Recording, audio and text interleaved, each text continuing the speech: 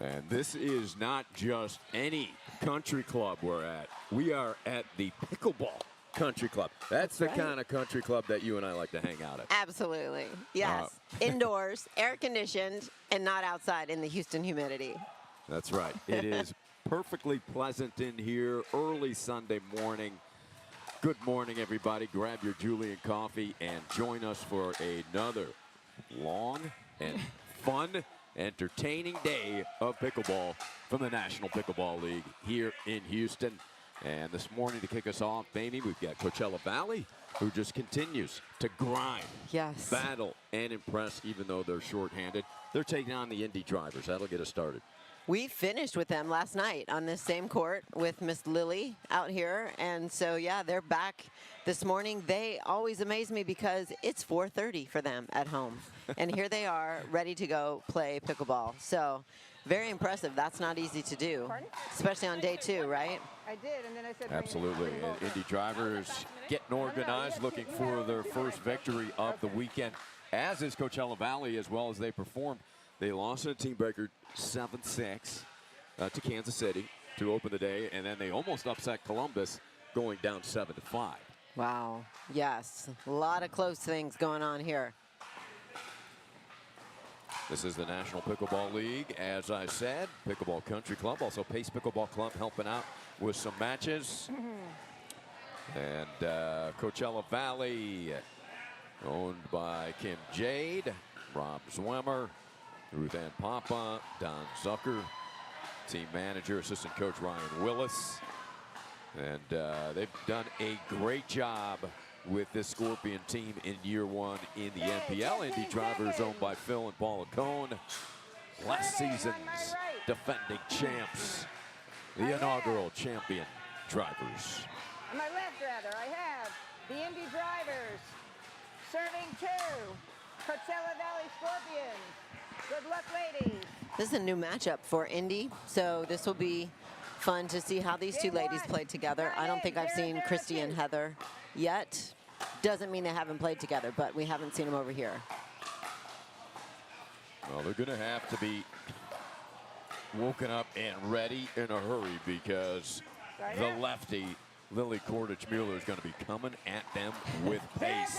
Yes, for sure. She brings the fire, doesn't she? Guns blazing. Bold coffee coming at you early. Second serve. Heather Eifert, she's had a strong start to the season, 16-6, 73% win percentage coming into the action this weekend. Christy Dorman also very solid, 18-12.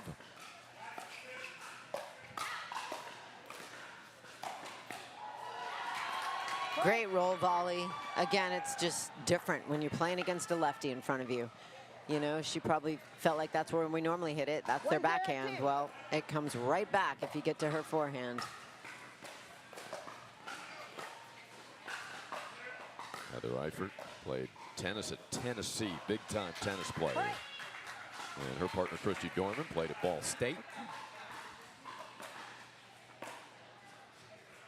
2-0-2. Stacy Zolinsky serves it up. Side it. You wonder how much easier day two is for the West Coast teams. I don't think day two is easier for anybody because everybody's tired and their bodies are tired. It's tough to come out here on day two after competing, and we finished last night quite late into the evening. So it's rough for everybody to get going. Hey, you wonder if it's easier day two because they're a little more acclimated to the time change, or if it's just all catching up to them and they're even that much more fatigued. That's a great point. Nice sequence there by Dorman. A loud round of applause behind Christy. Driver fans. 1-2-2.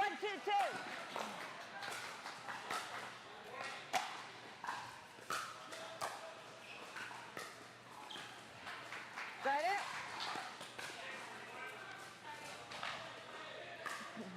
A player like Lily Kordich-Mueller, who just runs on fuel and energy and 2-1-1. strength. You wonder if there's going to be a bit of a hangover, too. She played some long matches. Yeah. And they've Second serve. got some new paddles. Those matching ladies out there. I meant to talk to them about. 2-1-2.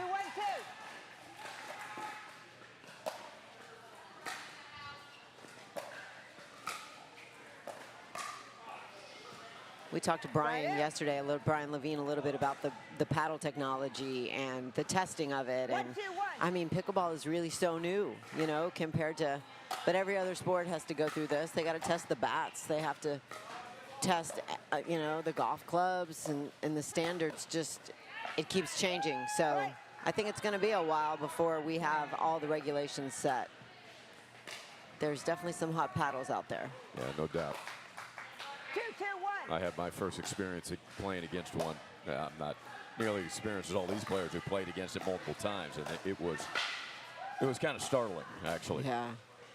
Because you think you have your opponent measured by their swings and everything that you're used to measuring Right. as a competitor, and then all of a sudden that ball's coming at you way too fast. Yep. Ooh, it's a good lob. She was on it, just not quite enough snap. Even some of them sound differently, and that kind of messes you up because, you know, you're used to certain noise, certain pop, and then all of a sudden you got this different sound. Got it. It's a good spot for a dink. When you're straight up with somebody, she just nailed her backhand 2-3-1. toe. Perfect location. Nice return there. Good ball by Second Christie. serve. Good fourth. Way to be aggressive with that fourth. You know, we're seeing more of that instead of dinking 2-3-2. back, you step back and then you crank it with pace. Yeah, because the other person's advancing, coming in. So if you can get them when they're moving and get it to their 3-3-2. feet, it's super effective.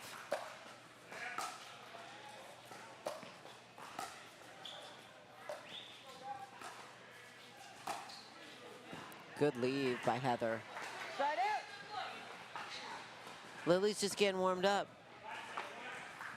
She will find that court, I guarantee you. 3-3-1.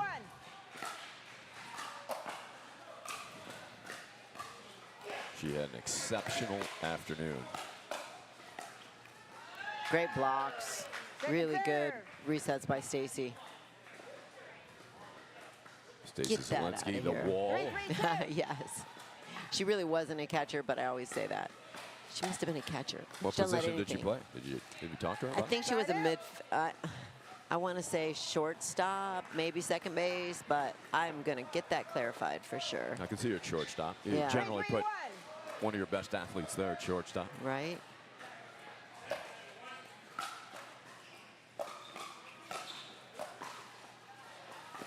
Oh, what a get by Dorman. Look at the shot Wow. as she cleared the no volley zone Second serve. off the ground and swatted it. Look at this play. 3-3-2. Oh, they took it away from her. She didn't clear. No, No, we see? saw that on the film, but the referee did not see it. I actually don't think Oh, she had okay. reestablished back behind the line. That's what, once you get in, you have to reestablish both feet behind the non-volley zone line before you can hit a volley. So it was as good as I thought. And now dropping it. Got it. Is that called in or out? I guess it was out. Okay. 3-4-1. So 3-4-1. We'll have another look.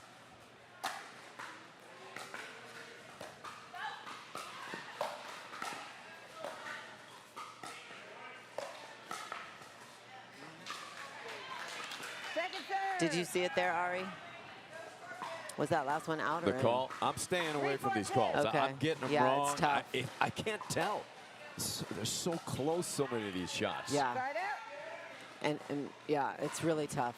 Just depending on the angle that you see it from, whether you can call it or not. Yeah, the ones I'm fairly confident are on this baseline here because I'm sitting on it. Sidelines are extra difficult to call.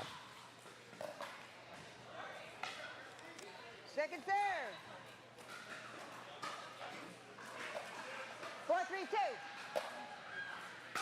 4-3-2.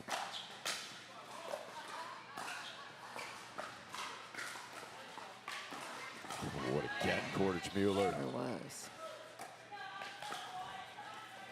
ATP defended by Dorman. Terrific start by the driver tandem. Really good teamwork for them there. Nice jobs of moving over, defending, covering each other. Great movement.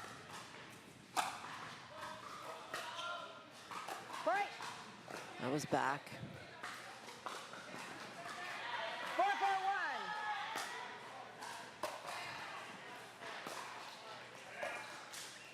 What a pickup by Stacy.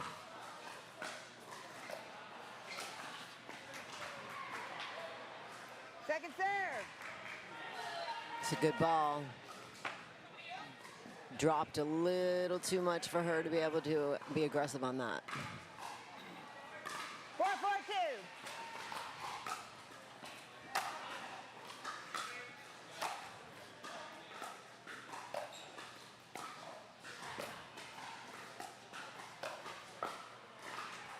Right out. Another So well great done. location. Yeah, it's really tough.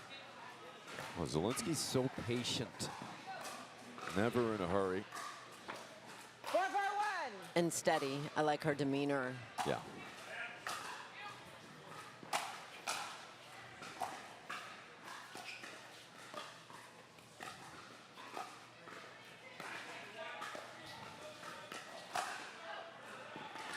Nice duck. Second serve.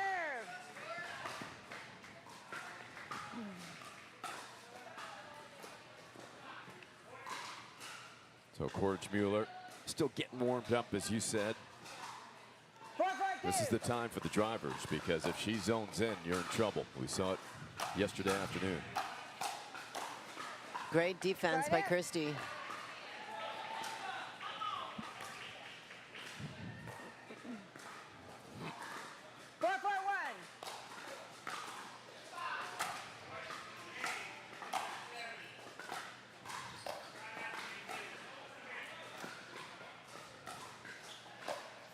Good get.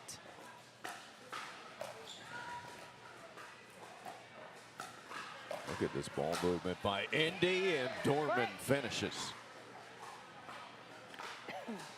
Great ball movement. They just put everything out there. And Coachella Valley got everything back until that one just got a little high. Christy got just what she wanted. 5-4-1. Drivers lead.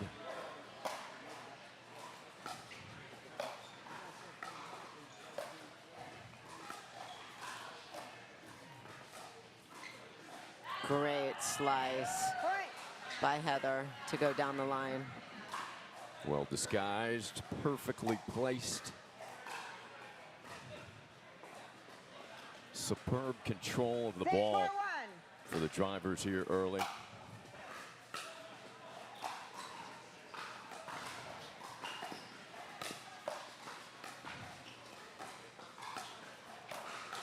Nice shot, Stacy.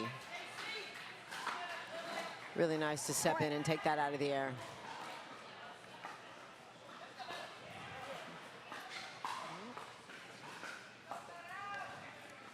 The lead is 2 for Indy.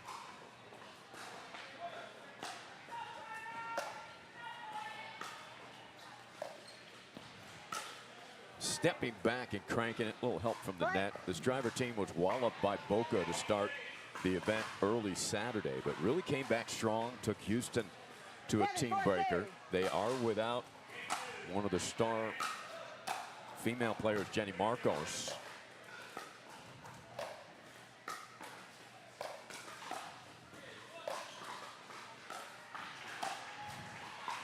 Wow, she got her, hit her paddle.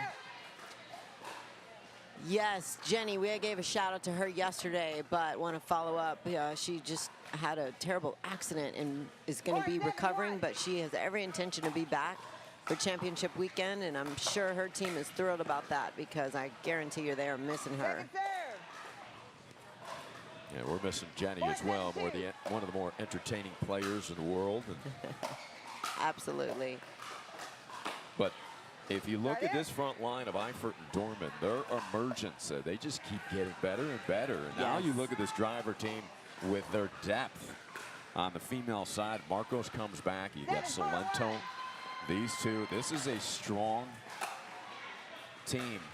Absolutely. Rick Witzkin leading the way. That makes you very dangerous.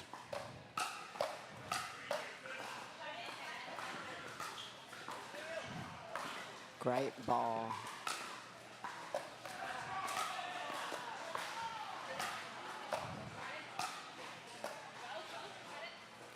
Nice. Transition back. Coachella. Got it all here. Wow, what a point. Okay, I got to go to Heather's lob return. That was that's such a great ball because she had to run back. Stacy put up a great lob, got Heather and Christy off the line. Then Heather lobbed back, and then Coachella Valley had to get back and reset. Really, exceptional, yeah. Really good play, ladies. Should mention Indy without Mills Miller this weekend, too. Ooh, gorgeous counter by Eifert. But I like what Lily Cordage-Mueller's doing right now. I feel like she's taking something off, gaining her control and confidence, Amy. More of a hybrid type stuff and finding her range here early. Absolutely. Very smart, especially if you miss a few long and it's early in the morning. Sometimes you just have to settle down. Remember, control is more important than power. And I do feel like she'll get it going again, though, very soon. I'm impressed with Indy. They're playing really well. Oh, yeah, it's pretty close there in the probability for Duper. The lead is 50% to the Scorpions at 49.9 to the drivers. Yeah, based on what we saw from Zielinski and Cordage-Mueller, they take the court. I have that as a heavy favorite in this one. But you look at the numbers from Dorman and Eifert, their consistency, their success all year, and that's why you've got an even match, and right now the edge to the drivers. Yeah. But at this point, I feel like this game one, Indy has to have it.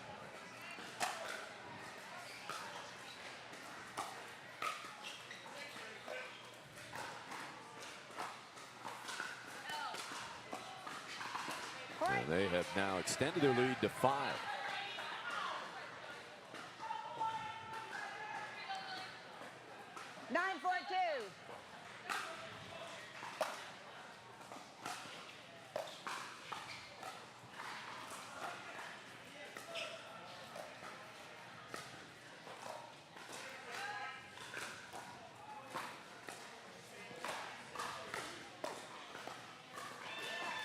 Wow. Good play by Stacy. Way to have her paddle up. That could have been out, but she hit it down to the feet, and so it wasn't coming back. Yeah, such great hands.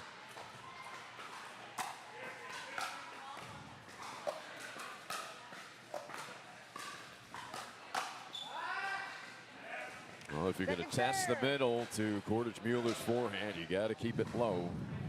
The driver's dead.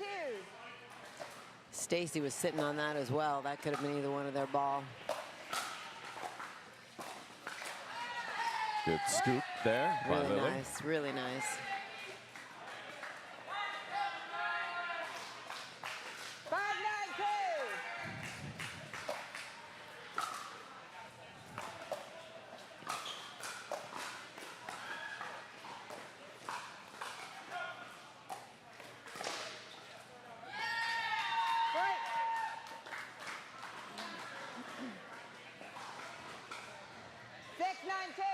And here they come.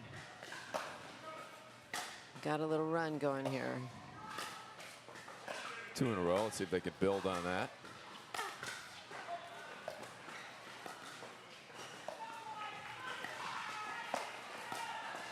Watch out.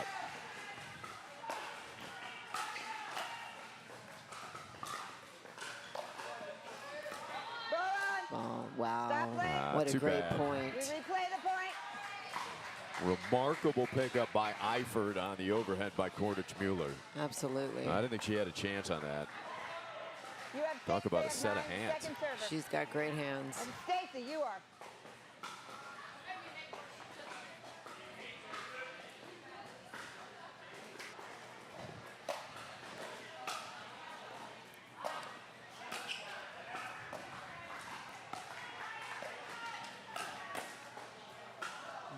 Got it? Good low ball by Christie, making Lily reach. She didn't quite lift quite enough. 9-6-1.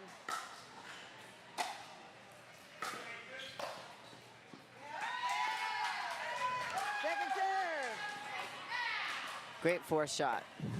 We'll also have Princeton 9-6-2. and Houston here on championship court this morning. They'll be up next. Break.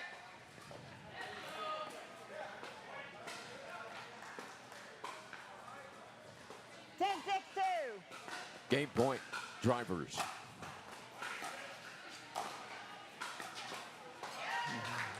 Start out. Cannot finish yet, so Yeah, they need 2 Scorpions. holes here because I agree with you. They need to get this 6-10-1. first game.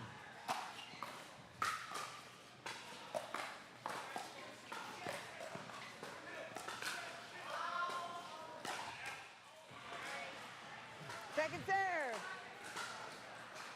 That's so tough. That's going to hit the Incrediware sign, but it's so hard to get out of the way. 6-10-2.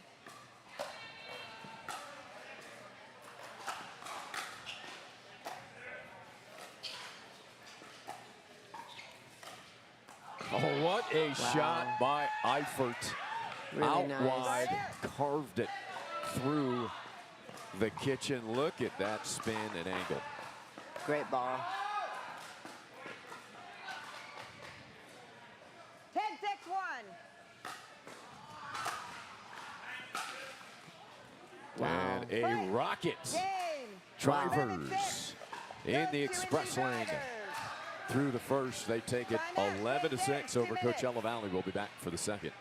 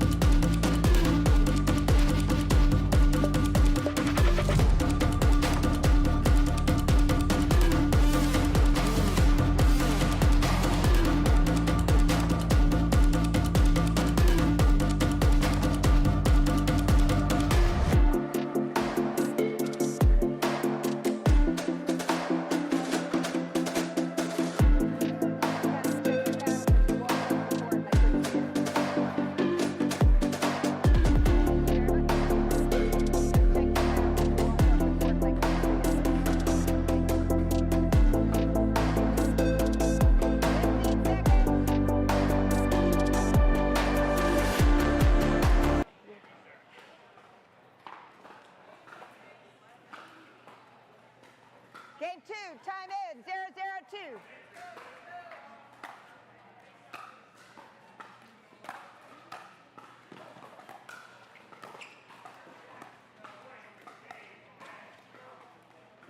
Point.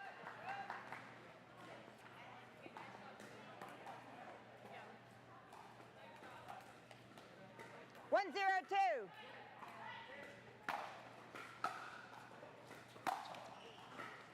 Side out.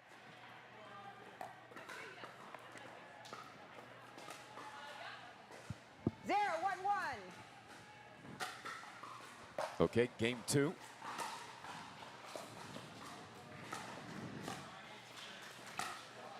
And look at That's a this great ball. step back winner, Dorman.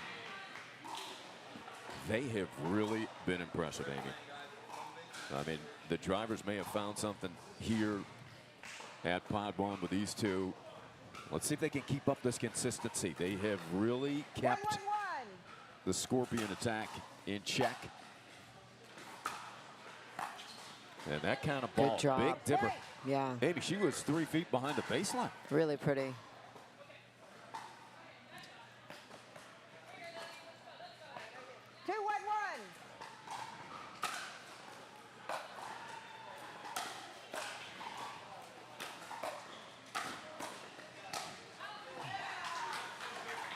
Did they get the hat or just miss her, Amy?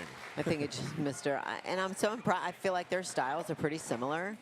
You know, they're both going to look to attack. They both have really good roll volleys, as well as Lily. I mean, it's a lot of the similar stuff going on out here. It's just going to be who can execute it better.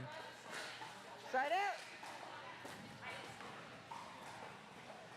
What do you think the adjustments are for the Scorpions heading into 2, or are they just looking to find their rhythm? Yeah, I think the Scorpions just need to play their game. It was more about their errors rather than really what they need to change or not change. I think they just got to clean it up a little bit.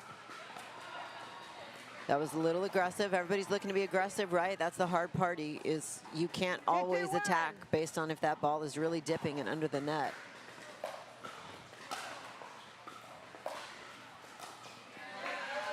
Well, that is a sweet location found by Zielinski. Great shot. That's beachfront property right there. Absolutely. 3, 2, 1.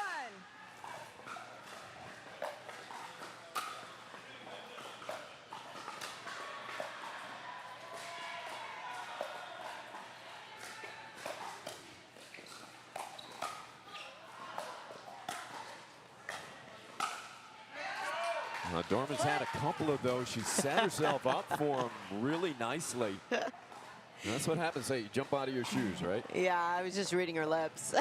Okay. She's not even sure what's happening. She was saying to Heather. A good leave there. Yeah. Yeah, I've got the Kim Kessner button ready if you want to say it. 4, 2, 2.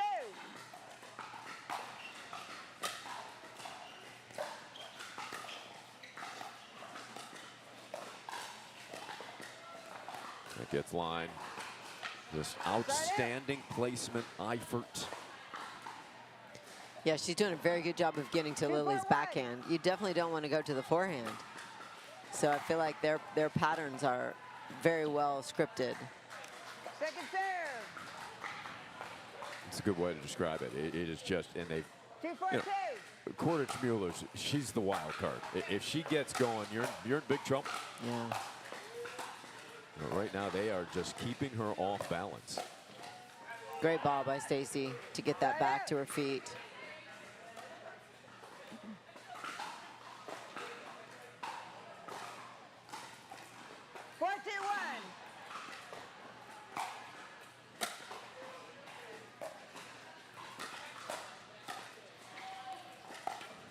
ATP gets P, and again, Eifert just able to accurately move that ball wherever she wants. Oh, that could be misinterpreted. All right, but yes, it definitely got the post.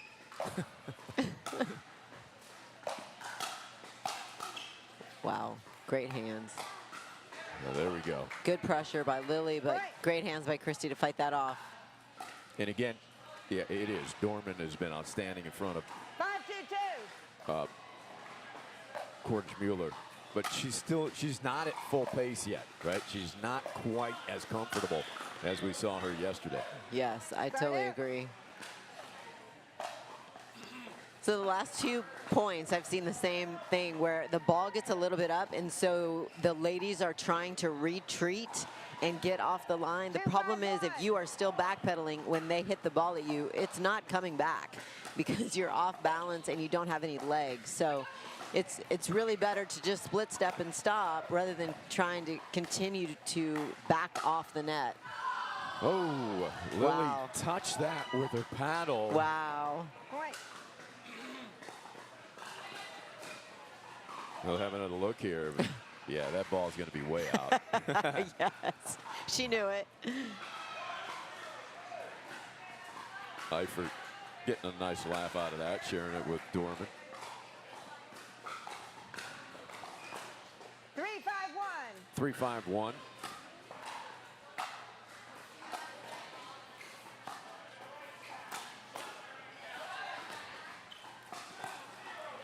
Great save.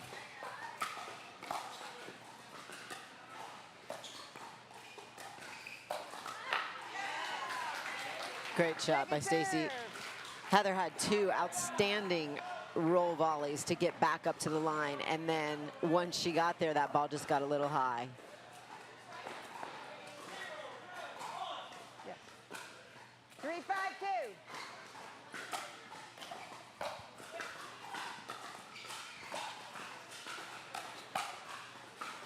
I love the change of pace that Dorman delivers. Lily was just a little late on that. Overswung, hit it out. 4-5-2.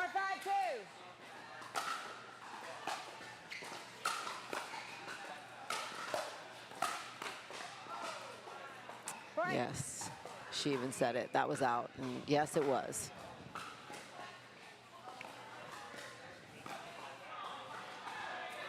Dorman zoned in, 5-5-2. bringing more velocity here in game 2. They're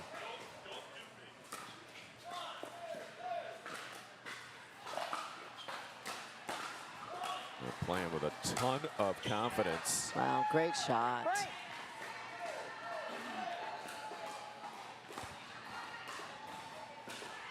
These ladies are all even in the transition zone, and they're still hitting the crap out of the ball.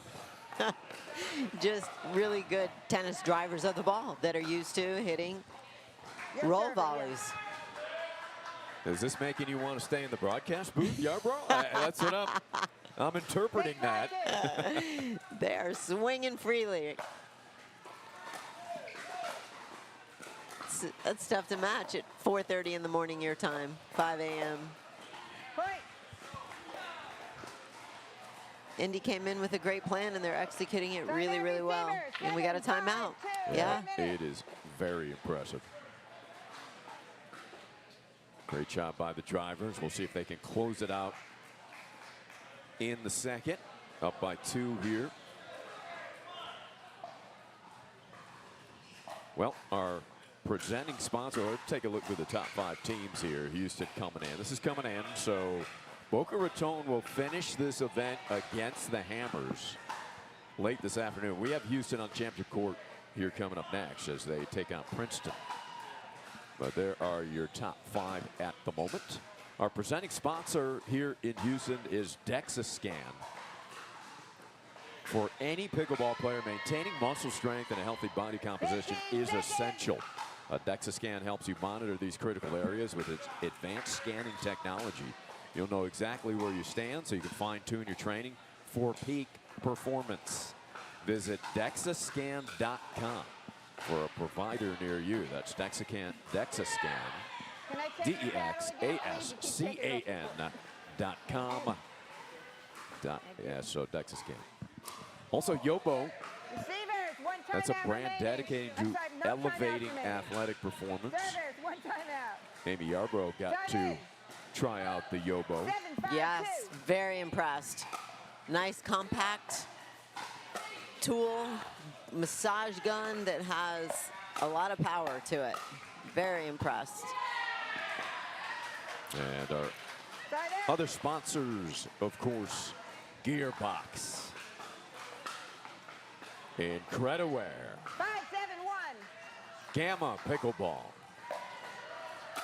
Fat Tire, Julian Coffee Roasters. Thank you, Julian. Ken Julian. Second And serve. Ernie, Victory Sports Technology. 5-7-2.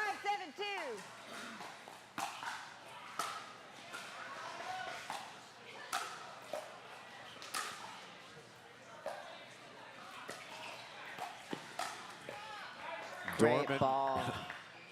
big time pickleball right now. Start out. 7-5-1. They're just applying so much pressure that it's hard to get those balls down. And that's a great ball.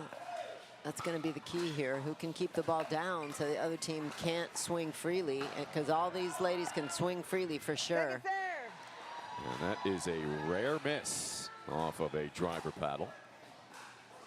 7-5-2.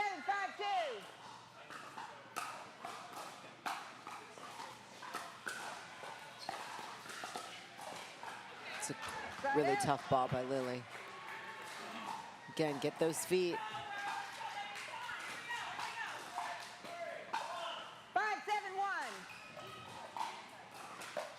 5-7-1. 5-7-1. Even going with a drop. We haven't seen Lily doing many drops. This is a big service game right here for Coachella Valley. They've got one on the board already on first serve. Now they can tie it. 6-7-1.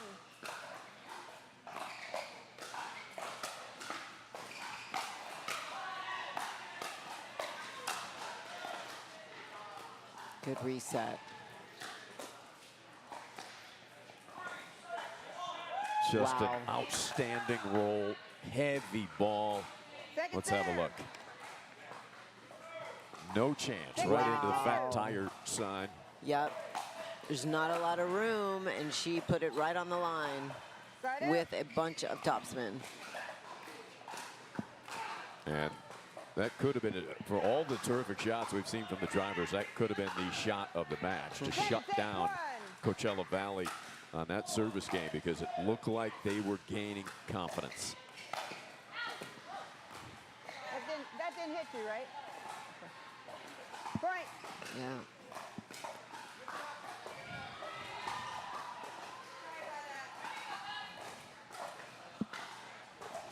Eight, 6-1.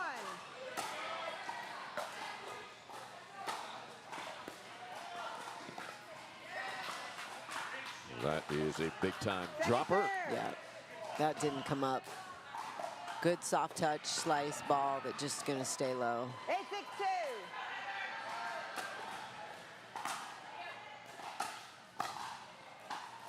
Yeah, That's right on it. the line. Yeah.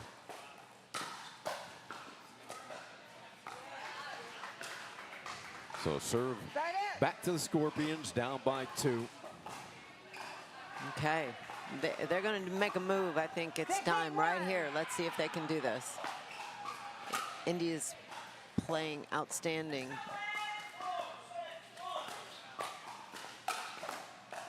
Great pull. Second serve.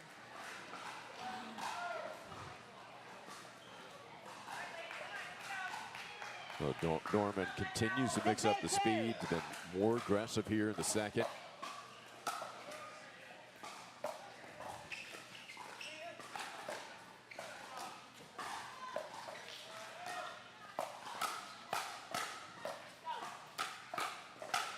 Oh, Wow, great point. Great point. That's what Coachella Valley needed to get a little perk. let's see if that turns the tide for Coachella Valley. No, Stacy, you're serving. You have 7. No, I said I do 7. feel like Coachella Valley is if they could just get out of the way and let some of those balls They have go, 7, you have 8. that could be deflating 7, 8, for 2. Christy. But she's hitting her targets, and so they're not getting out of the way. Wow, good drive. Right. Kind of just jammed Heather there. And we are tied. 8-8-2. Scorpions looking for their first lead of the second game. And there it is. Check Great that they ball. led earlier, but back in front here. Timeout, 9-8. Timeout, 9, Indy. 8-2. 1 minute. And watch out, the Scorpions are beginning to sting.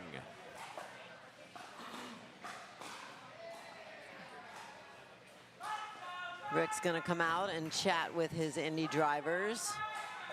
Here comes Ripskin over to a little coaching. Zielinski and Korich Mueller actually off the court here. Lily finding a chair. And again, put in heavy hours and work late into the evening in that match yesterday. And they played a team breaker to end the morning session. I think for them right now, they have to keep momentum. They've got it going. They got to do whatever they need to do to keep this pace going. And a great timeout by the Indy drivers to get things reset. People do not use their timeouts enough. And so these women are being very smart in calling a timeout, trying to get change momentum going here. Thank you. All right, Rick encouraging his team as they retake the court. Side in. 9-8-2.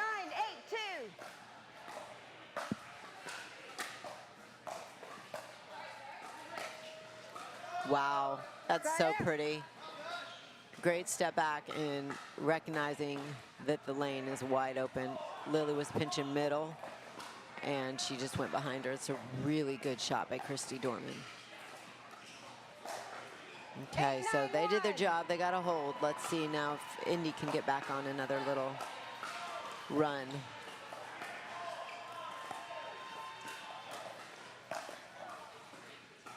Good drop. Uncharacteristic miss. 9-9-1. And now we're tied.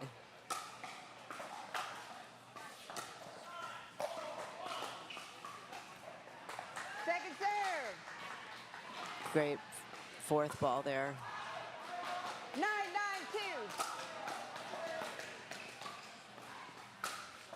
Oh, Side she wants that one back. Okay, good hold by Coachella Valley. They get the ball back at 9-9. 9-9-1. They've got to win this one to go to game 3.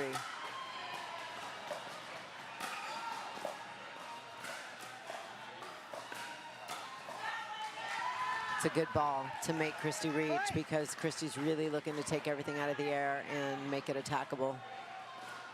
10-9-1. Well, we've got a game point here, Amy.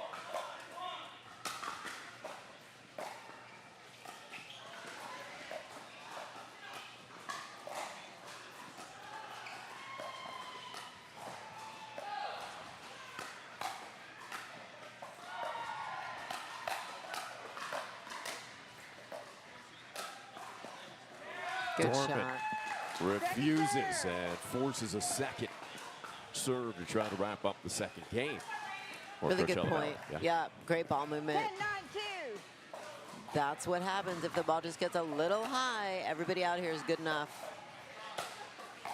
to put the ball away. Oh, confusion. That's got to be Eifert's ball, Yes, right? yeah. Forehand It's her forehand. 11-9. and an overhead opportunity there. So we are heading 3. Going to 3 early in the Coachella morning. Valley. Yeah. Now, this Scorpion team, you know, they will fight and battle no matter what the situation. We'll be back for the third here from Houston.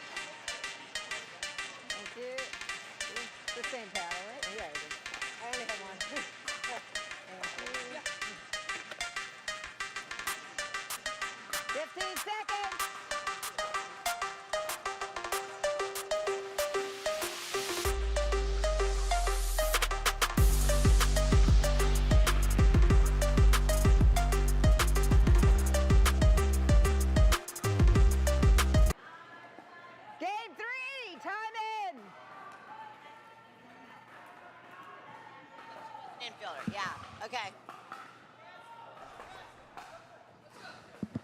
Okay, game 3, Coachella Valley able to push this to 3, somehow just continuing to battle.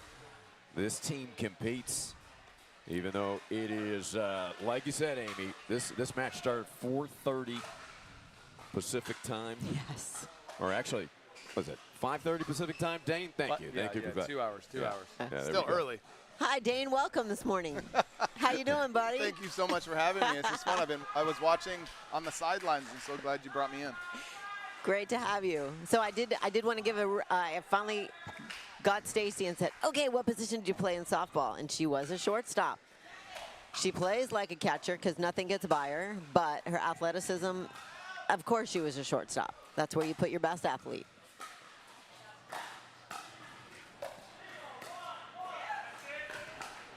Okay, so Ari, we were talking, Dane, we were talking earlier. Now we're coming out game 3. Everybody has a very good roll, volley, and attack. They can drive the ball. I feel like this match is going to come down to who can keep the ball low enough that they're unattackable and who can execute that game plan. Great get. What a point this is. Ooh, just pulled wide. Second serve. And that it's gone 3, right? Yes. Both teams now kind of understand their roles and the puzzle they're trying to solve. So now it's going to come down to that execution piece, right?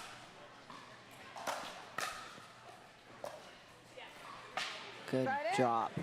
That ball just deadened off of the paddle of Eifert.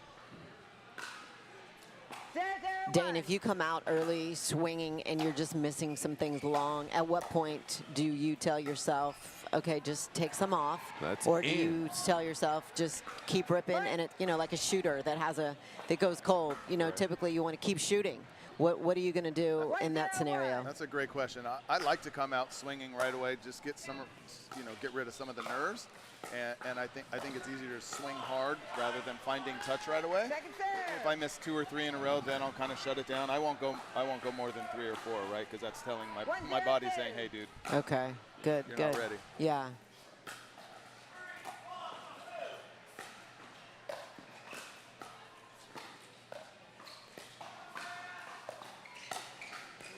Dorman reaching in, putting it away. LeBlanc gets a kick out of that. Back there, rooting for his driver team.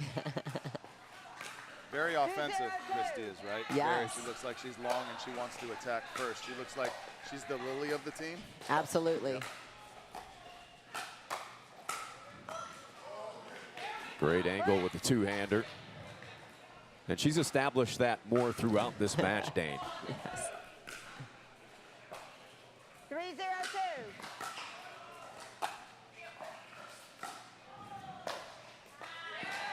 Oh, quite an overhead by Zielinski.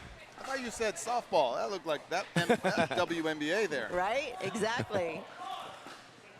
So then if Christy's the attacker, then we have to work the other side first, right? We want to play more to Heather, right? We want to play more to the grinder style, right? Because Christy's looking like, right now, she's like, I'm taking this court over.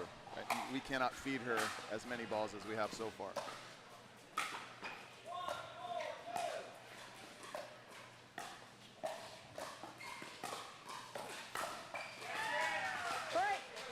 And it looks like they've shown their hand, right? They're going to try to ISO Stacy and keep it away from Lily's left hand and work that point. And I think we probably need to do the same thing.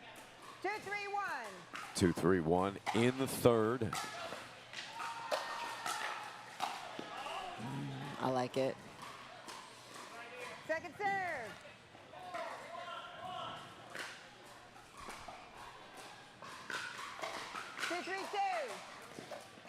Scorpions looking to tie it here.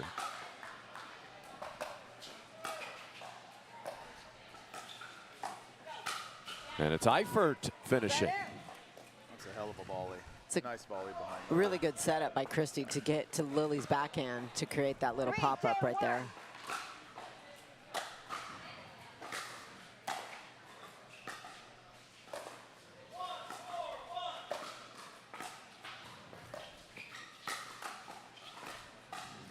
Nice get, Lily. Oh, what a get that Another was, great and get. it surprised Dorman. Great hustle.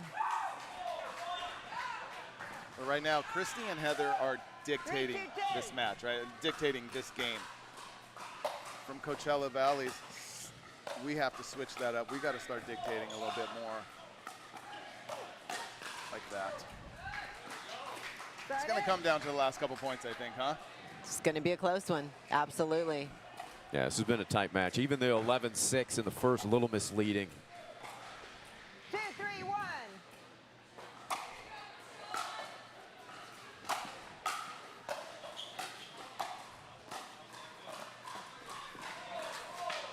Second serve. The Duper prediction might have gotten this one right. It was 50 to 49. Really? Yeah. Wow.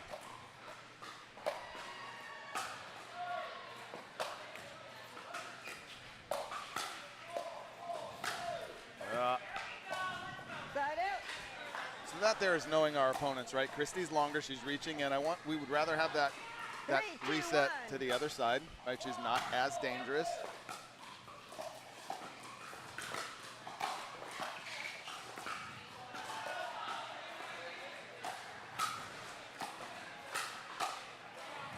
Play. Great play from Heather. Great. I mean, this is a really good example of how to play against somebody who's leaning middle like Lily. Lily is right, and they're going behind Lily. They've won a couple points in a row by going behind her, getting the pop up, and then finishing. I think that's Absolutely. a great example for everybody watching, right? Playing against somebody that's going to be super aggressive in the middle and not respect behind. You got to prove that you're going to go behind that player regularly. That has been their bread and butter. That is when they're getting what they want, when they're going behind Lily. Another one. Another one. That's 3 for 3. And so if I'm Stacy and Lily, that's boom. I'm going to call a timeout soon. We're going to talk about that exact pattern. Yeah. We need to be aware of what our opponents are doing to us and try to find a counter. Dane, what is so funny is that last night, Lily, right here on this court, did the exact same thing to Chris Headings. Right. She Right. kept going behind him, and he didn't know cover middle or cover my line. Right. And she did a fabulous job of picking her targets. She played amazingly well, yeah. Yeah, Dane, you're welcome to coach if you need to. They're on the switch at 6-2. Dane says they're just fine. No, they're good. They're good. They're good. They're rolling. I don't want to get in the middle of their vibe. So we'll switch drivers up 4 with a 4-point run here.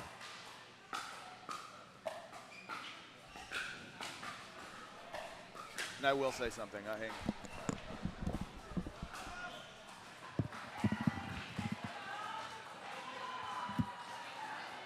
So we got a brief timeout on the court switch. Dane 15 Gingrich, seconds. word of advice for Zielinski and Kordich-Mueller. A terrific match here to open our Sunday play from Houston. So while we have a second, I just wanted to ask Dane how he's doing, if he could give us an update on his knee. We're so sad not to see him out there on the court. Are we going to see you at championship weekend? I am 100% faking it. This is just, I am trying to get in the heads of the opponents, knowing that this, you know what, a championship is most important. No, it's coming. I'm really close, really close. Excited to get. This is impossible. I love coaching, hate watching. Yeah. This is really hard not to be You able want to be playing, put sure. a stamp on something. Yeah. 2, 6, 1. But thanks for asking. Absolutely. We hope to see you back out there soon. Play. Deep Good serve serve. gains the point. Kordich-Mueller 3, 6, trying to 1. bring her team back down by 3.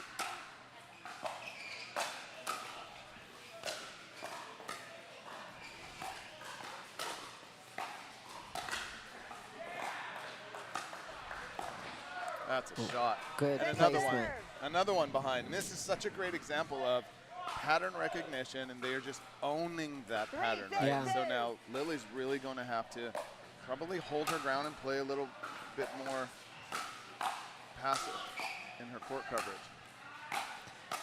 And I honestly feel like Stacy can cover that middle. Absolutely. She can do it. So if Lily has to slide over, Stacy's going to come with her. And to Big that- shot. There.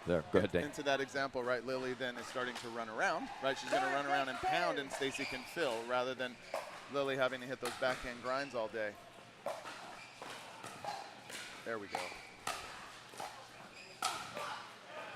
Great pressure from Indy. I mean, they're playing tough. hitting their spots. Absolutely. Yeah. 6-4-1. They have been consistent throughout this match. There's another one. Great lean in by Stacy. Backhand roll volley there.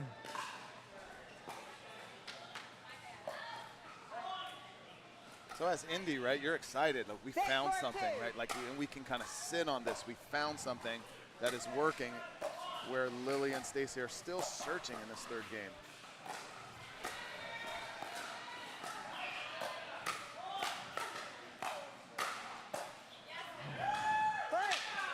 Excellent rally there, going the driver's way. 7-4-2. You have 7. It's okay. 7-4-2. 7-4-2.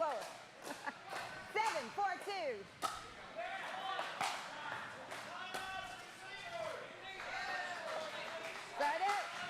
Heavy ball from Lily, gets the side out. Dane, can you talk a little bit to everybody about how to know when a lot of these ladies like to step off the line and create space so they can crank it, right? And when is it more important to stay up and take the ball out of the air versus step back and crank it off the line? I think when you have a penetrating, kind of a deep penetrating dink where you feel that your opponent they're falling backwards, falling sideways off balance, right? In that split second, I want them to jump on that line and look for that reach in.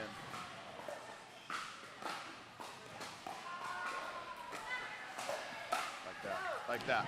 So that was a penetrating cross-court dink from Lily, right? And Stacy held up. If it's kind of a dead dink or just kind of a neutral dink, I don't mind standing off the line and looking to rip your forehand or your two-e. But once you have your opponent reaching or backing off the line, I think it's really important for both of them to jump up there. Lean in. Yeah. Love it. Great question. 5-7-1.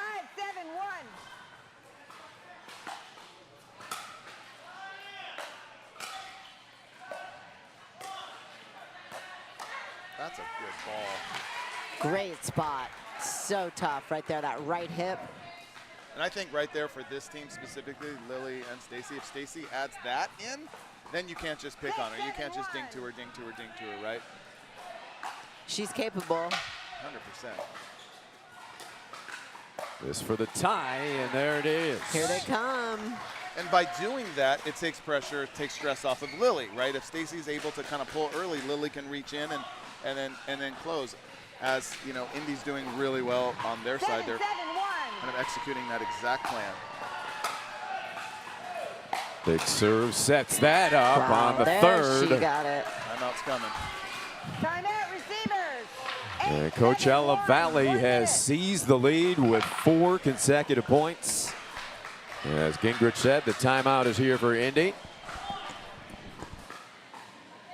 As there is that revisiting the Duper ratings, and right on the money this time. Absolutely. That's a great timeout. They need to get momentum back.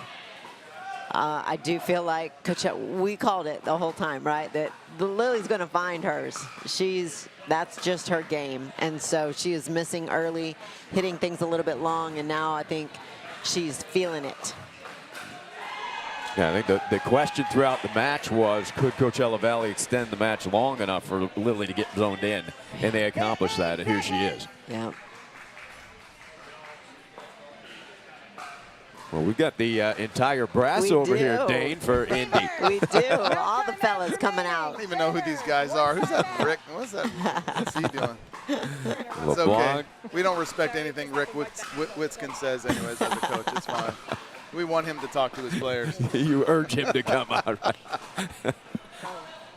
I think to your point, right, you're talking about Lily kind of warming up. That's her, like she rides on a wave. She wants energy. She wants fire. She wants the crowd roaring, right? And so I think this is but again, this is a coin flip, right? It's just about understanding the patterns. I think both teams understand what they're trying to do to each other, and now it's execution time. Yeah.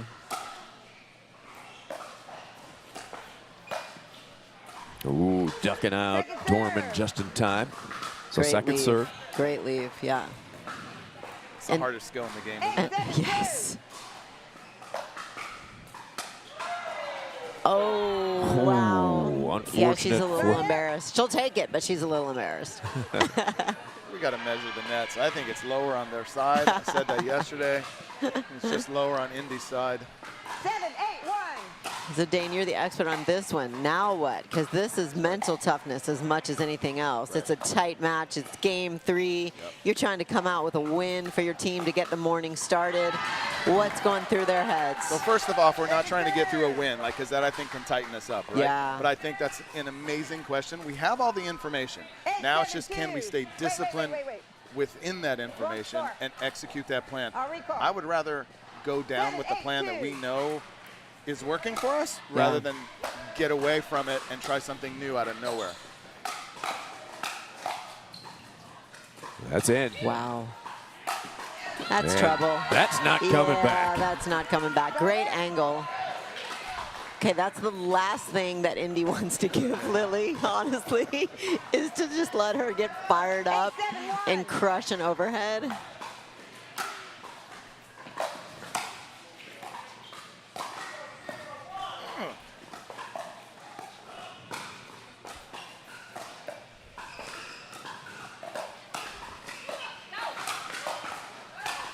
Wow. Great job by Heather. Great defense by both of them. Stacy had a really good attack, and Christy said, nope, got you. 8, 8-7-2. Big point here.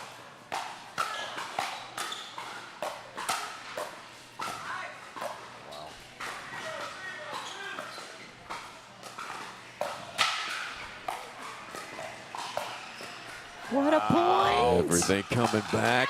Wow. What a get. Oh my gosh. I don't want this to end.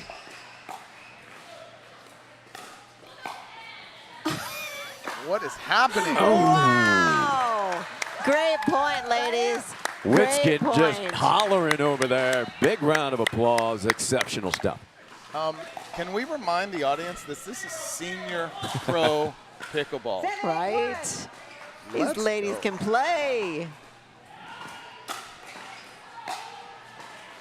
Will that be a difference maker? That point, will that decide the match? Zielinski says, no, we're right here. Nice.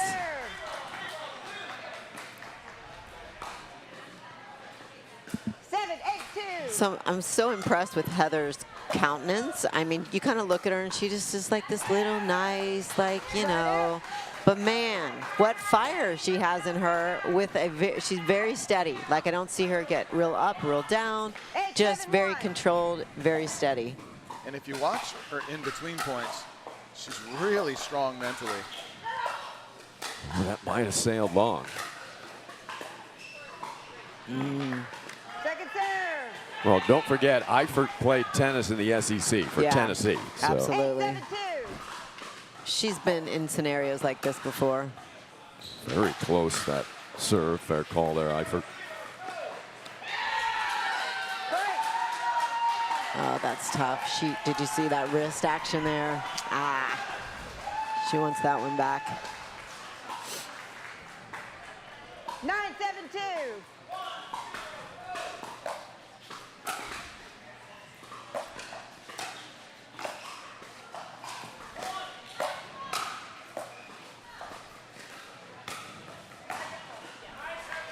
Great point. Heather can bomb too. Absolutely. She can throw down some pace also. There is not an easy spot, and I think this is what's making it tough to close this match, like for Coachella, right? Yeah. Like, where do we hit? Neither one of them are weak. Second Now, serve. if I'm Stacy or Lily, I've seen a missed dink. I see a missed serve. I think I'm going to target a little bit. I would go to this backhand right here. As long as they make it bounce and she wants to reach and take it out of the air. Yeah. So that's where some errors have been occurring. So now we have a spot, right? Maybe Christy's a little tight, maybe, right? Maybe it was just a fluke, but I'm going to find out, right? Especially at 9-7. I'm going to make her play some balls now. Right.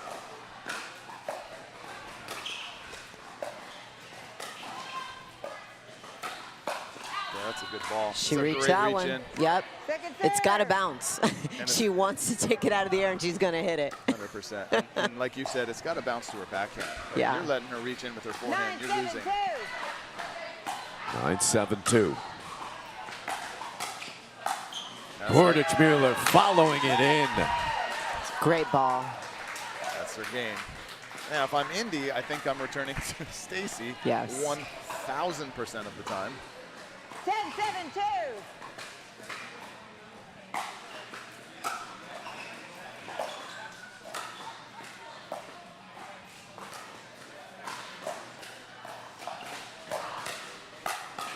Wow, that's Stacy's reaching. Great reach by Stacy. What an amazing match. Congratulations to all 4 of those ladies. I thought their play was exceptional. Championship level here early in the morning on Sunday. Great effort by both teams. Thanks, Dane. Amy will visit with the winning team, so stay with us. We'll have Kordichmuller and Zielinski coming your way after this break.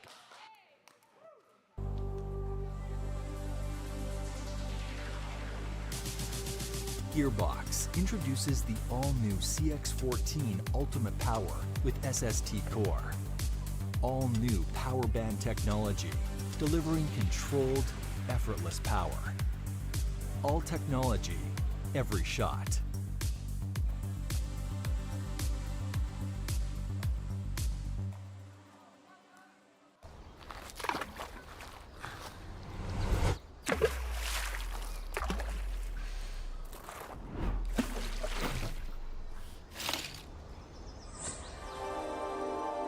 Less is more, unless it's less beer.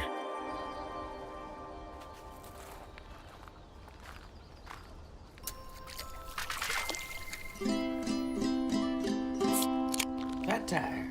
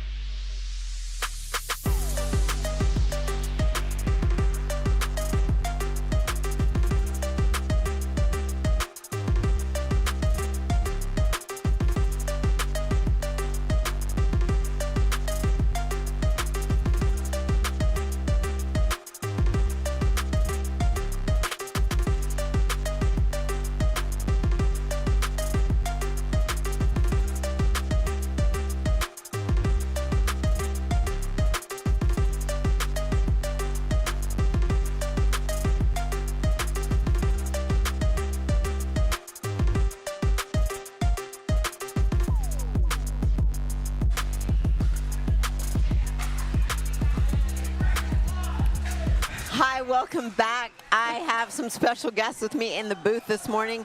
If you guys missed that last match, our first match of the day, you need to go back and watch it because that was outstanding play, ladies. What an exciting match to get us started. I'm with Coachella Valley. I am with Stacy and Lily this morning. And what's funny is Lily and I were chatting. I was also ending my evening with Lily out here on the court. I felt like this morning, it's an early morning for you guys, right? You're coming from a time change, and it's hard to get started, and you started a little slow, in all fairness, yes. Right? Lily, I felt like your style of play is guns out, like full blazing, and you were missing a few long. Yeah. So what are you saying to yourself, ladies, after game one, that Indy came out and played a great game and executed really well? So what are you guys saying after game one in order to go into game two? Lily? Well, you know, they came out playing great. They played great the whole match. And, you know, I did not know them before this morning, so we did not know what to expect. And we started a bit slow. They hit some great shots. They were really playing solid. They didn't make that many errors. We were trying maybe too much when we realized, okay, we are down, we need to do something different. And then the second game, we said, look, we got this. We just need to come down and isolate one and then the other and just figure out what works. So we started changing the strategy a little bit, and I think they got maybe a little bit tight, and we took advantage of that. And so then the third game, you know, played itself out to our advantage, thankfully. And Stacy, what did you guys talk about as far as what was your game plan on who you wanted to isolate? I felt like they were giving you more balls, so you were moving the ball. And what were you trying to do, because they were both playing really well? So it was very interesting. Like today we talked, and like Lily comes out power, I gently set her up, but like super scrappy, super great shots coming back. So it was like, okay, those shots are coming back. What do we need to do? We talked about spreading them out, but when we spread them out, we actually pulled wider. So we talked about that. So it was just like consistent knowing that they're going to get the ball back and what are we going to do with it. And we had to kind of slow ourselves down because we play really well, and I'm super confident with Lily on the court. So it was like, let's play our pickleball game. And yeah, they're good. They're good. They're getting it back, but that means we get more time in what we can do. So I think the puzzle was literally like getting back together, playing our game, getting it in, getting to the line, and then working the ball. And I became a little bit more aggressive for Lily. I was playing a little bit passive, just coming out. You know, you start feeling a little tight, and it's like, no, go out and play your game. So I played a little bit more aggressive at the end, and Lily was there just to close it. I feel like that was a big change in the third game. I don't know if you recognize this pattern that they were doing against you is going behind you. They did, and they did a very good job of placing that ball behind you and getting you offline, and that seemed to be working for them as a good pattern. But then you came more aggressive in that third game, which created a little bit of a pop-up that set her up. Yeah. So, you know, there was like just a different ebb and flow in the game based on who was getting the lead. But what did you feel like in the third match ignited the fire for you to be able to take that match? Well, I think we know each other. We know that we have each other's back. And we were like, let's just leave it all on the court and make them beat us. I mean, at the end, and I told Stacey, let's just be aggressive. Be aggressive. Because they were firing off at us and successfully firing. Even the shots that I thought were not attackable, they were attackable. Yeah. And so Stacey became more aggressive. I think that they gave me a chance to settle in a little bit more and not be as aggressive. They did not go behind me. I think the first 3 points in the third, I think they went behind me, I think before the switch. And then they didn't for whatever reason. I think because Stacey was more aggressive and they were so focused on her. So that helped. Yeah. Spider, yeah. Oh, I saved you, and that's a really big thing. So, ladies, I know you both get to travel with some amazing people that help support you in your pickleball journey. I know you both have family here. And, Stacy, who else is helping you get you through this pickleball journey? Oh, my gosh, super blessed. I just want to give a shout-out to Sylvie and the Pickleball House in Paso Robles. She's just been a very strong supporter, encourager, just very generous, and allows me to be me and travel. And my mom and dad and Skippy, who we've hit millions of balls over and over and over, and just the support of my sister's been traveling, been great. All my nephews, nieces watching on TV. I get a lot of phone calls, but I do have to get a shout out to Coachella Valley Scorpions. It's just amazing to play with them, and the opportunity to be here. And our sponsors through Coachella Valley Scorpions are just amazing to give us all the things we need. But I'm super honored to be on the court with Lily. I just think we flow really well, and I appreciate it. Lily, I got to come back to you because we got another match, an outstanding women's match started on this court right here. Who do you like and why? What are you picking? Well, I don't know what the duper says here, but you know, Sherry and Helen are my girls, so I have to go with them. I love their style. They, you know, we play the same game. You know, we're aggressive. We just want to go out and do the power game, and I appreciate that a lot. And they've been very consistent, doing really well together. They have great energy on the court. Smart players, and so huge respect for them, and this was a great point here. So yes, I got to go with them. Yeah, that's probably got to be the way the duper prediction goes. But ladies, thank you for joining me. Great match. Thanks for getting us started with such amazing play, and good luck the rest of the day. Thank you oh my so gosh, much, thank you guys. Thanks for having us. 4-0-2.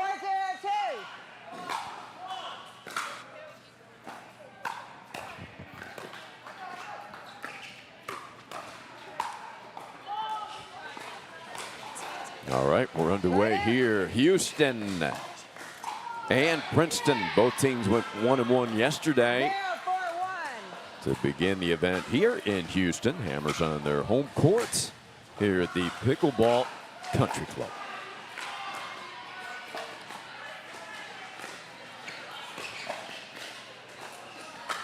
Wiatrowski runs it down, keeps it in play. Great pickups. Wow. And then Wilhelm puts the handcuffs on. Helen Wilhelm, Sherry Corder, well, virtually unbeatable. You look at the record, Sherry and Helen both 27-5, both of them. Wow. 84% win percentage. What a pair they are. And Amy, you know them both well, and I think they just love playing together. Yeah, I think they're having a blast. But as you just saw in that last point, it is constant pressure. They are going to continue to make you play, to make you feel like you're stuck on defense, and they're just going to continue to attack. And so the team that is able to handle that and reset the ball to come in is the only way they're going to beat these ladies. Christy Damaraki, Dana Wiatrowski. We know what a competitor Damaraki is.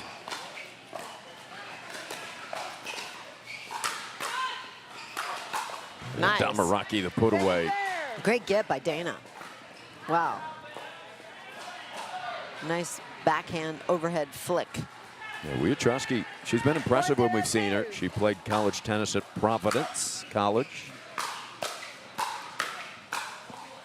Gets that ball down to Wilhelm. That's where you got to keep it. Christy Damaraki, one of the fiercest competitors on tour. Christy said she and Dana, we are the Polish girls here taking the court for Princeton. Like the Polish pickleball national team here. Nice. Love that. 1-4-1.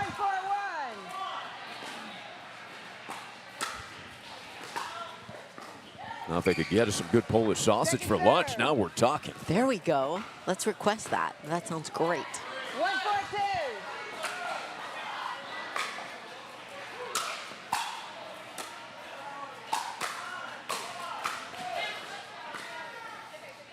So if you're playing against, which I know you have, playing against Wilhelm and Corder. Yeah. You said you got to keep the ball down. Yes. What else, Amy? Which is hard to do because they're blasting it at you, right? So that's why it's such a great combination. Again, you just have to handle constant pressure. You know, the big thing is for them to score points, they're going to have to make their thirds drop instead of just letting them take everything out of the air and continue to pound. So if they can get Helen reaching to try to hit a volley, that's where they're going to get the airs. Like, you know, when she put one in the net there, because they want to hit everything hard. So super important that they get that ball down. Got to have super soft hands.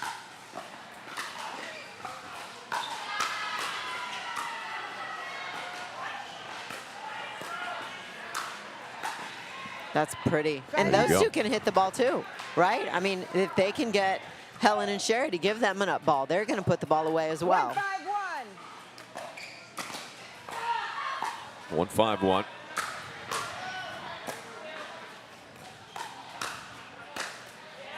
Wilhelm directing it with pace. Got Christy reaching. Great look at Helen, 1-5-2. originally from England. Played college tennis for Missouri, and there's a strong overhead. And now she's a Texan. She lives in the Dallas area. Can you blend the British accent with the Texas accent? I'm sure she gets made fun of in both places anymore. That seems to happen. Nice exchange there. There's a band from Texas, with Glass Animals, right? A terrific band. Originally from England and from Texas now. They blended quite well. We got a timeout. A little frustration. Yeah, it's just, this is why this game style is so effective, because it just frustrates you.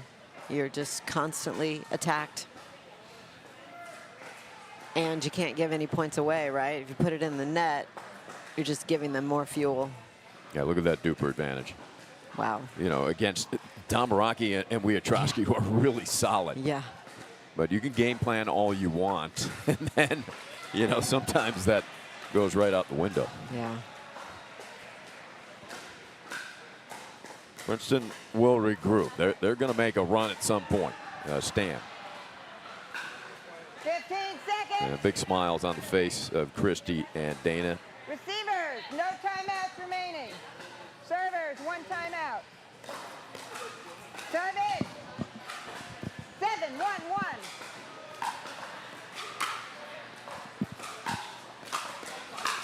Quarter pounder. Break.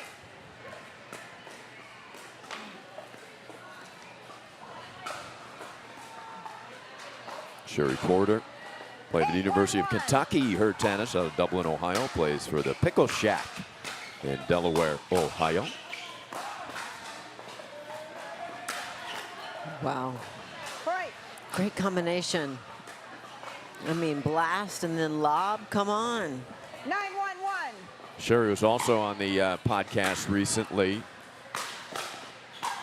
Everything in the Kitchen Dank, really crediting her father. She said her dad was her coach in tennis. And Sherry ended up coaching for a while over at Ohio Wesleyan, the women's team.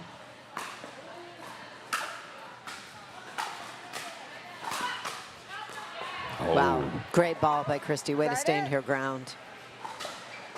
Absorbing that pace and still redirecting it into the vacated area. Really pretty. 1-9-1.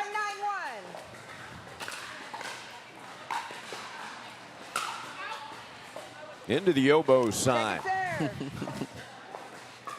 Yobo, the great massage gun. 1-9-2.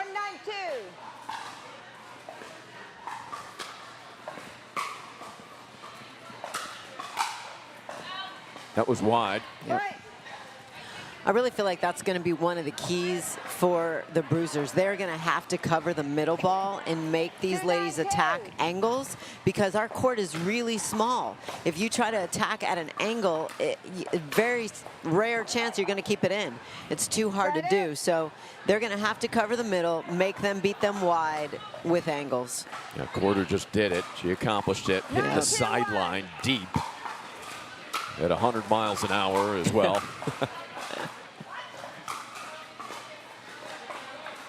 Second serve.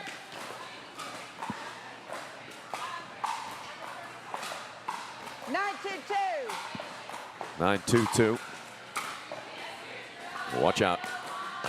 Oh, great. Oh, look at draw. that, a little off speed there. Yeah, You're really good roll. Expecting the heat, got the change. Down at your feet, that's a tough ball to handle.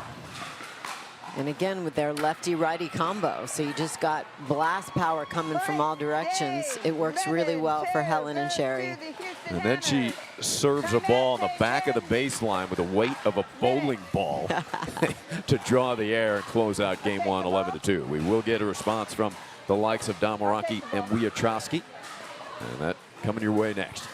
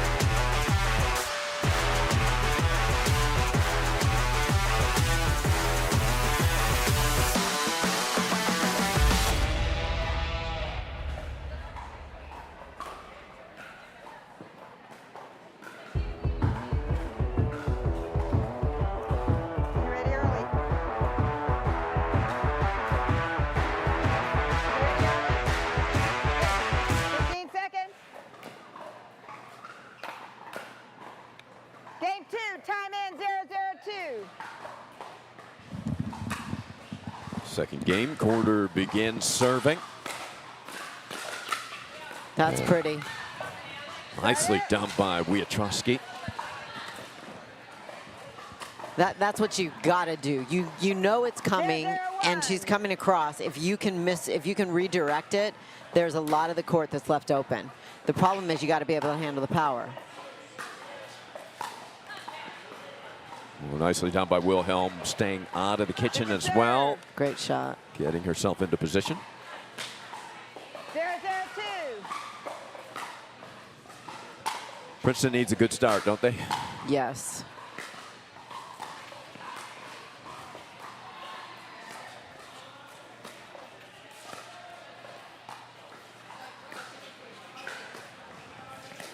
Look at this ball movement. Great ball movement. They were doing a good job of keeping the ball down. They didn't give the Hammers anything they could attack.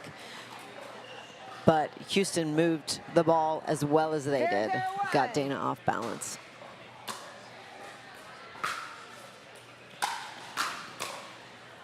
Rocky's got to get back. She does. Oh, good fight from Christy, but too good from Houston. Thank you. If they get you scrambling, you know, we talk about the power you're going to face, but this team 27-5, both of them the record overall this season. So they can do it all, not just bring the pace.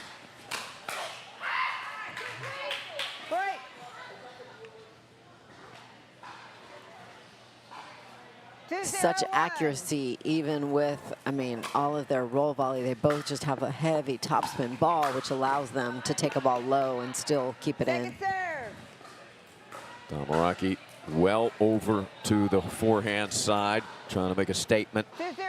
Really assert herself here. And Corder going to keep her honest. Goes right behind her. That ball's just too high off of Christie's paddle. 3-0-2.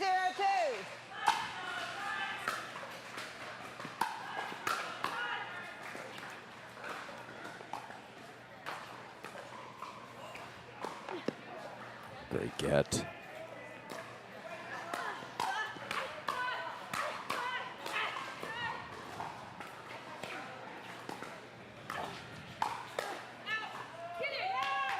Just missed. Wow. Yeah, I mean, if What a point. Houston plays that type of defense, they're unbeatable. What a point. 4-0-2.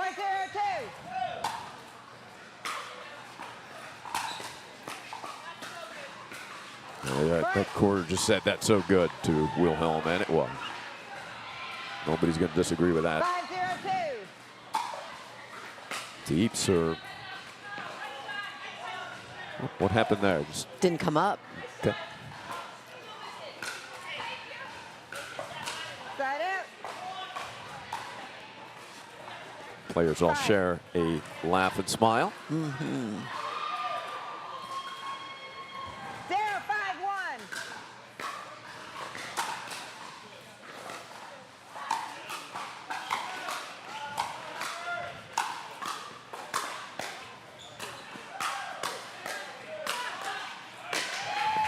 Well, you play outstanding defense, as good as it gets, and you still succumb and lose the point.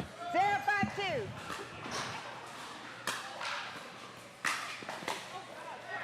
Helen and Sherry have executed this game style the entire season, but I do think they just keep getting better and better. Yeah. If that, when you think maybe they've hit the highest level, they continue to climb the ladder.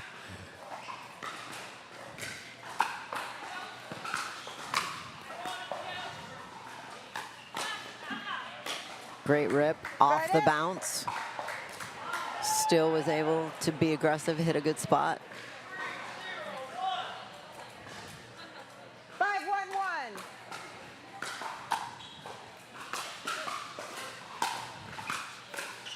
5-1-1. Christy got stuck in the backcourt.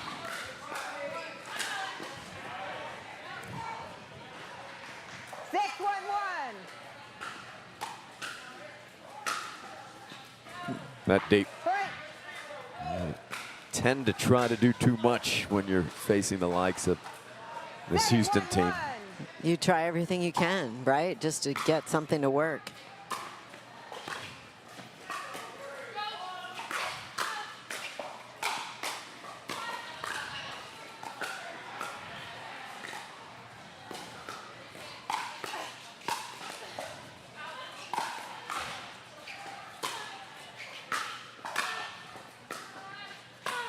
Great point. Great point. Such good defense.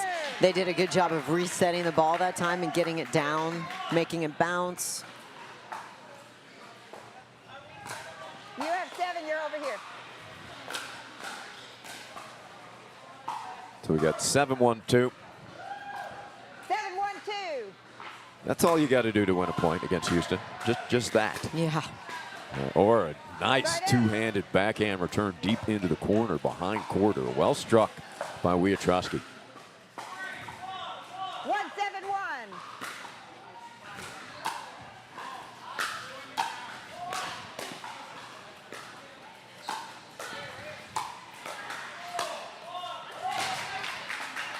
Great Second backhand serve. flick. Put that ball down.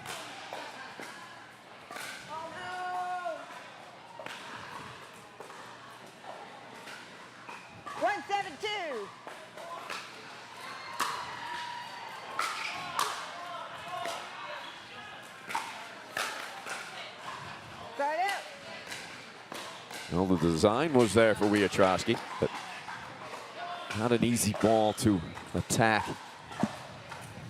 7-1-1.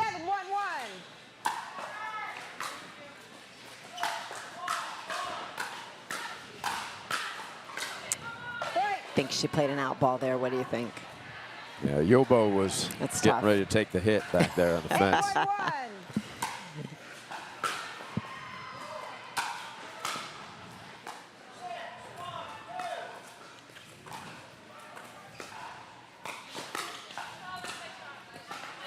Good Second spot. serve. Good spot by Christy.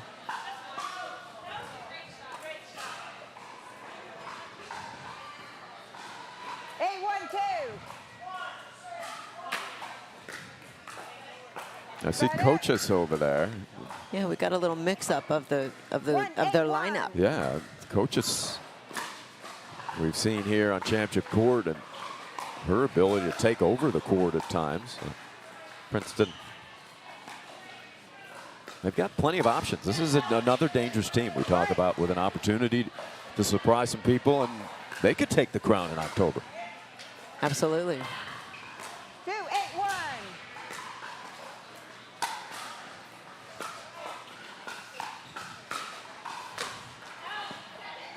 Break. Got her reaching just a little too far for that one.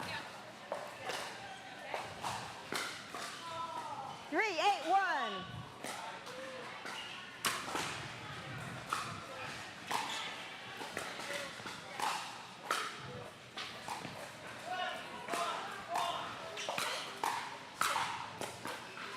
Reset.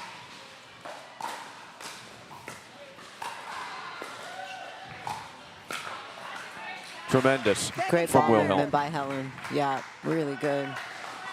Hitting very good spots. Wilhelm and Quarter, both exceptional players, but when they play together, they bring the best out of each other, don't they? Yeah, for sure. Very encouraging. It's working for them to just have the same partnership the whole season. They just keep getting better.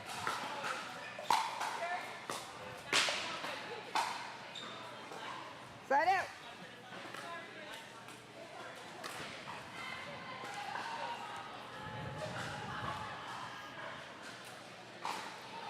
Eight, 3-1.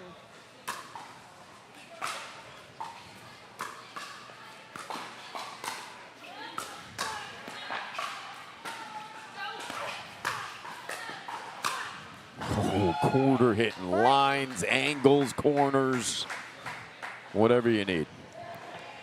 Such a tough combination to be able to lob as accurately as she is, get them off the line, and then hit it hard when they're still trying to transition. 8-3-1.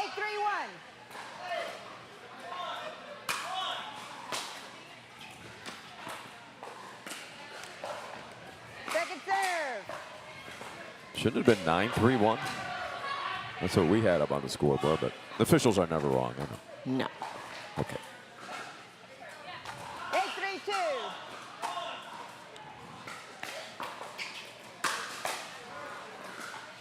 Point.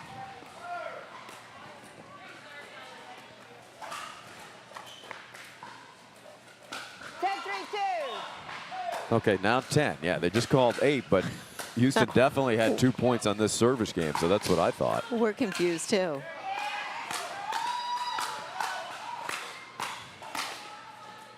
Oh, Good fortuitous. fight. Good fight, Christy.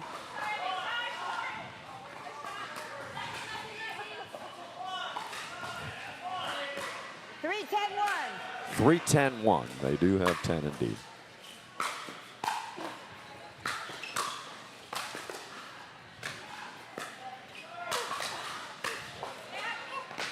Right into the gearbox sign, that two-hand spinning roll off the paddle a quarter.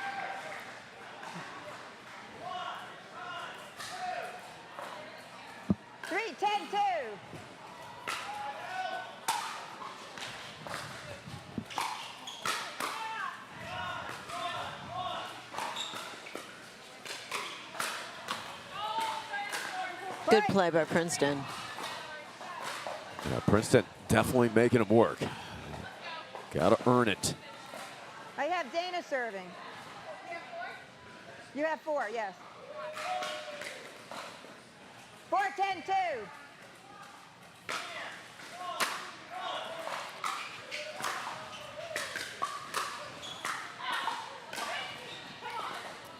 Start out. 10-4. Good buddy. First serve. Game point. 10-4-1. Match point.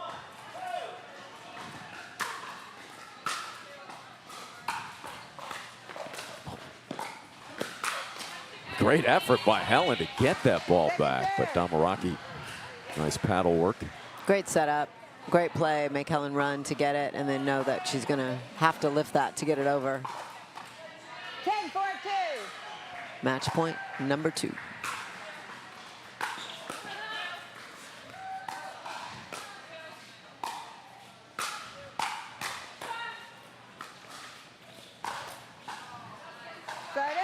They survive it, get Yeah. the ball back. Great fight. Good play.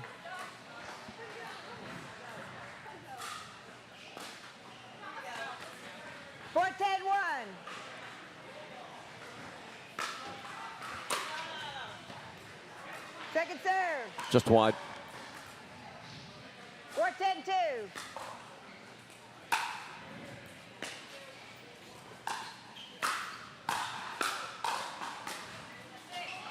Start out.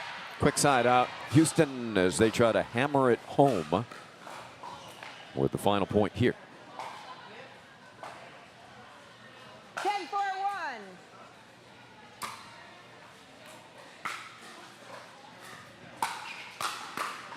And there it is. The counter from quarter pounder with a side of fries. 11-2, 11-4. Wilhelm and quarter take it. They will visit with Amy after this break. 11-4, 11-2, and then 11-4, right? Yeah. Okay, I'll sign for you, and congratulations. Thank you, appreciate it. You're welcome.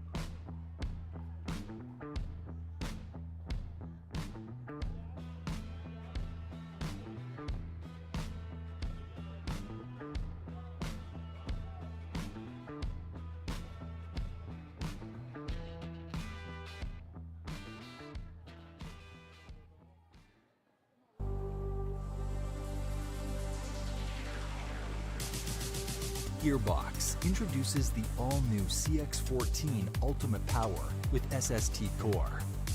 All-new power band technology, delivering controlled, effortless power. All technology, every shot.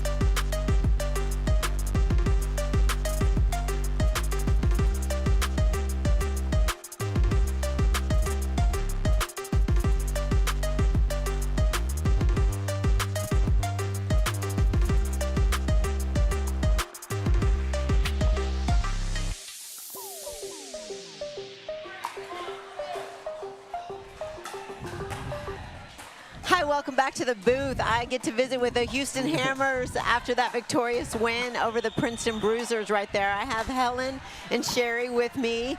Ladies, the same style, the same game plan, and it's still effective. Why change it if it's not broken, right? Right, absolutely. absolutely. I mean, so much pressure that you apply to everybody that you play that you force them to have to deal with the pressure. So how do you guys consistently come out? Everybody knows what you're going to give them, right? But Sherry, it's still working. What do you think is the secret? They haven't figured out the secret sauce yet. They haven't. No. We're not helping them. No, we establish our fastball and adjust to us. Yeah. Mm-hmm. But the other combination that was really effective for you that, again, is so difficult, here you're hitting the crap out of the ball. They're just on their heels playing defense, and then you freaking lob it. So then they have to run the lob down, get off the line, and then it creates space for both of you still to put the ball down. I mean, that's such a tough combination to be able to handle, right? So, I mean, I'm even telling them over here at the booth, here's what you're going to get, here's what you got to do, and nobody's able to do it. So, what do you tell them they got to do? Yeah, we'll I'd like to know that. We're going to watch later. There we go. But it's so, like, they know they got to make the ball bounce. They got to put the ball down where you cannot rip it out of the air and take a volley. But why do you feel like it's so hard for teams to be able to do that? They have to play perfect, and we just have to play our game. We're very comfortable. We're calm. I mean, we're aggressive, but we're calm.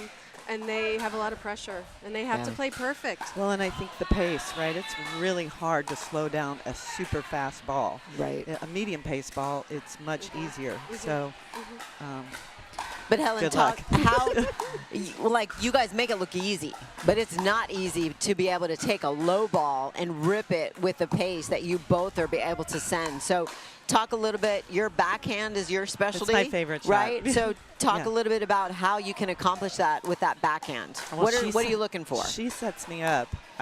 Anything in the hunting zone, you know, she hits a drive, whatever. I think you have to have that mindset of out We're front. hunting. I'm hunting. Yeah. And believe it or not, I'm not hitting it as hard as I can. So we are taking a little off I'm hitting of it as hard as I I'm can. not. So you got to give it a little spin. Yeah, absolutely. And I even saw you drop a ball that had a ton of spin and was a winner. I can do right? that. Yeah. Wait, did you see us dink? Did you see us ding? Um, we did have a point of We ding. did. Did I? Yeah. can do it. Okay. Okay. did. They can do it. Absolutely. We don't need to. No. But again, I think the combination of, I mean, I'm pretty sure you threw up at least 3 or 4 lobs Yes. that were Yeah. all effective. It's just super hard to handle because, again, you're expecting pace. Yes. They're back on their heels, and then you lift it, and then they got to run down and go get it. Yeah, she's But the again, master. with you guys opening the court, Yes. then there's Space it's to like hit to. lights out. Yeah. Good. Okay, you lost. Goodbye. Right. So, I mean, consistently coming in, I would love to see you guys take this game style to some men. It's going to be hard for men to handle, right? It's not gonna just play. about. Let's do it. You want to? Pod one. Yeah. There you go. There Yeah, you go. let's go. Let's go do it. Yeah. So, are you guys having fun out here yet? It's the Just a best little, to no. play with one of your best friends. It's the best. Yes. Yeah. Awesome. It's easy. Awesome. That is definitely a key, and you guys are very fortunate Yes. because you do have a good partnership that Yes. continues to build. You get to play with the same person. We are actually seeing, even on Pod 1, some whole new combinations today. Yeah, that's They're hard. still trying to figure things out, right? So it's a huge advantage. Why do you think that? Why is that such an advantage to be able to play with the same person, Cherry? We know whose balls are whose. Sometimes I take hers. Sorry. I want know, you to. I know what she's doing. Yeah, I And know exactly what she's going to do. We don't so- have to work that out. No, no. No. And so now we're not spending any time or energy working out whose balls whose and what our strategy is. No. Yeah. We I might just- change it on occasion. If I'm having a little trouble, I might say, hey, I want you to take this one or whatever, or vice versa, Yeah, right? yeah. Or if something's not exactly right, Yeah. we'll modify. But for the most part, We don't have a lot of self-talk. We talk to each other about other things. we were talking but- about food. I know, we were. But yes. What are we having for breakfast? Yeah, But I like that. So it's one less stressor. Yes. The less you talk, the better you play. Which Gotcha. is what I hope that mixed teams are doing too. I hope the men are out there just playing with their women and having fun. We don't need coached. We don't need the self-talk. Just let's play and have fun together. Yes. Yeah, you think everybody's professional out here and knows what they're doing, right? That's what Right. the green ribbon's for. It's Right. like respect. Let's Right. go. Every Yeah. partner, Yes, right? yes, That's what yes, makes it fun. yes. You respect each other. Yes, I love yes, that. yes. So, ladies, yesterday your team actually had a rough day. I think you did. went down did. in the morning, and then in the afternoon you won, but you won on a team breaker. We So, did. what We do you fought. think? What do you think's going on? What does your team need to do to get back into that coveted first place that did you're it. looking for? We did it. I'd rather have a struggle yesterday than championship weekend That's right. first match. Let's do it this weekend. You know, how we many- do have some new combos this Yes, we weekend do. too. So We we're have a lot of new working on combos. what other options we might have for championship weekend. Yeah. And so again, there's a learning curve, right, to figure out what your partner's pattern is going to be. Yeah. So And we can't take away from the hot shots. They played amazing. they did. I mean, they came out. They played amazing. They did. Okay, ladies, I got to go back. We got a great men's match Okay. coming up right here. Does anybody have any predictions? Who you taking between Coachella and Indy? I'm going Indy. I'm going to say Rick. Yeah. Okay. Yeah. And LeBlanc with his rocket serve. Yes. Right. Absolutely. Okay, ladies, Thank you. good luck the rest of the Thank day. you, Amy. Yes. Everybody. Thanks very much. Yes. Thank you.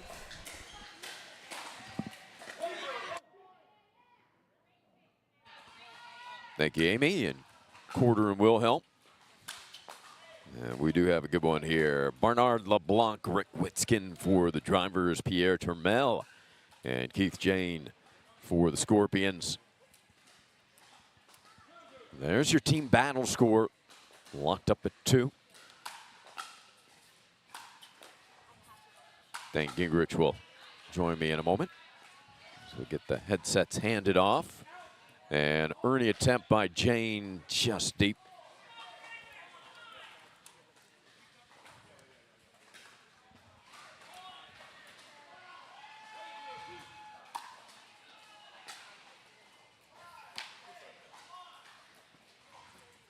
Mills. Oh, ATP with a backhand by LeBlanc. Not a pretty shot by Bernard. It's got to be perfect in these tight quarters. And indeed it was.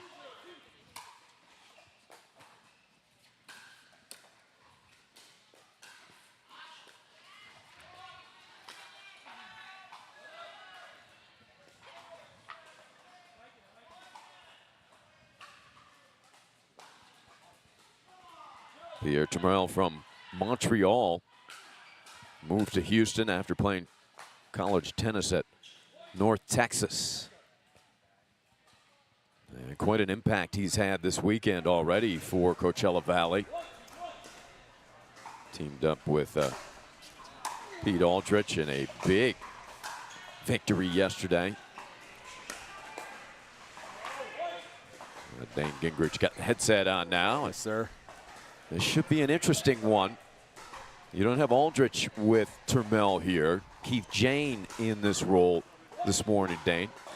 Yeah, this is a so the first half of this match is going to be a feeling out process for both teams because, you know, Rick and Bernard don't play regularly together, and Keith and Pierre also haven't played much. So it's figure the opponents out first and then our chemistry out second, and we go from there. This will be interesting. Well, if anybody's been able to determine and figure out chemistry quickly, it's been your team. You've had so many different lineups, and yet Coachella Valley's staying competitive.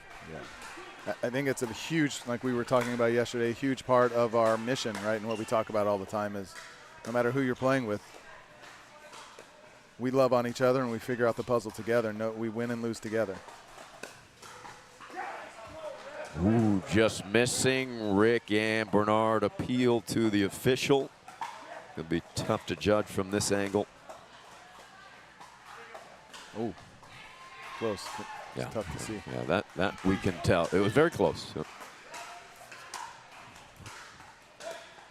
We've had so many close calls this weekend, Dane, and they go either way. You would have to slow it down in 10 different angles to determine. Do you know what I love so much, especially that senior pro tour, is they're willing to give. Like if you are, they're willing to give the ball back to you, right? Anna Shirley did that yesterday, right? Jen and Kim, she gave the point back after making an out call. I think that's amazing. And I think the younger pros, if I'm throwing them under the bus, I think they need to follow suit, right? I think during these close calls, I think it's more important to be accurate than it is to kind of die on your sword. Yeah, well said. I think some of those younger pros are still are carrying that over from junior tennis, right? Yeah. I'm going to get a couple texts now. Thanks for that.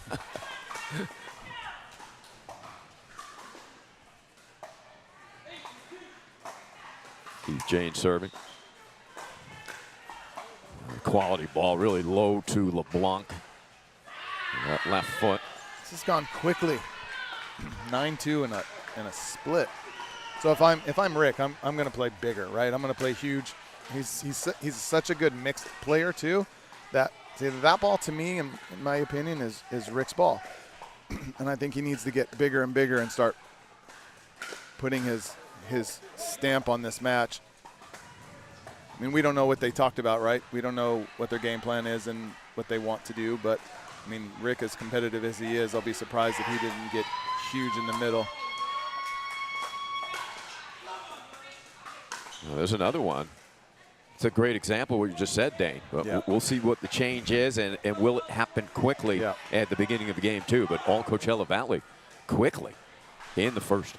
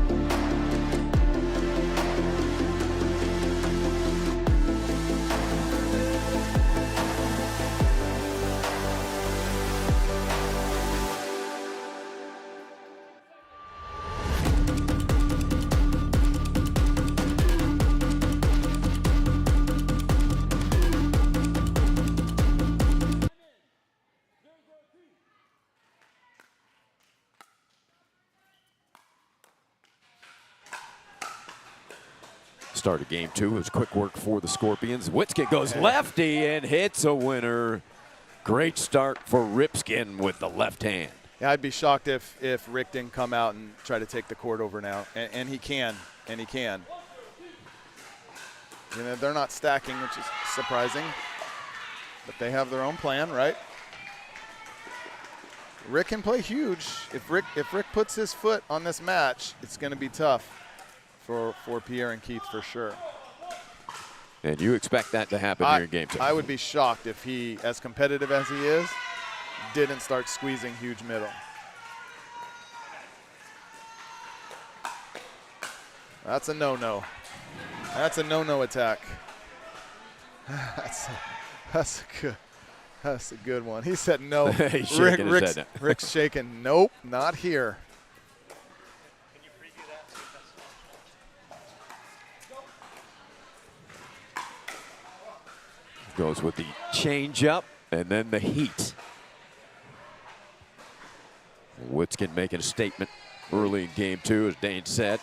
You don't want to get him involved. Keep the ball away from Rick. Put the match on Bernard's backhand.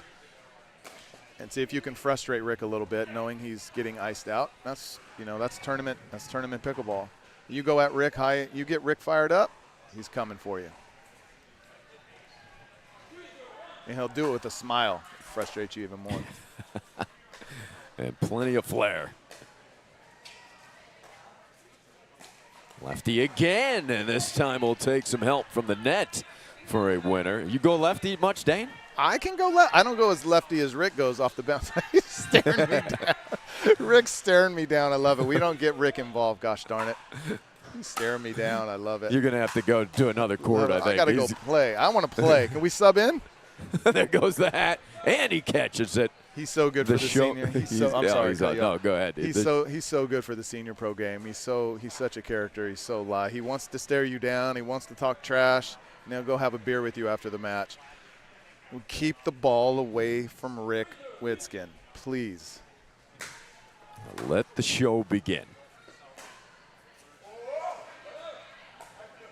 LeBlanc still gaining experience on the pickleball court. Tremendous athlete. Track experience. Good player. Huge serve, too. Yep. Huge serve.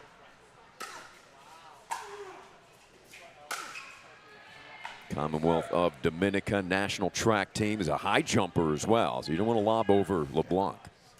You don't want to lob over either one of these guys. No. I think the lob is out. Keith Jane as well, for that matter, former volleyball star. All right, so this happens quite a bit, right? You win it. You win the first game relatively easy, right? You didn't think it was going to be that easy, and then you kind of take your foot off the gas. You take a breath.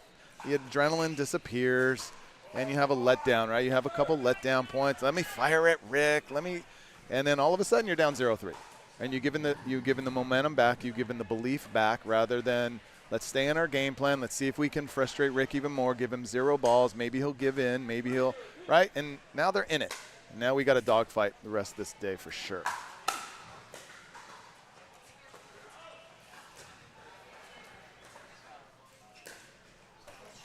A couple of fortuitous bounces as well for Indy, but that's why you need the pickleball mindset. The book by Dane Gingrich. You keep it in your bag. You review it between games.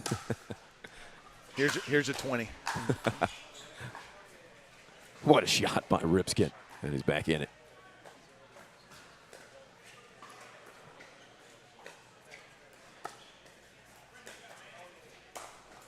That's a no-go.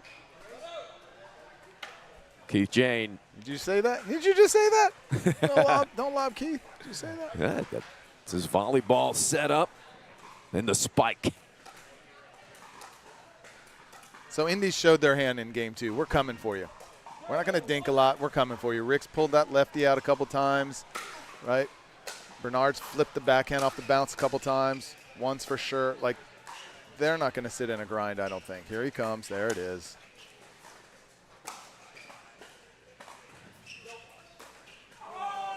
Well, that's the way you beat him, off the net.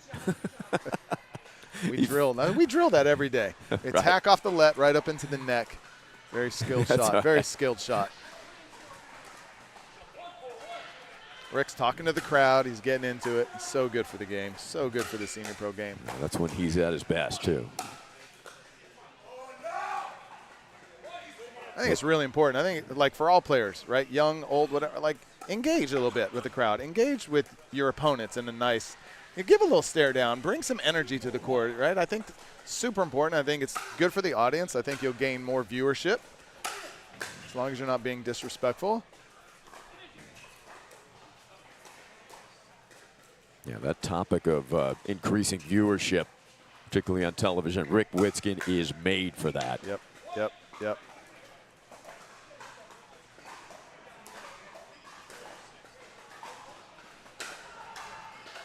Runs in the family. I mean, his nephew is made for TV for tennis, too. I love watching his nephew, Ben Shelton, play.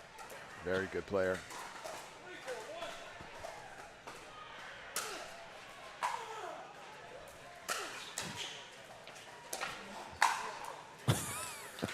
Witzkin takes a swat to put away that, even though it bounced twice. But nice little touch by Bernard LeBlanc. Pierre's driving well, too. That was not an easy fourth volley. LeBlanc with ping pong background, so he's got the hands to go along with the feet. But Pierre, you mentioned Pierre. You pick him up this weekend. He's been unbelievable, really good, huh? Unbelievable. Local from Houston. Yeah. Duper of 5.4, I think. Like, but the duper doesn't even matter. Like, you've got to come out and play under the stress of here, not knowing anybody. He's playing amazingly well. All right, I expect Rick to put his foot down now. 4-3. Yeah, it was 3-0. Yeah. Watch out. Jane's got a snap, doesn't he? And that's that volley. You can't. That's that timing of that snapper, right? Yeah. And the gearbox explosion behind it.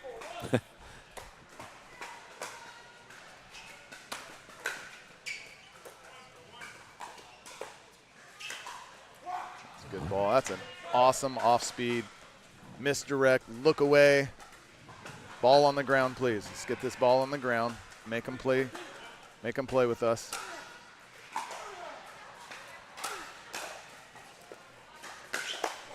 And LeBlanc delivers again.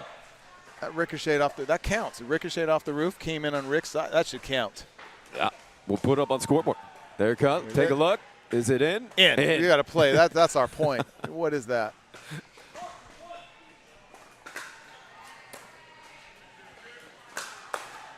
It's a good drive. Big time velocity there.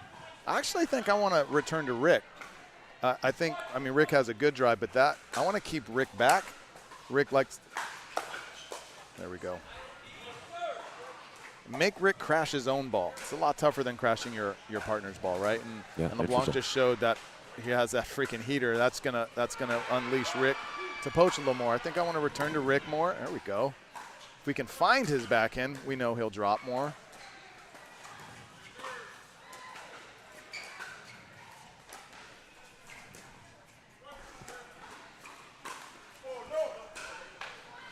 LeBlanc knew he made a mistake there. Turned, said, no, I'm sorry, Rick. Trying to go over the high part of the net there on a low ball.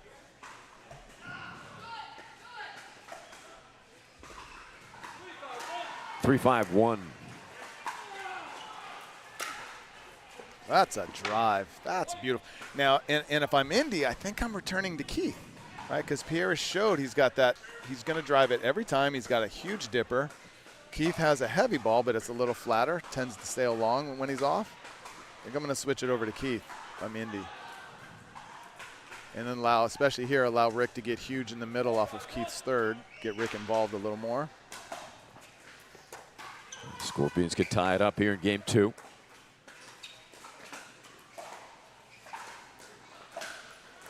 I like this pattern. I like this pattern. Be ready, Pierre, for the speed up.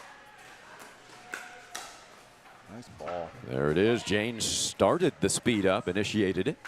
And that has to happen. If you're Coachella, that has to happen. You have to ice Rick out. You have to force him to, really step in that middle, straddle the middle, get involved, and put him to the test mentally. And he switches here.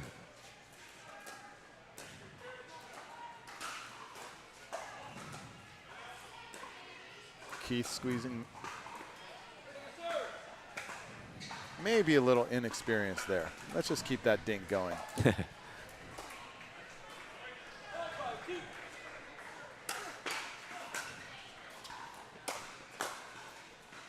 Good hands. Oh, what a get. Rick with a no look. Jane nearly got that one. His foot speed impressive.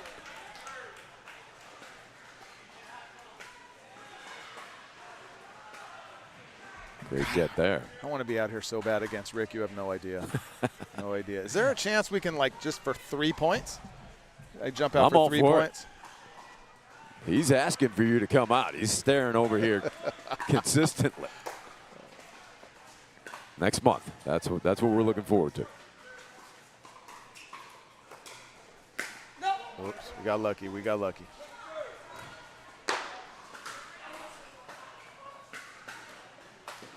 So now the chemistry here between Rick after that miss, super, super positive.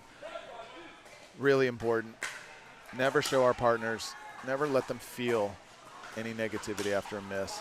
There you go. It's a great reach in.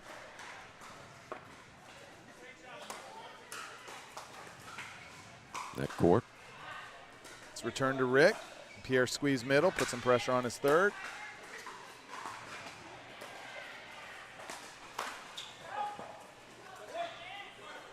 Just pulled that paddle back, LeBlanc did. But again, I don't think there's any reason to get Rick involved, right? Like, you give Rick a chance to get involved, he can single-handedly take over this match. And there is another quality serve. Let's have a look at Bernard. You can break this down for us. LeBlanc, one of the best serves in the game. Let's have a look. Eastern grip, it looks like. He's got his paddle over. Really flat, isn't it? Yeah, it's like a flat, heavy top, right? It's not a huge roll. And that one wasn't even hit very hard. You can smoke those things. Good timeout. Couple of points off of the serve of LeBlanc, and Indies open up a 4-point advantage. Dane Gingrich will encourage his team on here after quick work in the first for the Scorpions, 11-2. That game was over in an instant, but you knew Rick Witzkin and his driver team would bounce back game 2.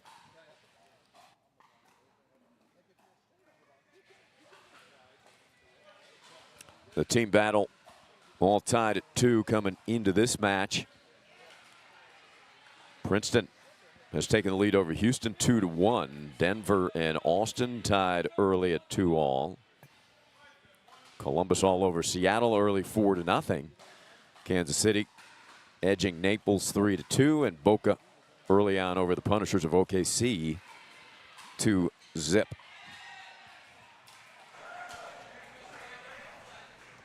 Coach Gingrich is back.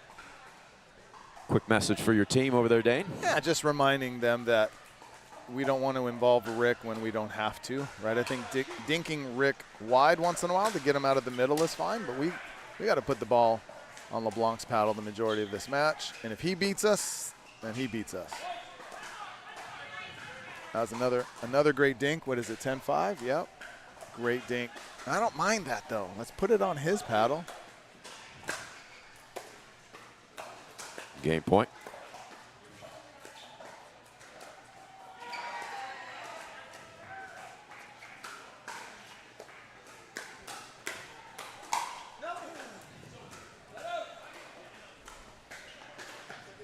Big smile on Ripskin's face. Coachella Valley has it back, down 5. He's still staring. He'll stare out of the corner of his eye. You feel his presence. God, I know. Gosh, we've played so many tournaments together. That's a hell of a roll. That's a hell of a shot. What are you staring me down for? Not even playing, and he's staring me down.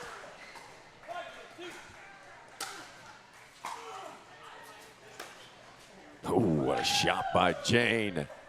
Staring back. You can't even say, I'm not even on camera. I'm staring him down. What am I doing? Gosh, well, it's 3 against 2 you now. You are caught up in the action now, Gingrich. Lopez said you can't help yourself. I can't. Yeah, I can't help myself, especially against Rick. That was Thunder Lopez. Commentary back here.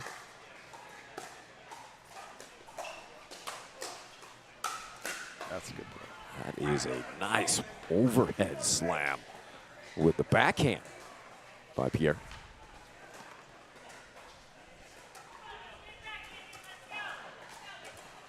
Let's make Indy call a timeout. Let's get another point here. Make them call a timeout. They've got 2 back.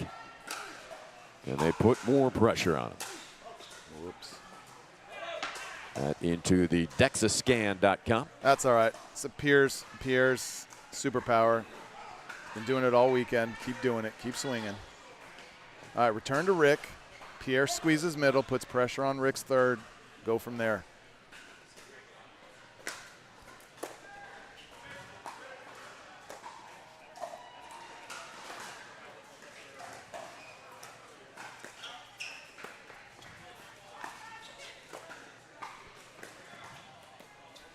Here's speed up.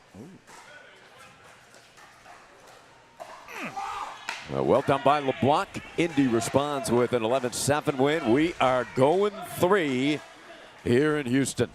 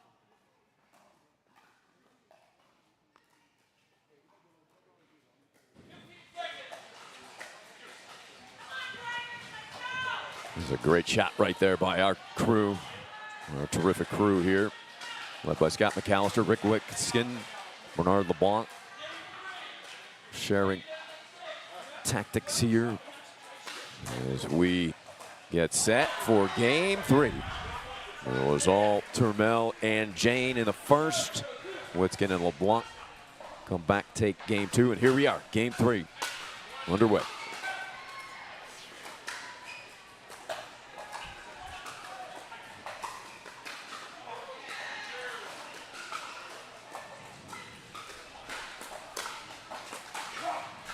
Wow, great reset.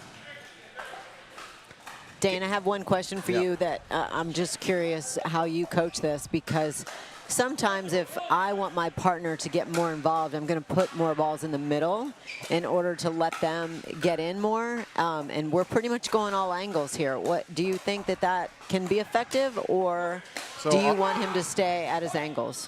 LeBlanc and Rick specifically? To try to get Rick more involved. Yeah, the more angle you put on it, the more you take Rick out of it, right? But at the same time, it's his comfort zone, right? If he can put more balls in the middle, great. Maybe he could fake Ernie more too. If he fake Ernie's, then it draws the ball back to Rick. Right. But it's also like Rick's got to dance in there, right? Okay. Rick, they're kind of like Bernard's kind of shifting to the middle a little bit too, where I think Rick's got to put his big old right butt in the center and make Keith and Pierre feel his presence in there like that.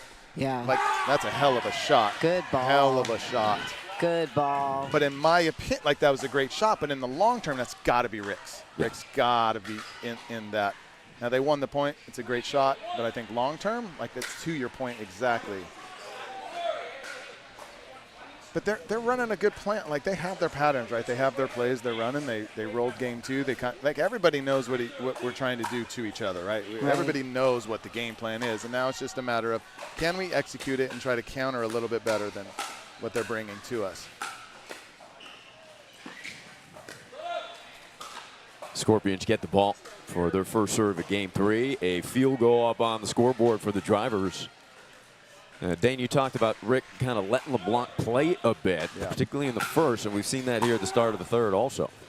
I mean, look, there's no one perfect way, right? It's their way and what's working for them. We don't know what they discussed prior to the match, right? Is he trying to get him a lot of experience in his big matches? We don't know, right? Or, maybe his slide-in run-around forehand that he just hit is one of his best shots, and Rick wants to let him have it. But I still contend, like, if this gets tight, Rick's gonna take over more, right? When he can. If Pierre and Keith do what they're supposed to do, Rick's not going to see very many balls, right? And so that again is the key. Then it becomes about Bernard versus them. Rick Witzkin asking from LeBlanc a signal. Says yes, yes. All part of the development. That's a heck of a reset. It's defense.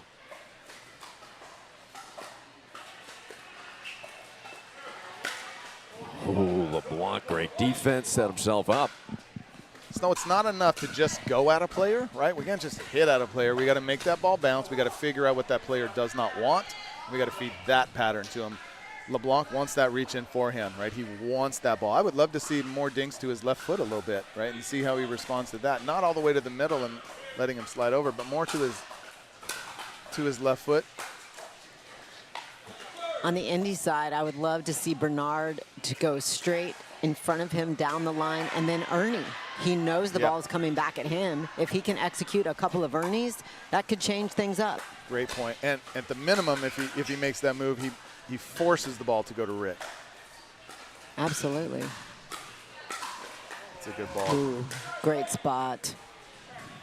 Turn up the heat. Now Rick is hitting balls back to opponents. Terrible sportsmanship. He's trying to, like, cause. We need to call the commissioner. I'm just kidding. Stu, where are you? Nice hands. Ari, I feel like we just have to stay out of the way to let this banner go on back and forth, right, between Rick and Dane. They got something going on there. There's the cordless mic. Give it a Rick. Good ball. All right, so they've changed their pattern up. They're shaking and baking a little bit more. Like that. And we have reached 6. Coachella Valley with a 3-point advantage. Scorpions looking to take down Ripskin and LeBlanc here.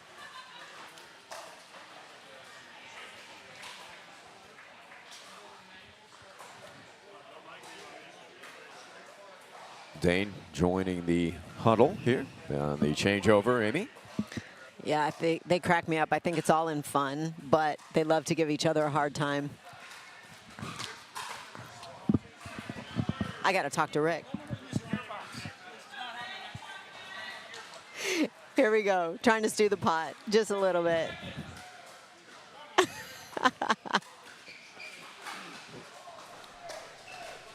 Witzkin sending a challenge over here to the table, and it wasn't to Amy Yarbrough. No. I mean, with this band, I can't wait till Cincinnati next month. Talk about a showdown. But it's all done in fun. It's all done in fun.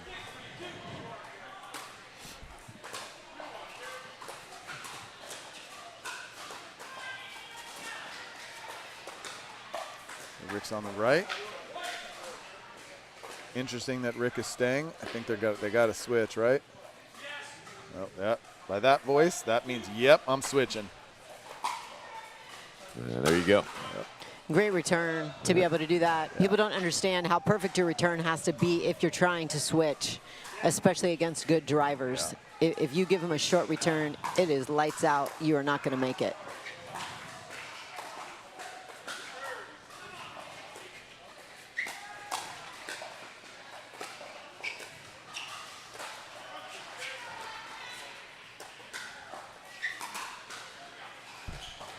Speed up, doesn't drop over, has Rick literally scratching his head. Yeah, LeBlanc has shown his hand. He does not want to dink with his backhand. He won't dink with his backhand. He's going to run around. He's got that little Eastern forehand grip. He's going to hold and flick at you.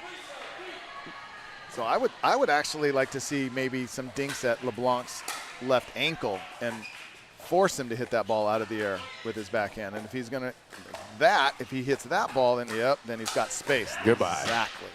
If he's going to lean over that far to protect his left ankle and his backhand, then it's going to leave him vulnerable to his forehand wide, right? And so then Rick needs to say, all right, I'm going to take that ball off your left ankle, and I'm going to get super aggressive and play my style of aggression and shut that shot down a little bit.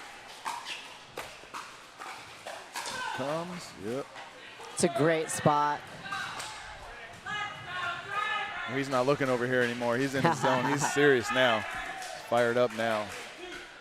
I feel like Keith and Pierre are, I don't think I'd be attacking their backhands. Their backhand counters are so good that if you're going to flick at them, I almost would go to the right hip or right shoulder before I'm going anything to their backhand. Yeah, it's a great point. 8-3 lead. Nice dig there. There's the spot. They stayed to LeBlanc's backhand. That's so much pressure. Yeah, it's brutal. I mean, that guy's getting every ball. He's got to be perfect. He's feeling the pressure. He doesn't want to let his partner down. That's a lot of pressure to handle.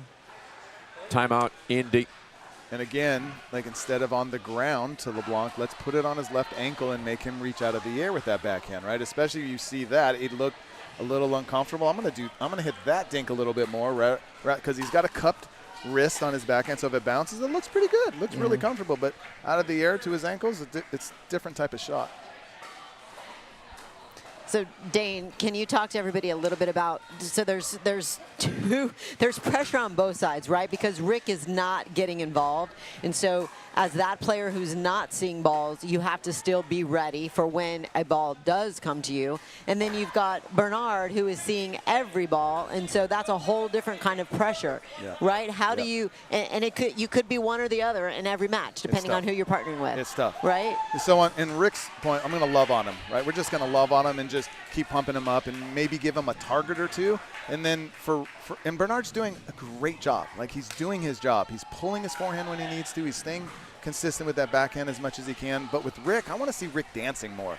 Instead of being stationary and waiting for the ball to come to him, maybe I'm gonna go over to Bernard's side and stand on his side and dare them to hit to me. And that way I can get a ball on my paddle and start some offense. I like it. So, yeah, and Rick's really good at that. He's very good at that. So if we can get Rick moving and Bernard earning, there you go. Too bad they can't hear us. Thank goodness they can't hear us.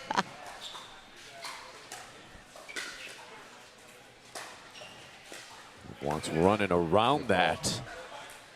Nice reach in by Jane. Good anticipation. Really good. Yeah, that's the only ball Rick's going to see, the one that they can attack. That's right. I'm surprised. I mean, Rick is staying on the right. I think that's 3 points in a row now, right? At least two. Why Rick isn't switching. Maybe they're afraid of the unwind drive, right? Match point, and there it is. What a close from Jane. Really pretty. Set up by the pace from Termel. Impressive 3-set victory for Coachella Valley as commanding in the third 11-3.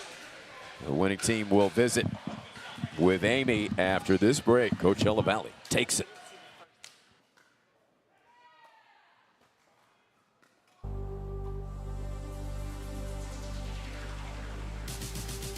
Gearbox introduces the all-new CX-14 Ultimate Power with SST Core.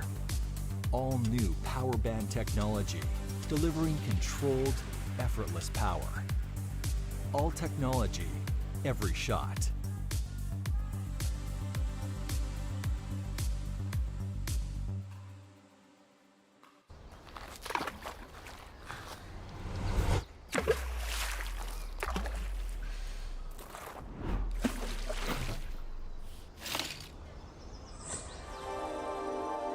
Less is more, unless it's less beer.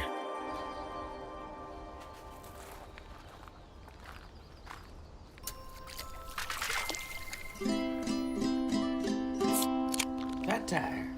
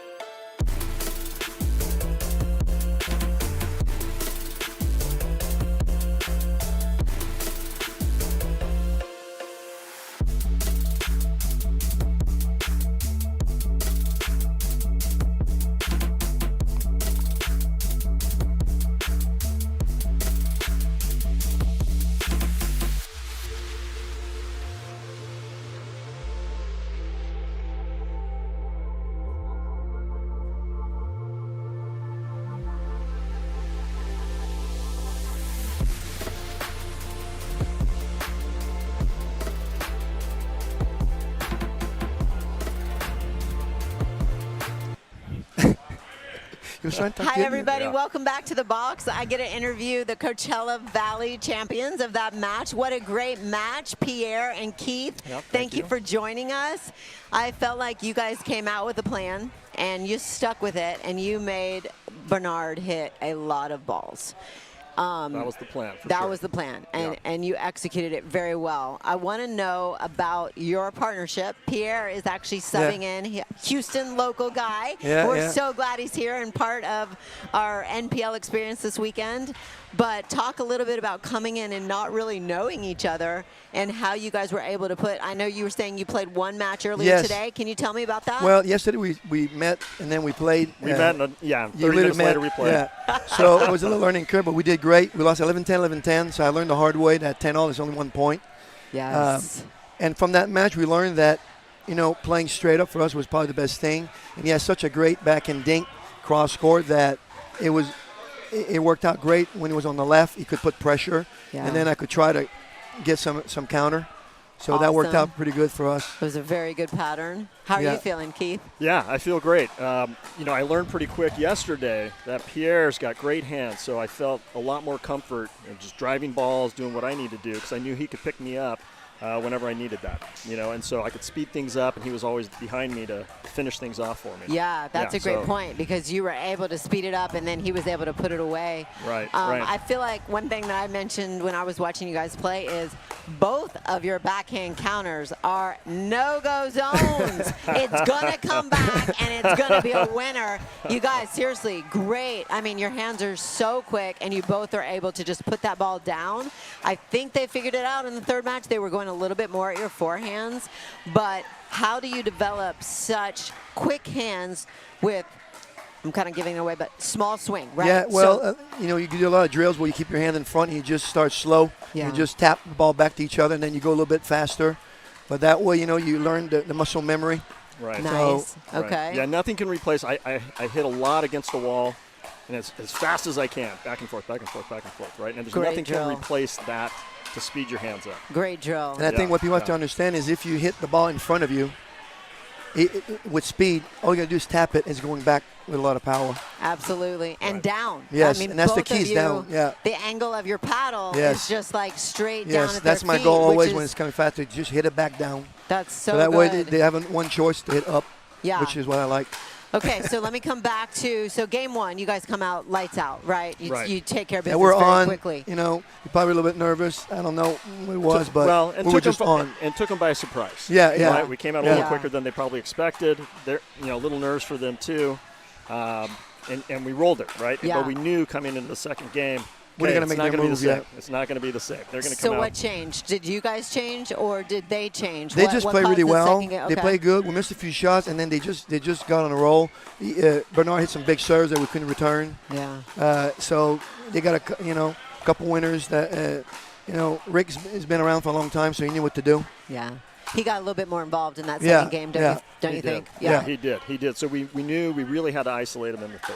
Okay. Right, and keep Rick out of it as much as we possibly could. Okay. Yeah. And I'm going to ask both of you this. I'll start with you, Pierre. What is your secret mentally to staying calm? Are you one who compartmentalizes things and not think about other things and stay focused on the next point, or what's your secret? The whole reason I'm here is to enjoy myself. This is my fun time. So I just want to enjoy every moment, and, I try to compete as hard as I can. And, when you compete a lot, I've been competing for a long time in tennis and in pickleball, you just realize that you're going to win some, you're going to lose some. Okay. But if you play loose and you play your bet and you try hard, you're going to put the best chance on your side to win. That's really all you can do. Okay. We're playing against great players out there. They're going to get their share of wins, so it's just a matter of competing. Yeah. And what focusing about you, on that. Keith? What's your secret to your mental game? I have to tell myself to be aggressive. Okay. When I don't remember that, things start popping up. They go short. I get in trouble. If I stay aggressive, and it's okay to miss shots, then I'm a lot better. Absolutely. Right. Great. It's just that mental switch for me. Okay. Right. Well, for you guys not really playing together, your second time together, very impressive, gentlemen. Yeah, Congratulations thank you. on a really good win for Coachella Valley, and good luck to your team the rest of the way. Thank you. Yeah. Thank you. All right. We'll see you again soon, hopefully. Bye-bye. All right. Thanks a lot.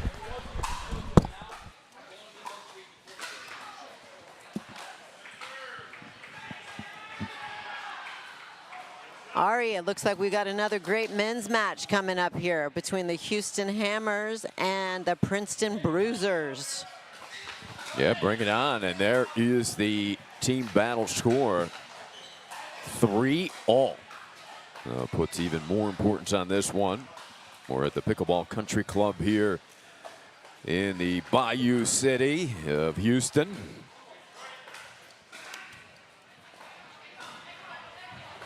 Thunder Lopez will get things started for the Hammers.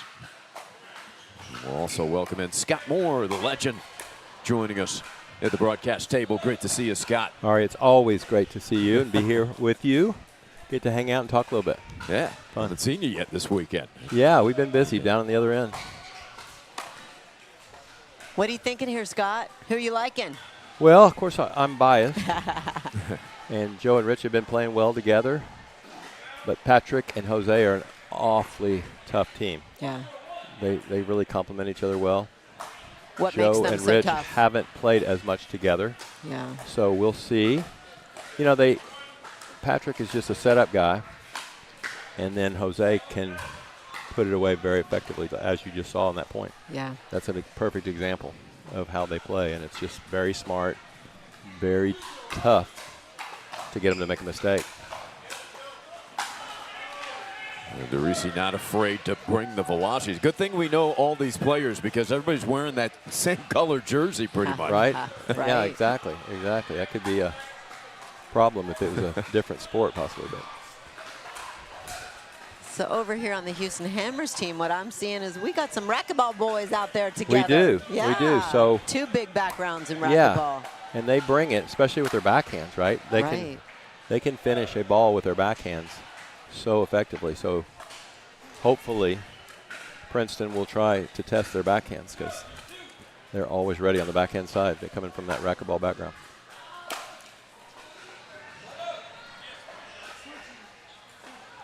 We got a paddle change. Wow, that's early. Rich missed a couple drives and he's not feeling it, so He's going to switch to his other gearbox. I like it. I like it. Go with a different paddle. See if that works better. But that's just tough. I think you need a tennis racket to get that one back. On that one, yeah. His return is a little short, and Jose just teed off on it, and it's very on you very, very quickly. So couldn't quite get his paddle on that one.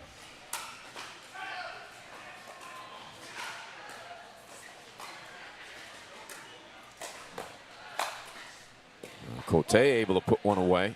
Yep, if you get it that high, he will finish it, but he's so patient. He will only attack attackable balls. Very disciplined player. Jose just changed the pace of that ball and created a little pop-up. He didn't really hit it hard, but he sped it up enough to catch Rich off guard. Exactly. Smart play. DeRisi puts a lump on Lopez's shoulder there. Patrick Cote out of Montreal, badminton and tennis background at Graceland University. Coached tennis at Cornell College. Good look at Patrick. Yeah, Patrick loves this off game. He won't drive hardly any thirds. He just wants to stay up there until he gets it He's one above of the his waist best and then look out. resetters, yeah. Yeah, some of the best hands in the game. I think that's part of the badminton background. We've talked about before, the badminton players are coming, and they've got a lot of game. Really soft and quick hands. Good shot. Yeah, that was a good placement. All right, let's see if they can get something going here. Here we come. Here we come. Houston. Thunder Lopez. Thunder's bringing it.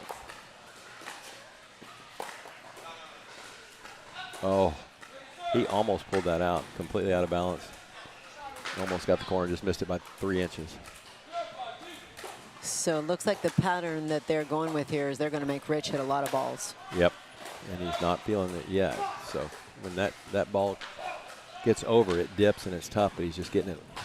Hadn't quite got his feel yet. It will come.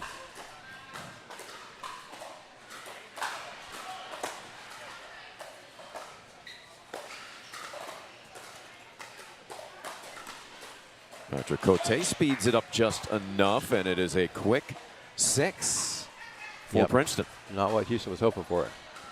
And Princeton's just punishing every ball that's above their knees. They're attacking, and very effectively right now. So hopefully our Houston guys will figure out a little different pattern. That's a good start. Jose, a very rare miss on a drive into the net.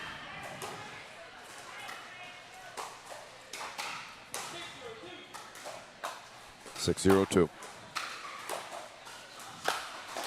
Now that's set up by a deep return by Lopez. Exactly. It was within 6 inches of the line. Patrick did well just to get it over, but couldn't get it down. Good finish by Rich.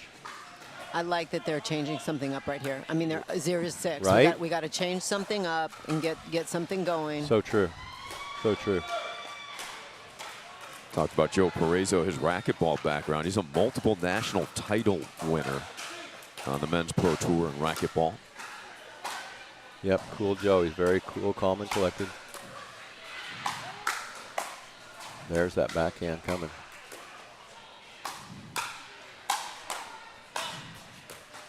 Great reset. What a point. Oh. They did so much hard work. Yep, that's a tough way to lose one because they had such good D going. Jose's just teeing off on those backhands, and theirs are tough to get because he gets that top spin on it. Absolutely. Great pressure Great by him. hands by Houston, but they just couldn't quite neutralize it.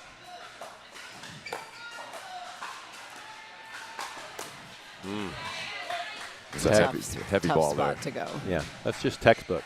Patrick comes in, 2 really nice drops, and Jose's all over it.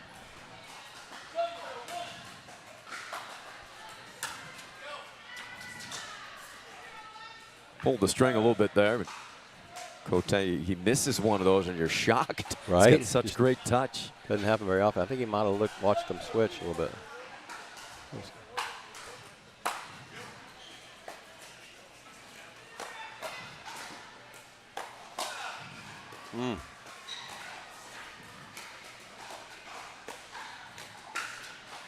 Good ball movement. That was a great point. Structure, yes. Houston, they may have figured something out there. Get a little more patient.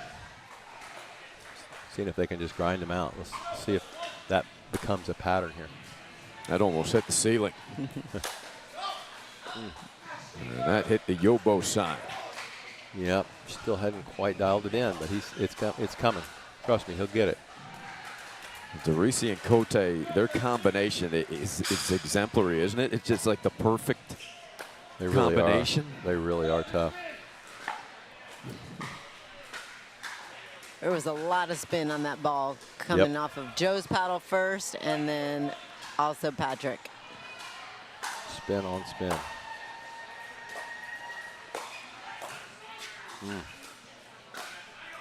Just good pickleball. Patrick Cote, 3 really good shots in a row.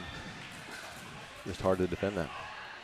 You think he's going to go back to the 2-hand soft stuff and he'll punch it at you with the 1 hand, mixing it up? Yeah, exactly. When you least expect it. Here it comes.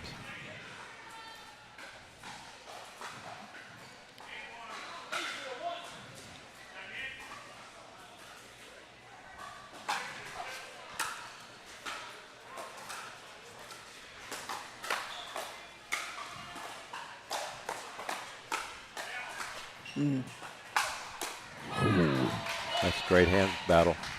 A lot of pressure. Great hand battle. Timeout. Houston searching for answers. They may need Scott Moore's input. Well, yeah, they got Sherry. I'm going to let Sherry do it, but whoa. What was that? I think a ball just came over got from hit. the other court. Just about took your hat off. Got your helmet on? I'm going into concussion protocol. The tent. Where's the tent? On that Where's side. the tent? All right. So, Scott, I feel like Houston's got to find. They're smiling over there. It must have been these guys that got me. I think they've got to find some offense. I feel like they're just on their heels, and Houston is just totally dictating. Or, right? I'm sorry, Princeton is totally dictating. I wish it was Houston. How are they gonna make that switch? I think you're right. I mean, they've tried the defensive stuff. That's not working. I think when they come out swinging and just see if they can overpower them a little bit. That last point was a great example, though, that they were in the hands battle, had a little lead in it, and then lost it. So I don't know. I mean, you got to try something different, like you said, right? Yeah. So switch it up. Let's go after them and see what happens. They got nothing to lose at this point. Right.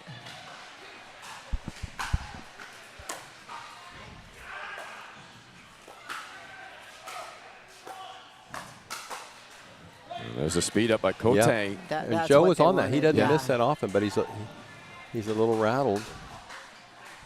A little behind it. One thing we haven't seen yet that Rich is really good at is his lob. So maybe throw in a few lobs here and just get him off the line. They're so comfortable. Well, they'll have to try that out in game 2 because they're going to the pickle jar out after 1. All Princeton. We'll be back for the second.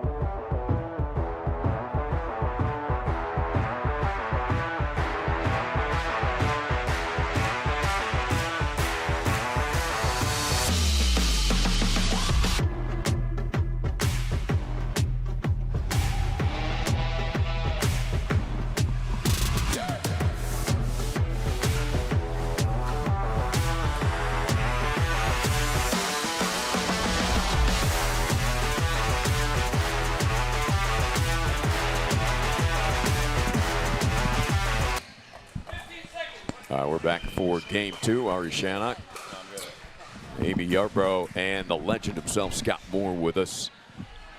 So it's a little bit of coaching from Sherry Corder before the second, and Princeton will put it in play here, but all Bruisers in the first. We expect a response from these two pros, Parezo and Lopez.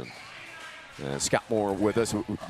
Experienced some lineup changes, maybe interrupt some of the chemistry. I'm not sure, Scott, you can expand on that. You go 1-1 yesterday in a battle here this morning.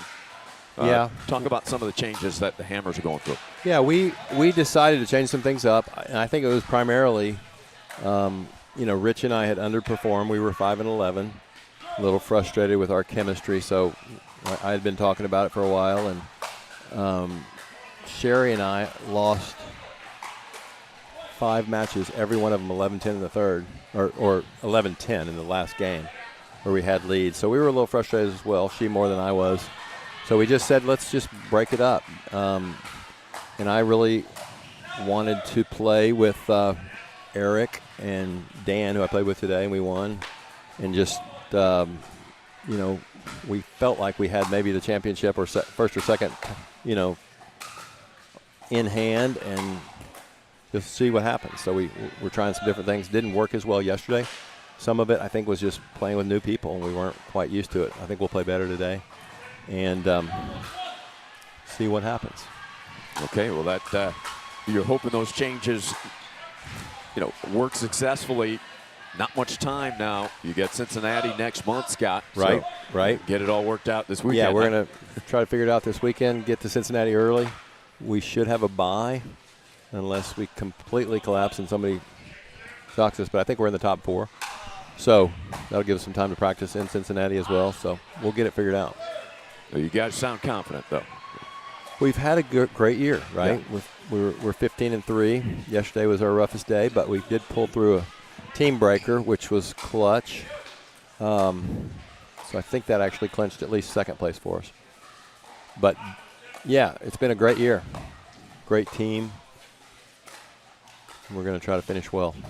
All about the finish, right? That's right. And it's going to be interesting this afternoon because you've got the Picklers, top 2 teams right now, Hammers and Picklers going at it. Yeah, and they're absolutely on fire. Yeah, they really are. So, unfortunately, we are without one of our top females. So that's a huge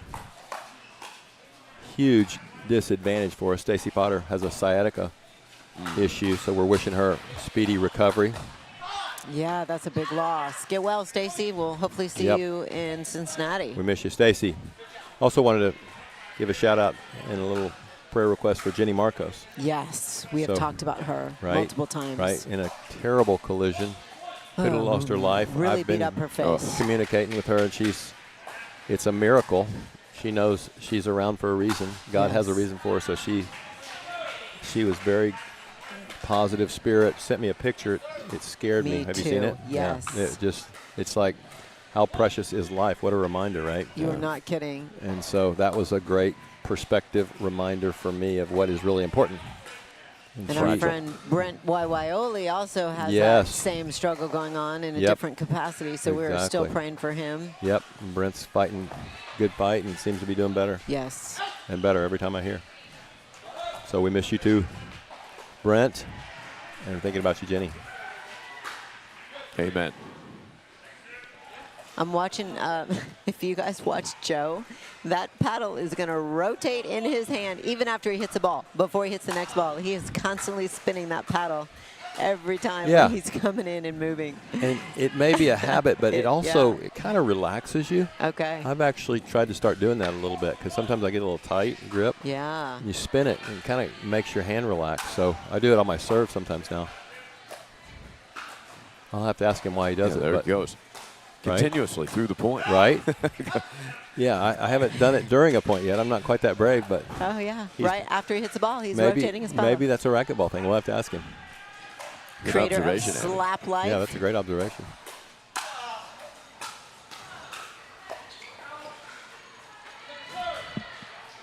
He finally missed one. Patrick leaves that third on the tape. That's a bad miss for Patrick, hitting the tape, right? He's so accurate. Missed it by ½ inch. There, he got it. Hit the tape roll. It went to the drive that time, more. Yeah, right? He's going to make a liar out of me. I told you he wouldn't do that often, but it's only one I've seen, so we'll see. Well, one thing we know, Patrick's going to talk to himself. Oh, yeah.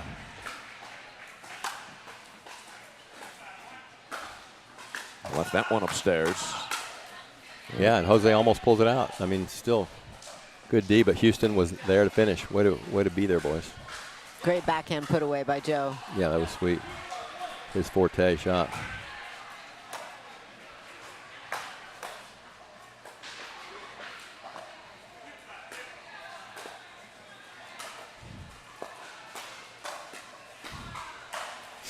Good dink in Patrick Cote. Just tough balls. Yeah, it's tough to out-dink Cote. Yeah, he's moving his feet really well. You can tell when he's confident. He's positive, moving his feet. He sometimes will get down on himself. You see him. Can he see has it in more his game. conversations with himself than anybody. Yeah. Nice move, Rich. Great ball by Rich.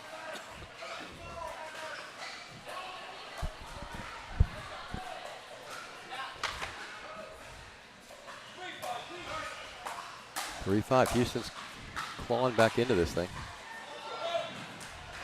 Princeton gets it back. Much more competitive here, though. Yep. Got a competitive game this time.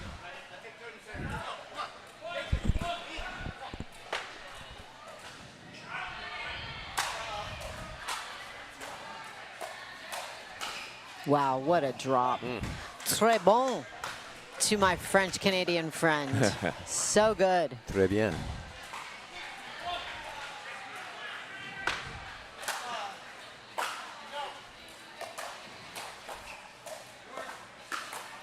Oh, nice inside out forehand. The Reese went for the behind the back. Yeah, he was leaning middle, which is where most people hit it, right? Rich was able to get it inside out into his backhand. Beautiful shot. Great ball. 6-3.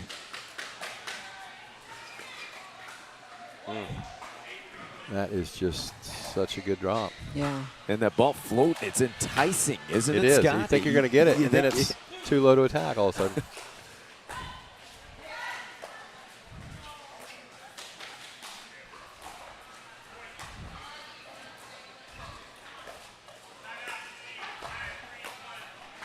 Oh, smart play by Lopez. Good ball. Got him moving, right?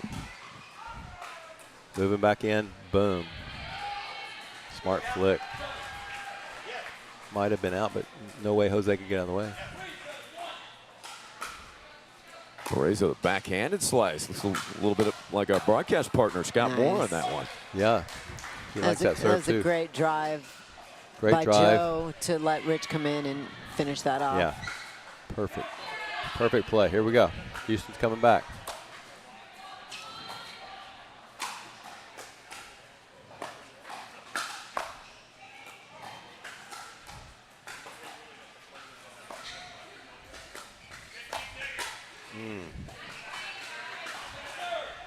Got that up a little, and Patrick punished him. Yeah, Joe's having a little problem with his touch, keeping that ball down, but he's not used to playing the right side as much. Yeah.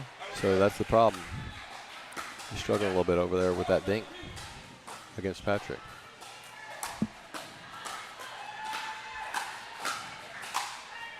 DeRisi splits the two defenders, nails the Yobo side.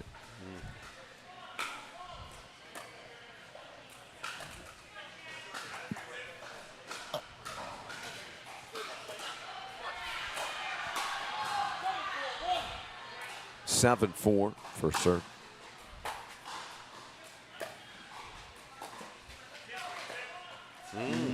He's trying to disguise that. Yep, little inside out two-hander. That's a hard shot to hit. He does it well, but left that one a little short.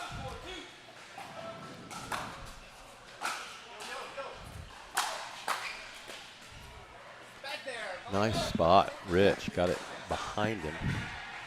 Really good ball. Jose's drive was a little high. A little high, you're right. Which doesn't happen very often. Nope, and Rich was ready for it. So side out quickly for the Hammers, gives them an opportunity. Just what they needed, come on.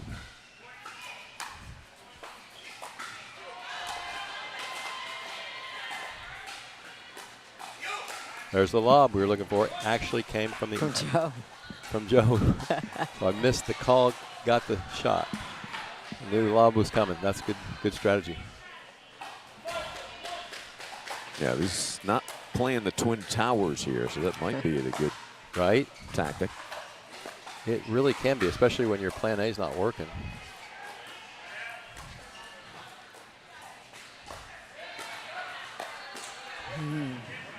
Wow, that's a great reach in. Wasn't that high. Just a little bit high, and Patrick is leaning in. That's why lob could work against him. He's leaning in so well. Yeah.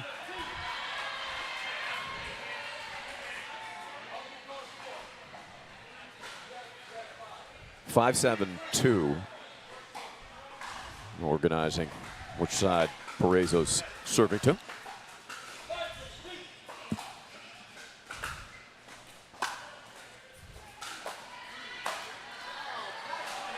Yeah, you definitely won't see that very often. Nope. Just a not typical unforced error there. All right, we got an interesting dynamic going on. He's starting to talk to himself a little bit. So I'm sure it's all positive. Well, I'm not so sure, but we'll see when they come back if he can talk himself back into a positive situation. I like when Patrick talks to himself and looks at somebody like he's talking to you, but he's really talking to himself. Continuously. Right. Hey, Scott, I have a question because sometimes this plays out differently. What's your opinion on this? So if you're the player who is typically getting isolated and you're seeing most of the balls, but your partner is really more of the left side player, like what's going on with Rich and Joe, right? So if they're targeting Rich, do you let your partner who's getting most of the balls dictate where they're more comfortable? Yes. Or do you still want to keep the partner who's better on the left side on the left side? I think the more the time's gone on, the more I have wanted my partner or whoever it is that's getting the most balls to be able to pick the side they want. Because they're hitting whatever it is, 80% of the balls. So I've done both, where I'm always on the left, but it's harder to help sometimes when people are effective at isolating you. And if they're not comfortable on the right and they're getting all the balls, then hey, let's switch it up. So I would normally start, on the left where the stronger player or whatever the person who's not getting the most balls is comfortable, but eventually let the person who's getting the most balls dictate. Okay, I like it. Well, great What reset. about you? How do you look at that? I think that you have to let them choose. They're getting the most balls, right? So you got to just become the positive cheerleader and let them choose where they feel more comfortable. Exactly, and that took me a while to figure that out. Oh, Rich was on that. He sure was. That was just close. missing. What a great pickleball point. I mean, everybody just hit fabulous shots. Rich just missed it by a few inches. Yeah, too bad for Lopez.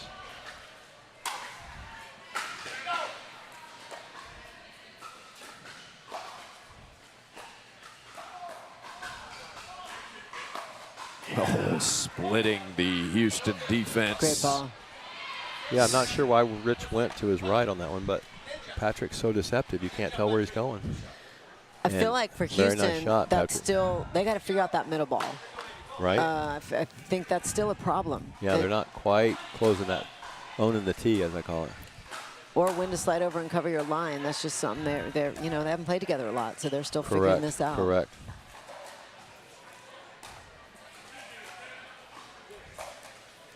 Great get. Oh.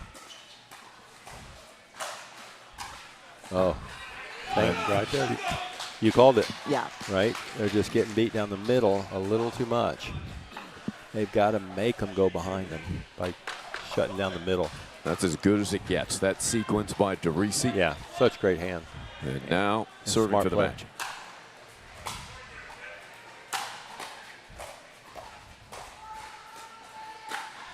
Oh, he wanted the winner.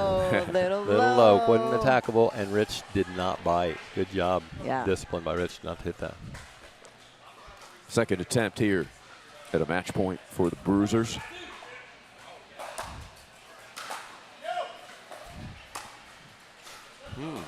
Great return. That 11th point can be very evasive, right? Yep.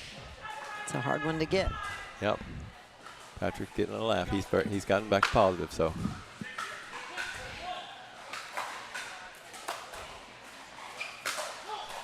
Oh, nice duck. Good leave. Yep, very smart. The trimmed down, agile DeRisi. He is.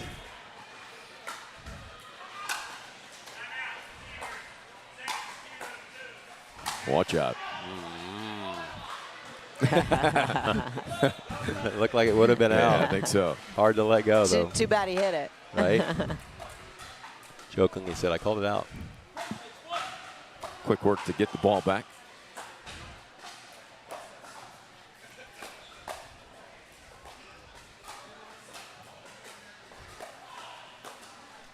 Oh, Yeah. nice roll. Got it. Looked like that might go out, but he just rolled it very softly. There's another look. No doubt about that one. Perfect shot.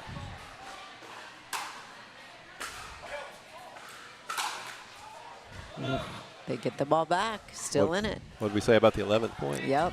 A Exactly. little elusive, so.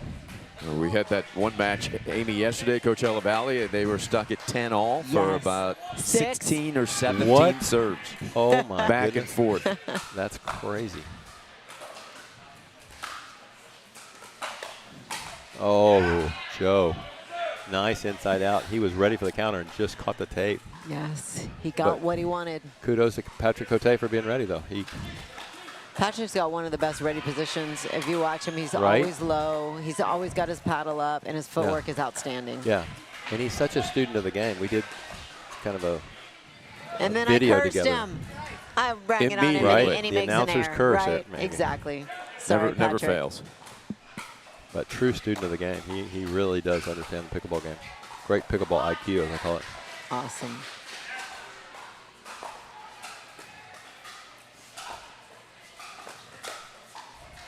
It's a great pull by Rich. The hammer thrown by Hammer Lopez. down. Hammer came down. Rich flicked that. Didn't look like he was going to go soft. Well, and he went to the right spot. He went to his forehand. Patrick's going Chicken wing. crash that Right? backhand. He was all on the backhand. Chicken wing on the forehand side. Beautiful. Oh. Ooh. Good return. Parezo ran out of room. He was running Yeah. all the way around Yeah. to take a forehand. But Yeah, I think that was a mistake. I think he should have Yeah. taken it with his backhand, just dropped it. Gotten in play, but hey. Okay, they get their third opportunity here. Maybe fifth, but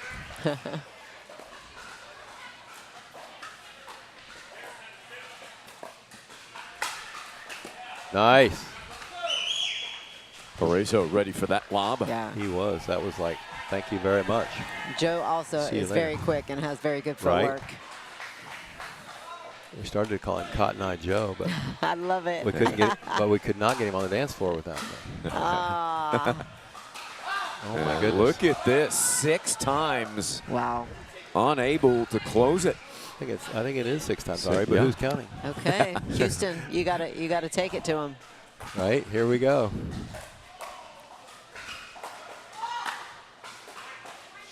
Nice deep ball by Jose. Yeah. Had topspin on it, so it kind of got into Rich before he was prepared to hit it.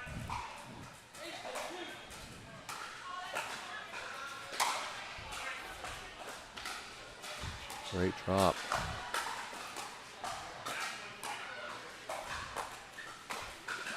Oh wow! Cote goes out the door. Wow, but he almost did a little Padel move. Padel. Where you Yeah, run Padel, outside that's the right. door, hit it back in. That was so close. Run back in. Right? Wow. Couldn't quite get there, but I'm glad there was an opening in the fence Right. right there because that wouldn't have felt good. no, that would have been a major blow into the fence. And this for the tie. Can you believe it?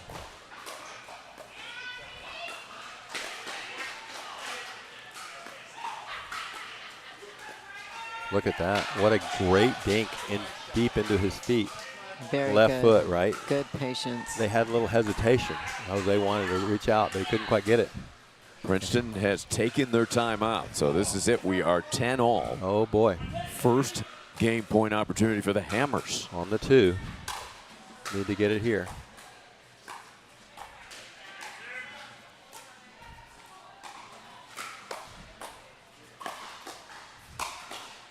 Great What? defense.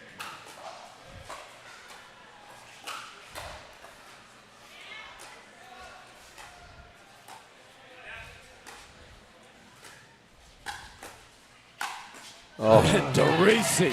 what a finally. point. What a point. Great point. Fantastic. Rich was a absolute wall over Yep. there. Great Getting resets. hammered and perfect resets. Okay. Good pressure and good patience Is by this lucky number 7, Ari? Bruisers. That's right. Here we go. Hope not.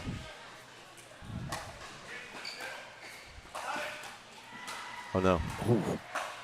What a save. Oh, he hits the post. Gets P. Oh. So close. DeRisi staring the post down. So close. Rejected by and the yet post. so far. Yes. Number 8.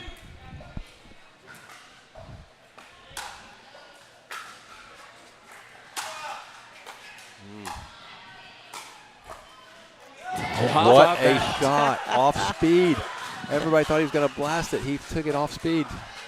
Perfect Great shot by fight Joe. in these Houston Hammer boys. We got I love saved it. 8 match points. 8 Come on, match boys. points. This is the Hammers' second game Put the point. hammer down here.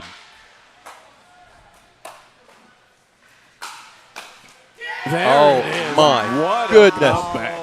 What a comeback. Improbable, and the Hammers What a pulled it fight. off. Yeah.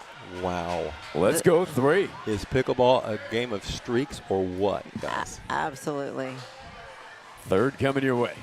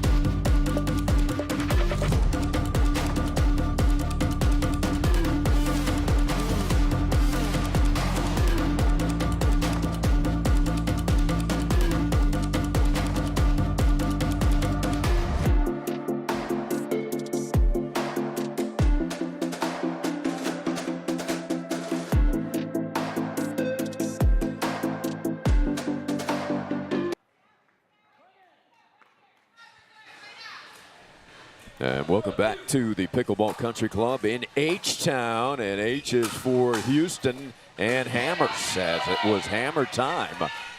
More like really finesse time. Yeah, they got back in it with finesse. Yeah, but and put the hammer down when they needed to. So there just you go. Good, smart pickleball. And maybe a little bit of nerves at 10. Good eye, Rich. Great fight and grit is what I would call that. Right. Those guys are staring down game point a lot, and they just kept confidence and kept fighting. Did not flinch in the fire. And when Amy says a lot, she means 8 times.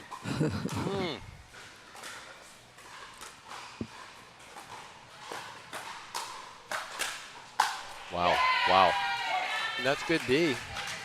But Princeton was just relentless with her attacks.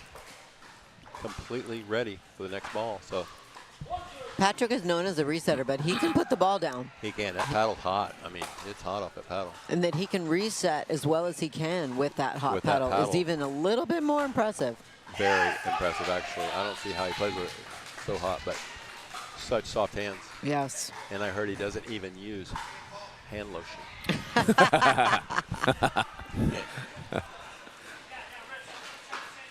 Well, DeRisi, so good comment comes out early here in the third. Couple of points. I think they're Princeton's refocused, so we'll see.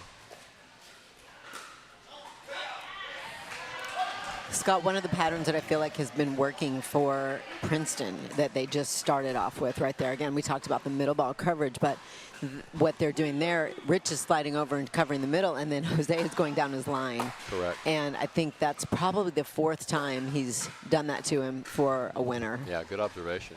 We're going to have to make an adjustment there. There you saw it. That time he covered it. That time he was ready. So good for Rich for figuring out that pattern. Right? Jose's going to keep going. If it's still working, Right. keep going Yeah, there. absolutely. So he did, and Rich responded that time. So here we go.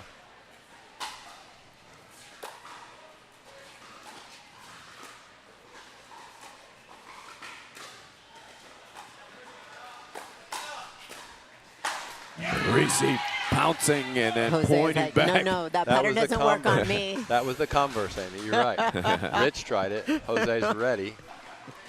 Put that one back in the drawer.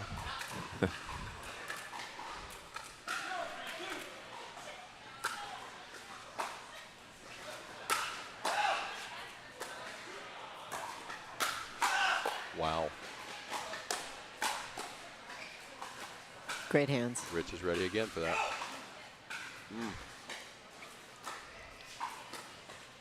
Oh, that one just did not roll over for him.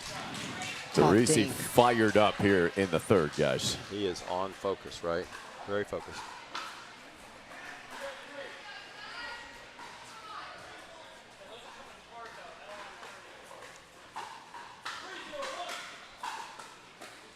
Three, 0-1.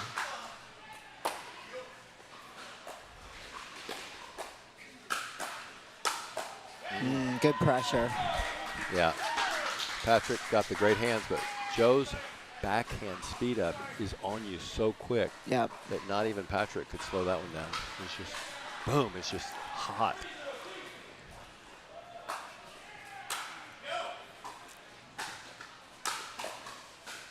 There it is again. Perfect spot, right? Backhand snap.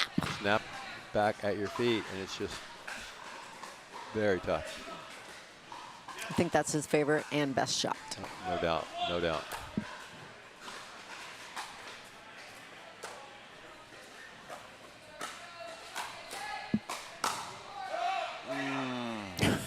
The way out. We've heard the so good and the way out early on Way in out this was, game.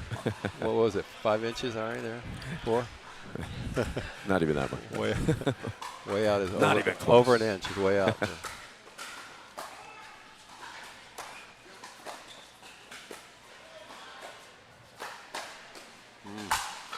What a nice counter by Patrick. I thought Rich had him. Took it up high on him, and he's still ready. That's just great hands. Really good.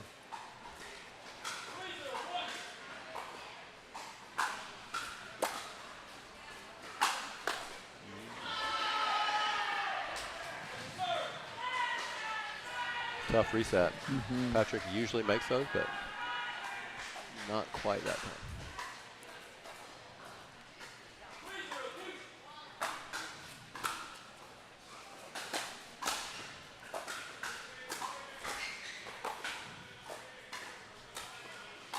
Oh, they got away with one. Yes. I'm saying he wants that one back. Jose would love that one back. But So if you guys were at home, were able to see Rich's call there. So he's calling stay, but he's also saying where to return the serve. That's why, hence, the pinky was going out straight.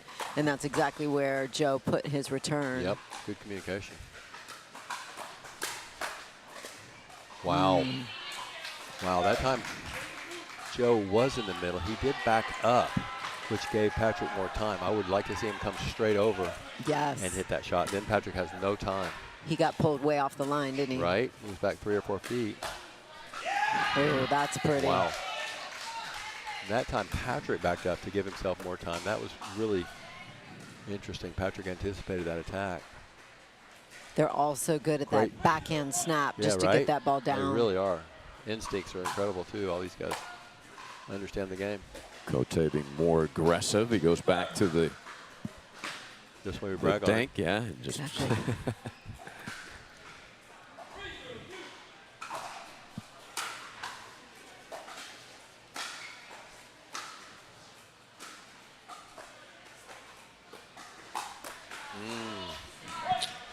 That's very dangerous if they're ready. And Jose has showed he's ready for that shot. So I think Rich needs to keep going back now cross court. He just said that. I can't give him that. So he will change that now. Rich will make an adjustment.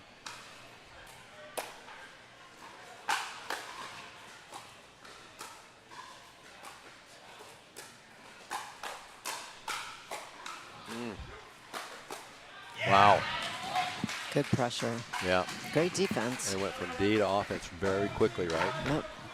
You notice how Gotta Patrick time it. flicked that last one. Yeah. He goes under it on the resets, and then offensively he'll come under it and just flick it. So good at that underspin. Yep. And it's got a lot of heat behind it. So Houston burning their timeout at the 5 mark. Again, you know, they'll get the changeover timeout at 6. Yep. There's 2 positive factors here, Ari. One is everyone's done better on that side, and that's where Houston gets to finish. And number 2 is even if Princeton gets to 10 first, Houston has showed that 11th point can be very elusive. That's right. So they can dig out. So we still got a game. It's not over yet. Yep, they proved that in the second game. Houston, an improbable comeback to take that 11-10 after being down, saving 8 game points. Yeah, they're still trying to figure out who's going to slide and who's going to cover the middle ball when they have to cover their line. I think Princeton is doing a really good job of just picking them apart there and not letting them figure it out. Yeah, I agree, but I like that they're talking about it. Yeah. They're just communicating so well. That's a good sign. Absolutely. Houston guys. So they've got it straight now. Cote serving to the outside. 5-0-2.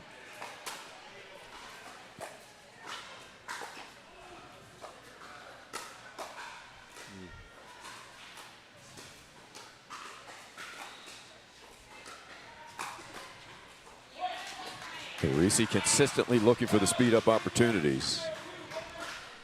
Yeah, and he got it. It wasn't that high, but he jumped on it. And now we'll change over.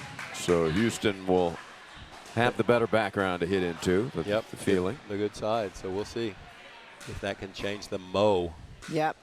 Mojo, momentum, whatever you want to call it. Uncle Mo. Uncle Mo. We need a little Uncle Mo coming to Houston. He caught a flight in from Boca, and the Hammers hoping to catch that momentum now. Yes.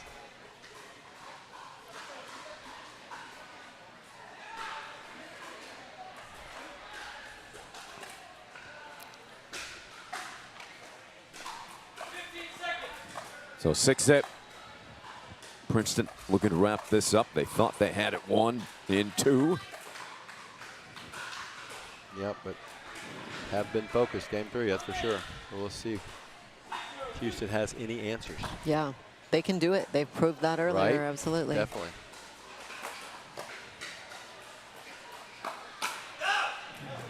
This time it's Cote. Yep, sped it up really well.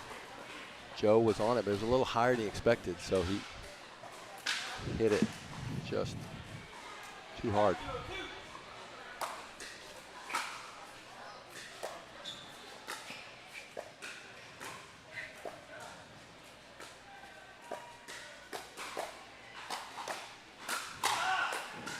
Wow. Great point.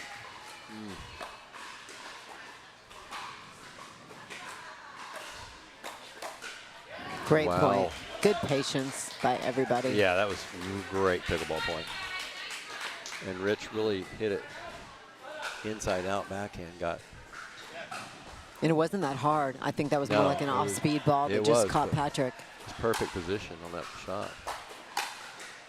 So the long rallies that helped deny Princeton Wow. game 2.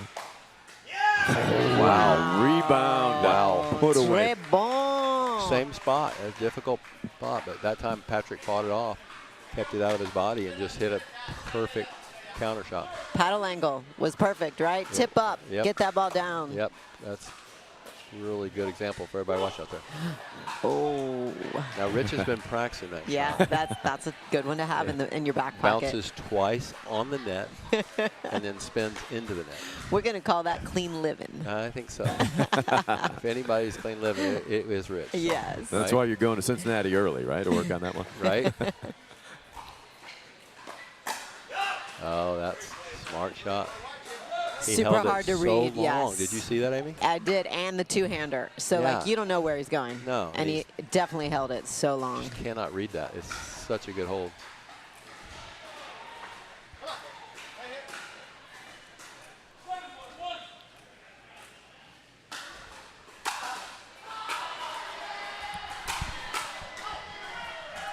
Oh, good shot. Oh, it was good. Yeah, some. Yeah, we're gonna Jose's take a calling look. it out. Patrick's calling it in.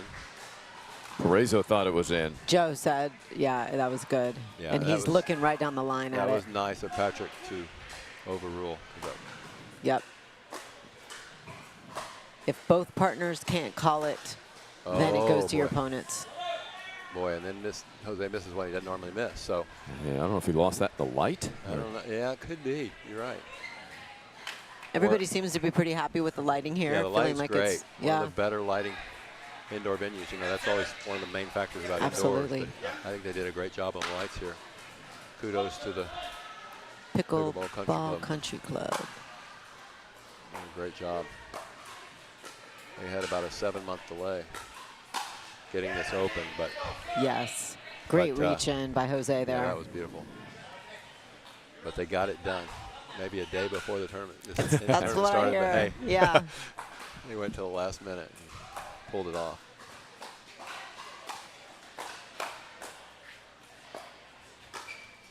Wow. Wow. Great inside out. That drops in. So good. Great So shot good. by Joe. So good, as Jose would say. Nice shot. Yeah, totally fooled him.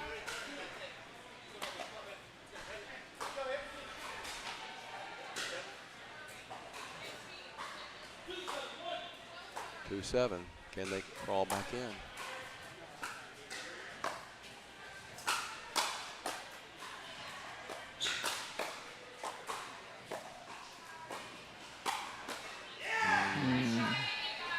That was good.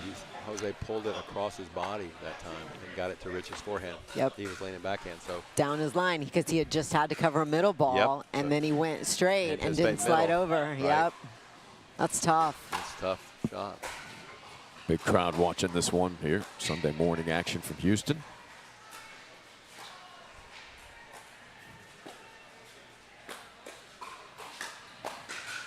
Gosh. Wow. Took him 3 balls to win that. Yep. I Patrick think they just thought stayed they won alive. the first one, but Patrick kept resetting them. Called staying alive, and he does a great job of it. Really good pressure by Houston there. Yep. Way to keep the pressure on Houston.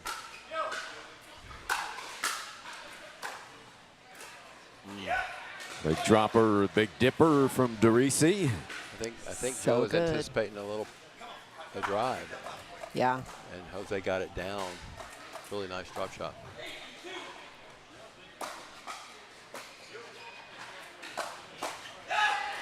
That's a surprise tactic. He comes with a drive, expecting the drop.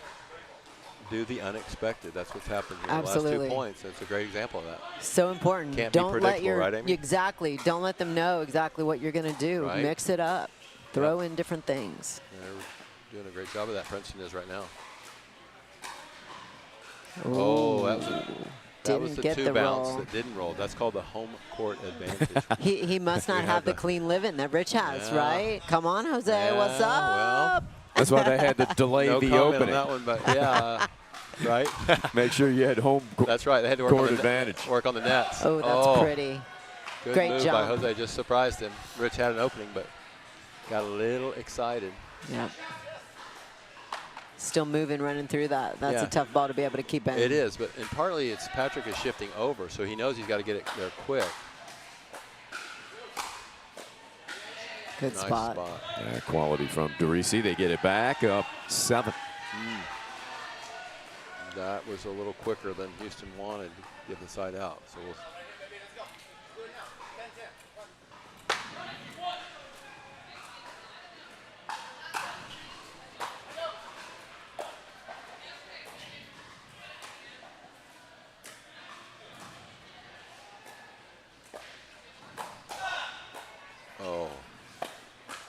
ATP, Cote pulls it off. Wow, that's not easy on these courts. No. Fences are tight. There's nowhere to go, and he still got around it. He did. That was beautiful. Very little margin. Match point.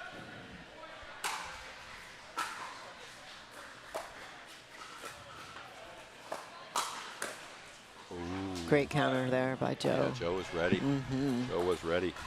He's seen that before. He loves to slap that ball. Why he named his company Slap Life. Very appropriate.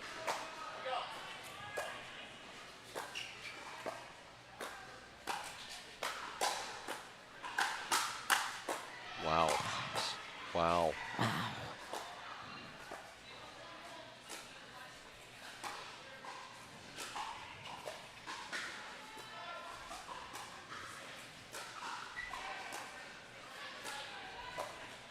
Wow. What a great pickleball They're point going to that make was. them work for that one, aren't they? I mean, I'm hard to impress, guys, but that's impressive pickleball.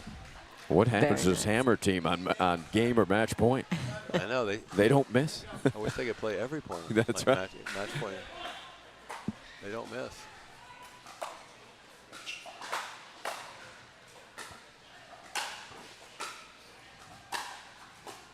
Get up.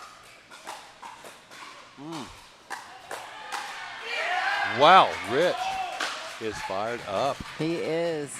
He's Great point. Become a wall over there.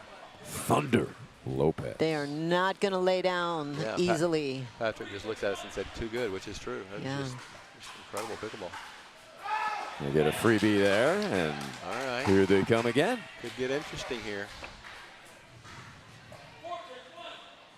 Is it hammer time, Scott? I think it is. Look Look at this. Look at this. Look at this. 2 freebies. Good timeout. Good timeout. That's a good timeout. Yep. DeRisi taking no chances. Gets it now. Yeah, smart call. When they're a little frazzled, and it's just a good time for a timeout. You know, that's why you have them for times like this. They tried not to let it get in their head. They had 8 match points in game 2. Right. And they were up 10-3. They had a couple. Should have closed it out, but credit the Hammers with a miraculously played point. Absolutely. And now they give away a couple returns, and now it's back in their head. It's back in their head. So pickleball's a mental game. Yes. Somebody said it's 75% mental, and that they couldn't figure out the other half. So I like that somebody. That's Right, probably that's pretty right. wise. No names mentioned, but yeah. So here we go. The mental game is on right now.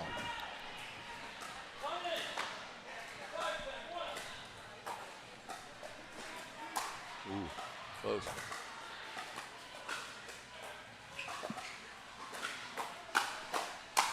Oh. Credit Jose Great for ball. staying in that. Yep. He is not backing off the line. Nope, Is going to nope. stay up and keep putting pressure on. Good timeout, right? Yep. Good timeout. That worked All well about for him. changing momentum. And they did it. Right? DeRisi, fierce, intense competitor. He really is.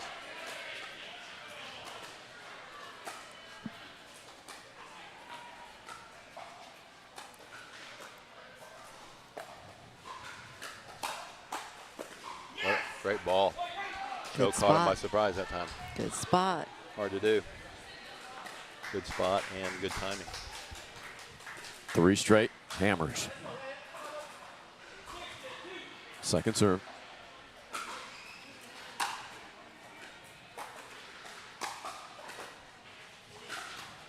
Nice drop.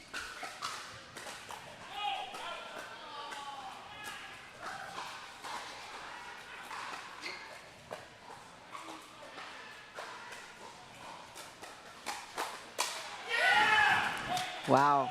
Wow. They're fired up. Rich was ready. They're going to hold him. Here we go again. This is the team that just doesn't quit. They don't give up. Love it. Just 4 keep on hanging Angel. around. Yeah, and Lopez giving it right back to DeRisi. Yep. It's game on now. Oh. Got it just low enough and quick enough on him. Rich couldn't quite reset that one. All right, can Princeton close it? Third attempt in this game. 8 chances in the second game.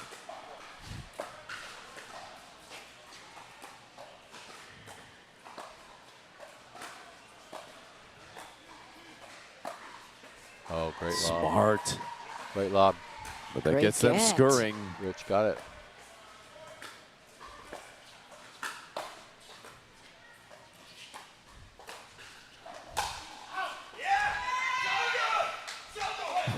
A couple of so good. He caught the back line with that. What a great Wow. shot.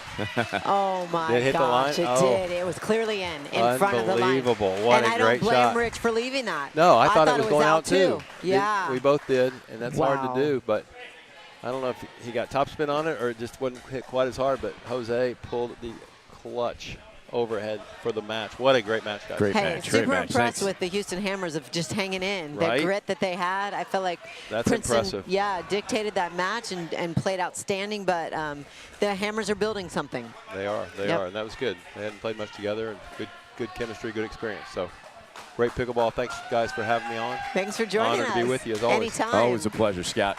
All right, Right. good luck in your match. Thank you.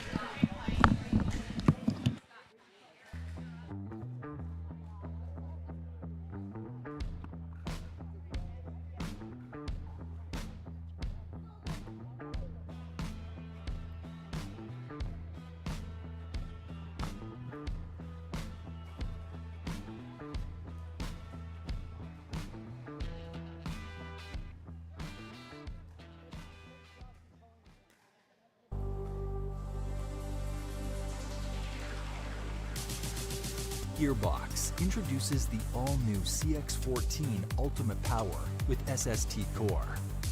All-new power band technology, delivering controlled, effortless power. All technology, every shot.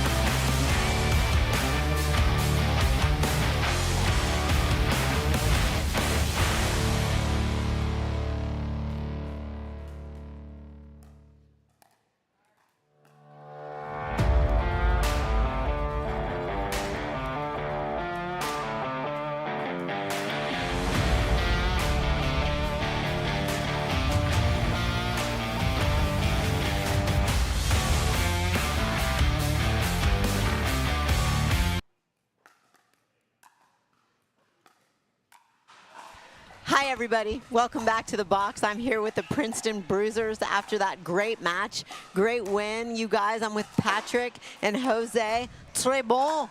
So Très bon. good. So good. So good. Guys, that was a battle. I mean, do you guys realize how? First, let's just get it out of the way. Okay, we're gonna get the elephant out of the room, out of the way.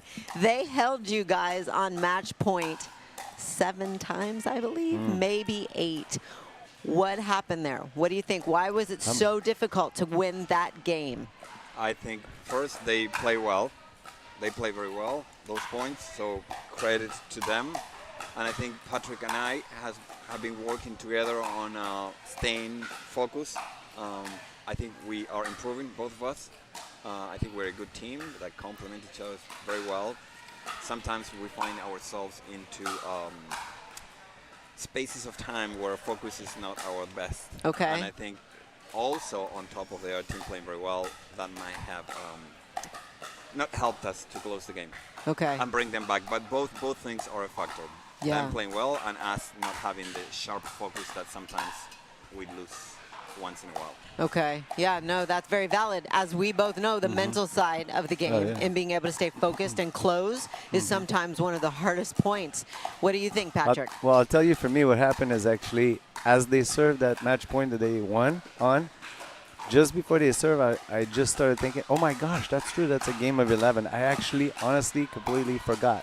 Yeah, and that's probably why I lost that point. I was like, holy valid. crap. Right, because we only play And win I didn't by realize, one here at NPL. yeah, when you sometime at the end of it, when you just put the ball in play and you're really calm and you wait, you can get the job done. I think for me, that's how I play it. And I think I kind of lost focus, like Jose says, you know. Okay. Us. No, I didn't say you. I think I just... No, but the focus on my part is the same, yeah. That's a big part of it, right? Well, I felt like you guys were really dictating the match. I felt like, Jose, you found a couple of patterns that really worked for you. The one that I saw was you were beating Rich down the line. So they were having a little bit of trouble covering that middle ball, right? They both wanted to pinch the middle. We weren't sliding when the ball was in front, and I think you went down Rich's line many times. Yeah, I like that backhand roll when I take the ball, even if it's slow, if I'm feeling it, and today was one of those days. Patrick was moving the ball, so actually he was doing the kind of the feeding by moving the ball well. So I mean, that ball at this level doesn't come free. Right. We have to generate the previous ball, and Patrick did a fantastic job with his things, moving the ball, putting pressure. So eventually I will get this ball kind of at my knee level, somewhere like that, and I will just, when I saw the right ball, I will just attack to the person in front of me. And this time it was Rich, and I was trying to move the balls beforehand here. I was trying to find, knowing that the next ball maybe will come back likely. Sometimes it was a winner, but it was a setup, and the next one will be a winner. So I like that pattern. It was working very well for us. Yeah, it was a very good one. Over to you. So great soft hands. That's not an easy paddle to reset as many balls as you do it, but you still are able to do it. You're known as a resetter. You're known as the setup guy. But today, Patrick, you really mixed it up. You kept them guessing, and such a great job of bringing both the heat and the reset. And it was like catching them off guard, right? Because they're like, wait, he's supposed to be resetting that ball. What the heck? Yeah. So is that something that you're trying to add more to your game in order to keep them confused and guessing what's coming? Absolutely, yeah. You know, what I think, this is what I think. When I concentrate on defense, I do really well because it's at the forefront of my mind. If I start doing more things, attacking, and when it's not as obvious, like a mid-level ball, sometimes I get caught up on attacking and getting defense. So I tend to like to just be me, be soft. But again, the part I could improve on my game is just setting up Jose with a pop-up where he can clean things up, and instead of being overly careful, which is still a pretty good strategy in my book, and it feels like it works well. Yeah. But what can make me a little bit of a better player would be to just start kicking and spinning the ball to the feet, just moving the ball with a little intention behind it. Absolutely. Always intention, right? We got to have intention where we put the ball. Jose, one more thing back to you. I'm always so impressed and love your reaching. You're always staying on the line and reaching and able to apply so much pressure. Can you tell everybody why that's so important? Yeah, I think it's important to, I mean, it's not a I don't like those rules where you have to do this, but I think we have styles, and my style is to be as close to the kitchen line as possible. So I will overreach, so reach and take the ball out of there first. Any ball that you can take out of there, you are going to be more aggressive. And then also it takes time away from the opponent because you take the ball half a second earlier, and if the guys are moving, you catch them, not prepare. Right. You take time away from the opponent. Guys, you played a great match. Again, I felt like you dictated. They did a great job of hanging around. But now we've got an outstanding mixed match going on right here in front of us between the Scorpions and the Indian Drivers. Who do you like? Well, I think it's a great game. I know two of the players very well. I know Rick very well, of course, and I know on the Scorpions, I know Lily very well. I don't know their two players very well, so I'm looking forward to see about this match. Lily's a lefty, very good player. Rick, of course, brings all his great shot making, intensity, and he's a fantastic player in all games, but he has a lot of accomplishments in mix as well. So he's going to bring all that. It's going to be a great game. Looking forward to it. We're playing against the Scorpions in the afternoon, so I'll definitely watch this match. Yeah, this will be a good one to watch. Guys, thanks for joining me. Très bon. So good. Congratulations. We'll see you next time. Thanks so much, Amy. Thank you.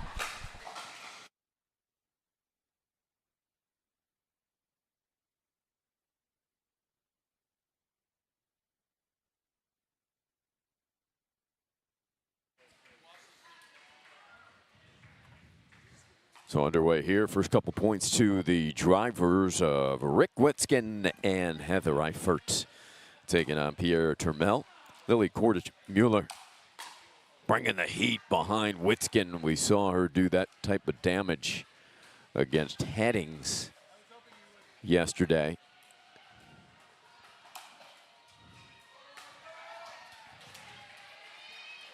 And there's the team battle overall. Coachella Valley, a narrow lead, 5-4 over the drivers.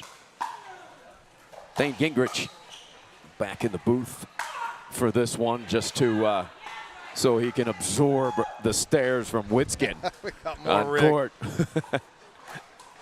This is Rick's specialty right here. This is what he loves more than anything, to be dancing around in mixed, causing chaos and havoc. No quicker the words out of your mouth. So it's going to be a delicate balance, right? So now Lily's in front of him. It's different than having the woman cross court from him. And it's going to be a delicate balance between going behind him and trying to find Heather cross court. And Kordich-Mueller already established that. She went behind Rick earlier with a big-time drive. And we saw her do that consistently against Headings yesterday. Right. But Rick plays a little bigger than Chris in mixed, right? He loves to squash the court, kind of get into that emotional battle, and it's going to be a test here. And there it is. And there it is again. Rick looking back, says he's shaking his head. Yep, you got it.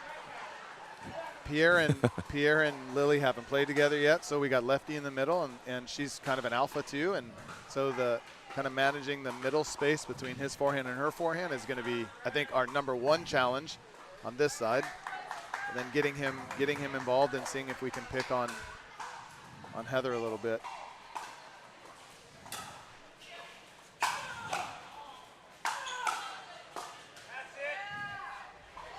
Talk about absorbing pace there, Turmel. He's not bothered by that. His backhand counter is huge. Is that a big part of the discussion going into this match, that middle ball to Pierre, about how to handle it with Lily? Yeah, they definitely are going to. I think they're going to have to manage it in real time, right?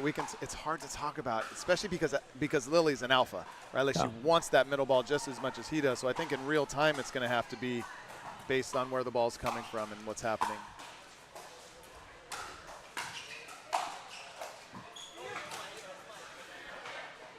Witzkin somehow able to collect that off of the net.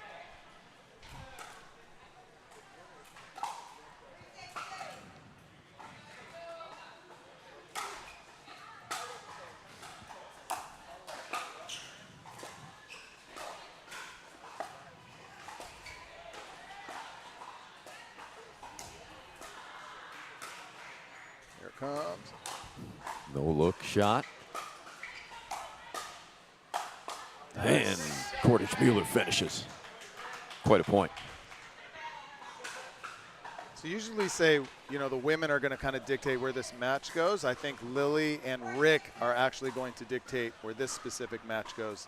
Lily's ability to go behind and Rick's ability to play huge and really cover more court than most senior pro men can do in mixed. I think it's going to be a little different than a normal mixed match. Witskin Right all the there. way over, crashing into the fat tire sign. Taking out a tire. For example. Well, Eifert and Cordage Mueller got to know each other quite well to begin the day here. Early in the morning, a long three-setter. Really good match. Witskin with the left hand.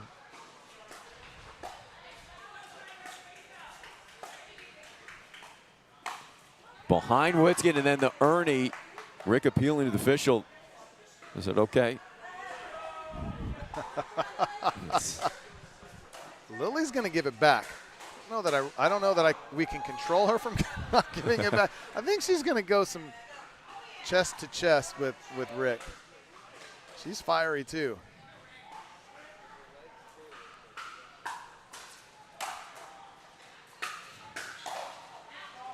Good third, great third. She's so solid. She's so good. I think she's super underrated, actually. Yeah, her record's been terrific. Eifert came into the weekend, Dane, 16-6. Wow.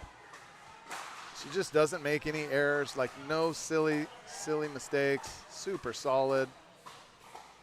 The ball bounced down the court, but rolled into the corner. Didn't distract anybody, particularly not the Scorpions. I think with Indy, if they keep attacking middle, I think it's going to be trouble, right? I think they got to keep the ball on the outside and create space that way. Attacking middle, like Lily is looking for middle almost quicker than Pierre is.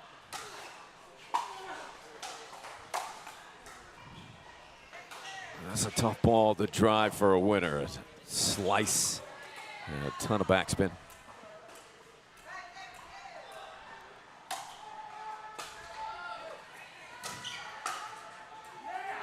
That quality from Eifert.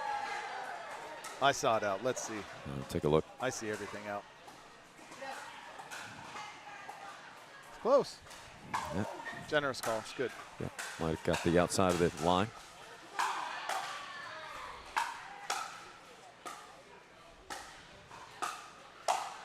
Shot. I just want to call everything out when in doubt against Rick. When in doubt, we just call it out against Rick. I'm just kidding. He appreciates that. Officially just kidding, NPL. Just kidding. We want to start the controversy before Cincinnati for sure. Oh.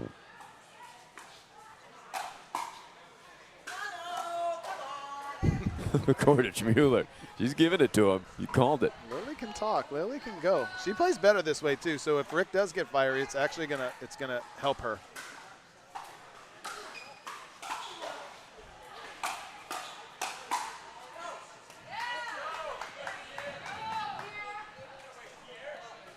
And Pierre he just goes about his business, doesn't he? Yeah, he's super quiet. Just doesn't talk much. He's underrated as well.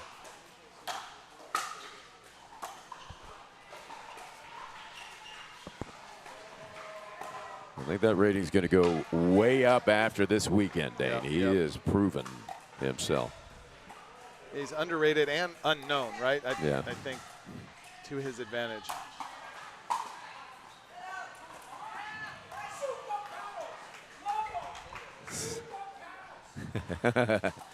Commentary there, Dane, about the paddles. Why is he looking at me?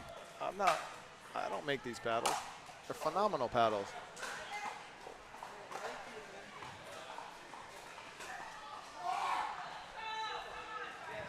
Talking about the souped up paddles. And he is looking over at you, Gingrich. Why is he looking at me? Why is he looking at me? An influential guy.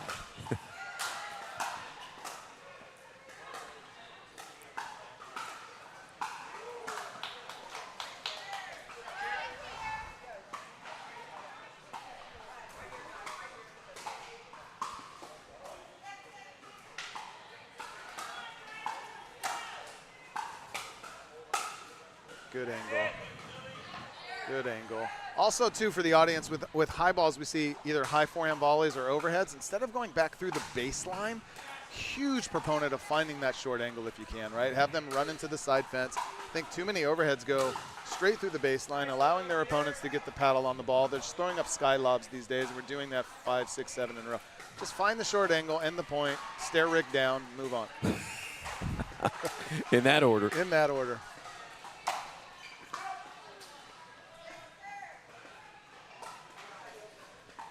Well, Kordsmuller has her target. And it's the big man over there.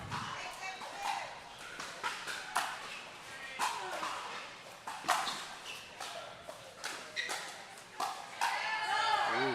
Pulled it. Dangerous, dangerous. She's just not going to back off, right? She doesn't care who you are. I know Lily doesn't care who you are. She's coming for you. Your counters better be on. Yeah, she's getting a number of points off of that serve. Wow, 10-7, huh? Game point, Scorpion.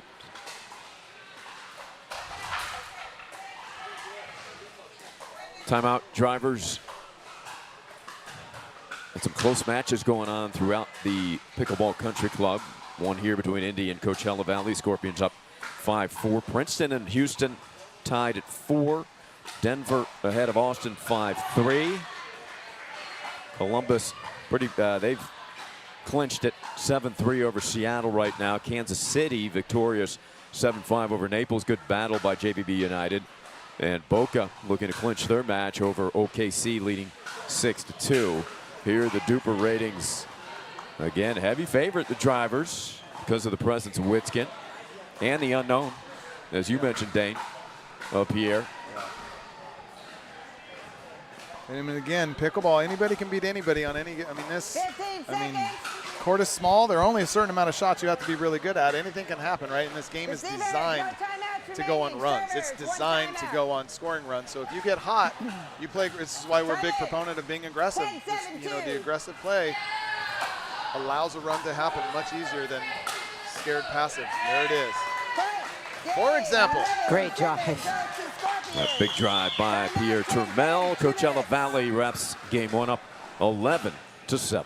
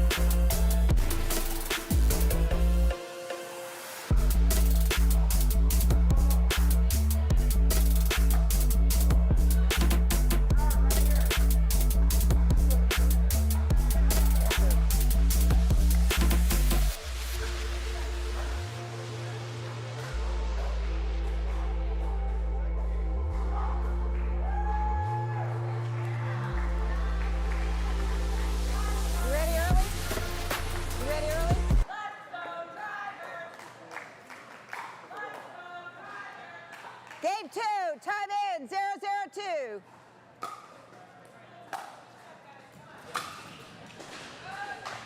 So game 2 begins. So again, we want to thank our presenting sponsor, DEXAScan.com. As a pickle player, agility and endurance are key. Visit DEXAScan.com to find a location near you. They're going to help with all aspects.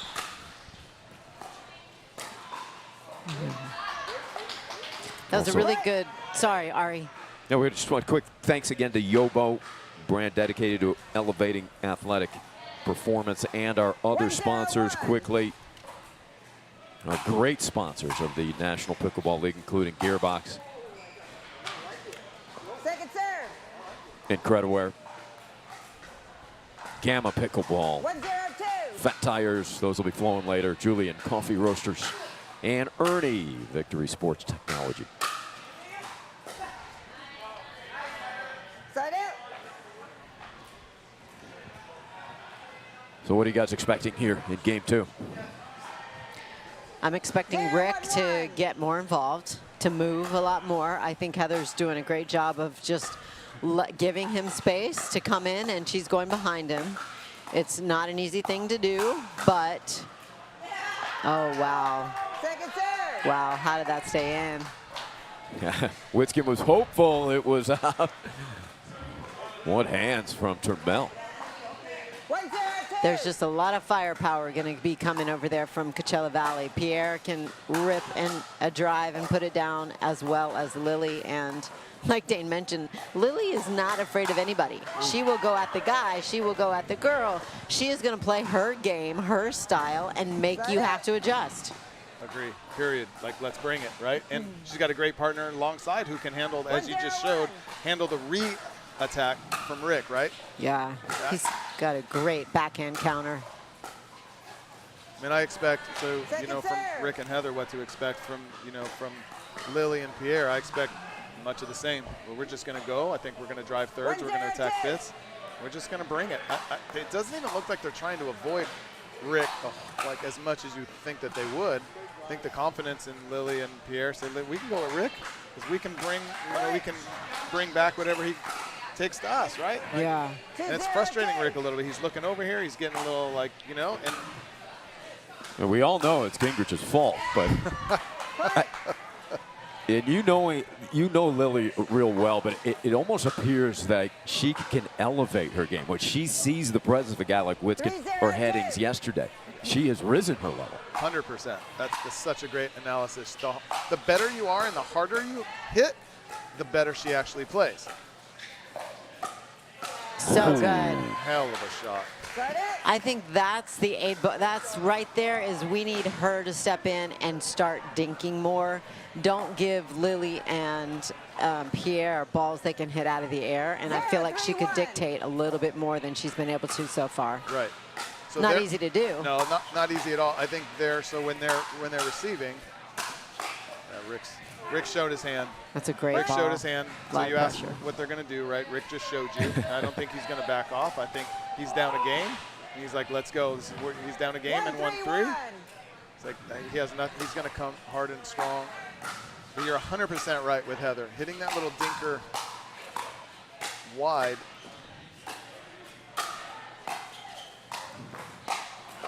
Wow, great shot. Great angle. The angle is way more effective. I totally agree with Dane. Every ball can come back. It's a wiffle ball. Yeah. If you just hit it hard, it's going to come back. If you can angle it off. 100%. Oh, that's coming back. Another one. And Nice Witzkin angle. talking about an angle onto the other court with power. Rick is full blazing. Full head. I'm gonna Full steam ahead. take you out. No more Mr. Nice Guy out here for Rick. Bring it on. I think they just played 2 out balls right there. Yeah, well, it's hard to get out of the way. Exactly. I think Rick and Lily are having a little thing right now. Could this be a little pissing match, do you think, going on? This is absolutely happening in real time. Rick's doing a little stare down as he does, like he's just saying, let's go. He's being the competitor that he is. But I think to your point about Heather hitting that little dipping dink to Lily's backhand is key for this match, assuming Rick can't continue just to bully ball the whole time, right? Yeah. If he can, then they should do that. But if they can't, their fourths, right, Indy's fourths are going to be almost most important shot, get it down. 3-3-1. Their 6, get it down, get into the kitchen, and hitting that roller to Lily's backhand is going to completely change the dynamic. If Lily will let that happen, right, if she runs around her backhand, then it's going to be different. If Heather has that beautiful little roll wide, I think kind of go a little Annalise style and just keep it over there, and let Rick dance, that could change this game up. ATP. Ran out of room. Frustrating. No room over there. Ran out of room. I would have made it, Rick. Good thing you didn't hear that. 4-3-2. This is me, my last broadcast. Nice knowing you guys. It's really nice being here. Oh, right idea. Yes, it was. She saw the opening. But they set it up perfectly, right? Rolled it wide to Lily's backhand over there. I think did Lily run around it? Open up space perfectly. Yep. Just didn't execute. Oh. Unfortunate for Indy. Well, like I've said multiple times, we spent hours drilling that shot. I mean, it's amazing how good they're getting at it. Ari's sick of me. Ari's already sick and tired. No, I'm going out to practice it myself. Yeah.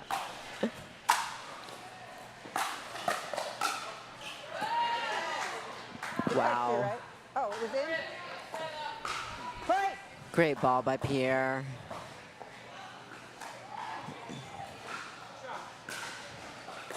Yep. 7-3-2. Inside the line. 4-point advantage. Ton of topspin on his ball. That's Point. serve difficult to handle. Yeah. 8-3-2.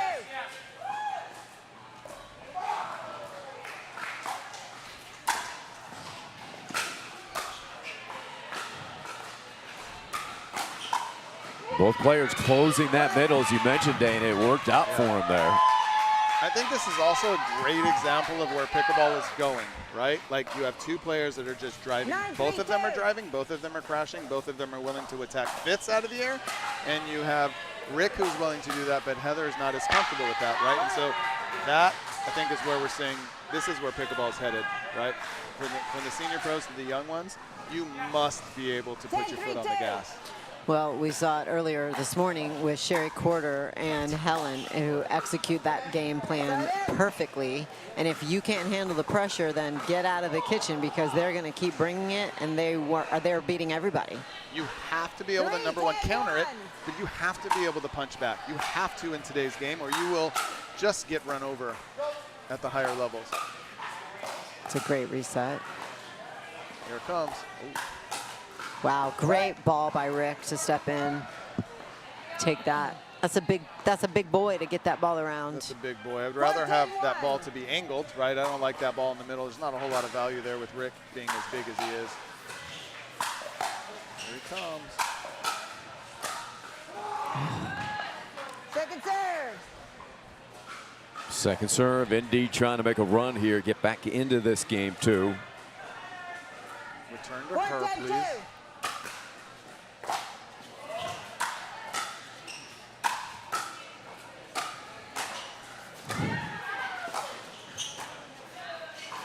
What a shot by Eifert. Great shot. Good point. Most players are hitting that with a backhand every single time, right? It makes it so difficult when you can run around that, creates so much more angles, so many more options. Really tough to defend. Second match point for the Scorpions. It won't come Great yet. ball. Second serve. The drive got away from Lily a bit. 10-4-2. So now Heather's at the line. We got to drive through her. We don't need to deal with Rick anymore. Drive through her.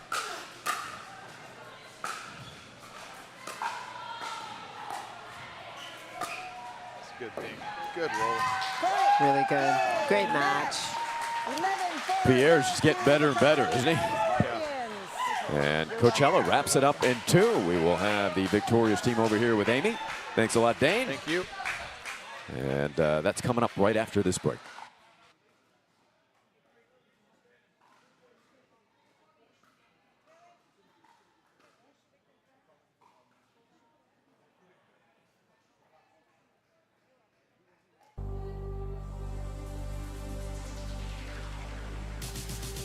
Gearbox introduces the all-new CX14 Ultimate Power with SST Core. All-new power band technology, delivering controlled, effortless power. All technology, every shot.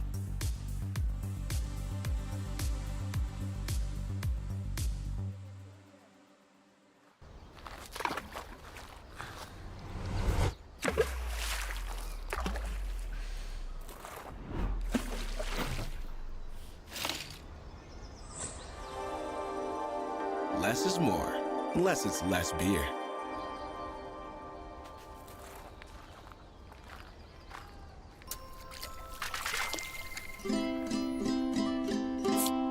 Fat tire.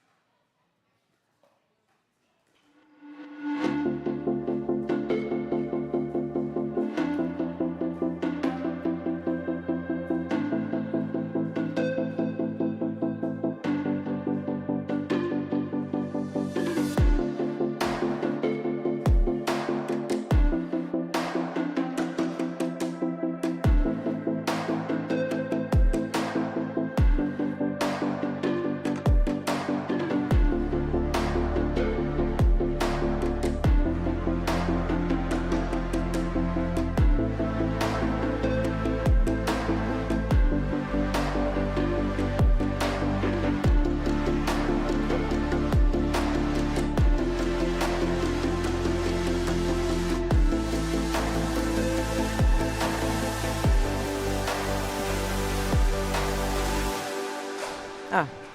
Oh. Hi, welcome back to the box. I am going to chat with the champions from our last mixed match, Coachella Valley.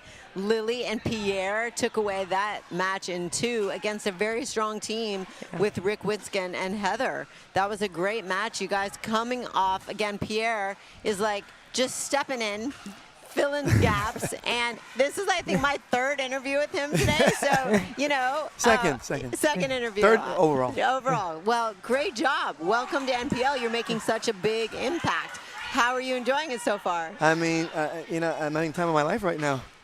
Playing all these amazing partners, you know. Lily is just amazing. That forehand is just money. So Absolutely. I just had to be ready. That's it. She did all the rest. Well, Lily, we've had this conversation multiple times, but I'm going to stick with the same game plan that you always have, which is just guns out. You're not fearful to attack the guy, the girl. It doesn't matter. And then you have a great backhand counter right there beside you, so that gave you even more free reign to go ahead and rip it. Yeah. I mean, Pierre is an amazing partner, and we've never played before, you know, together.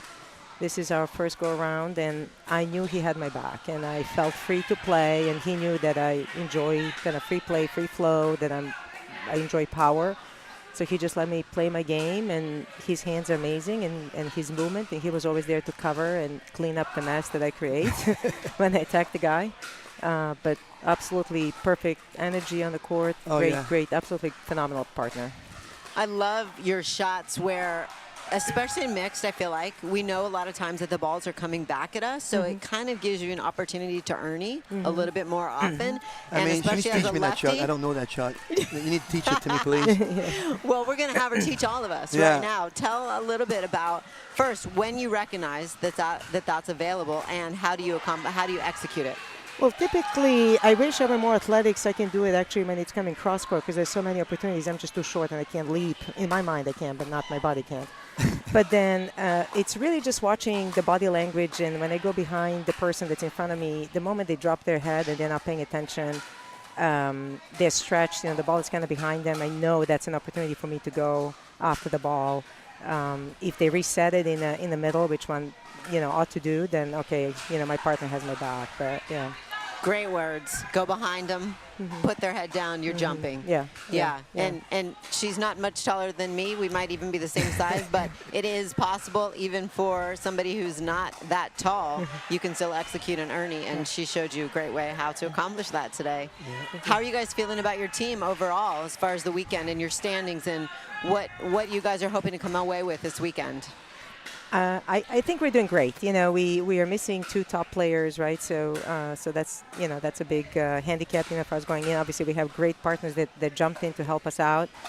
The team is doing great. I love the team spirit. You know, I don't know what the score is right now. We had, you know, a couple of tough battles earlier. You know, it's all in a prep for the Cincinnati, right? So it doesn't matter win or lose. You know, we are learning, and hopefully we can bring our A game when it matters the most. Yeah, great. Well, Pierre, I know you're just visiting with us, but it's been a pleasure to watch you play. Amazing experience, yes. Good. Well, we hope we see you back next anybody year. that has a chance to do it should do it, for sure. Absolutely. Well, your game looks impressive as always, but it just keeps getting better. Thank you. And so we look forward to having you here again. Thank you so much. We're going to have a great mixed match coming up right here, Lily. I think you know all of these people out here. I do. This what is are you going to go with? You know, this is going to be actually a very close one.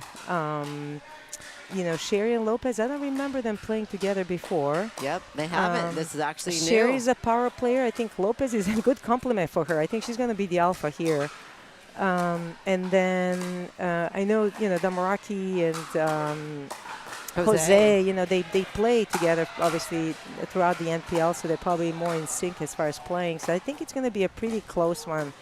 I don't know what the duper says, but look at that. Oh, 50-50. Oh my goodness. If it's and by the way, you know, Rich and I are playing, you know, the National, so he's my man, you know, and then, you know, Sherry's my girl, so I got to go with them, you know. I got to go with the peeps that I know and love the most. So.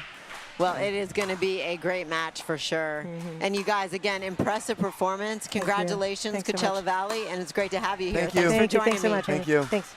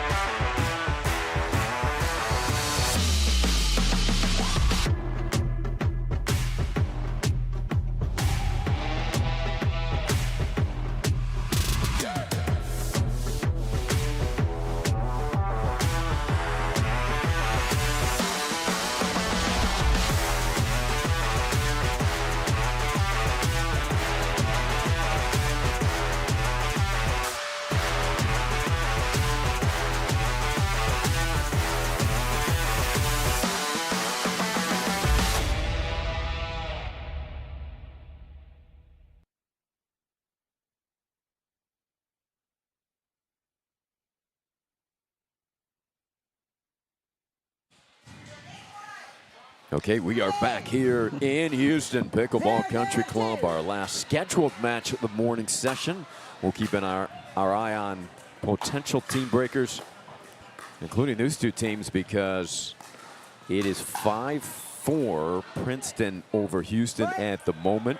Indy and Coachella Valley locked up at 5. Denver and Austin in a tight one, 6-4 Iconics. And there is the updated scoring. So Indy and Coachella Valley, okay, they're already going team breaker, but they may end up playing that on a different court. We are ready to rumble right here in Houston, Texas. Man, what a match to finish out our morning session. Sherry is already guns out, going right at Jose, and Jose is smacking it back. So we're going to see who's going to get the better end of this. Yeah, I'm looking forward to this one. This is a great matchup on paper. It's a great matchup on screen. It's a great matchup for the Duper ratings at 50-50. I don't think we've seen that all year. I don't think so either.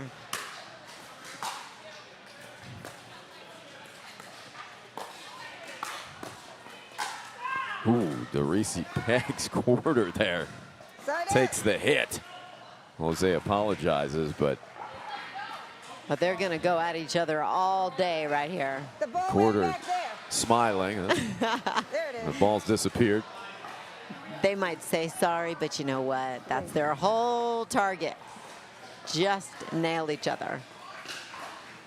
0-3-1. Field goal up on the board for the Hammers.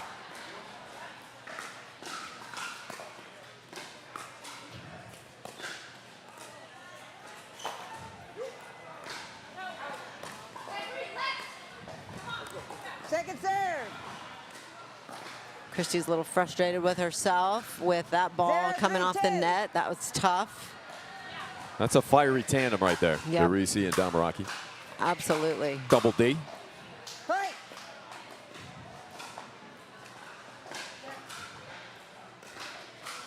One, 3-2.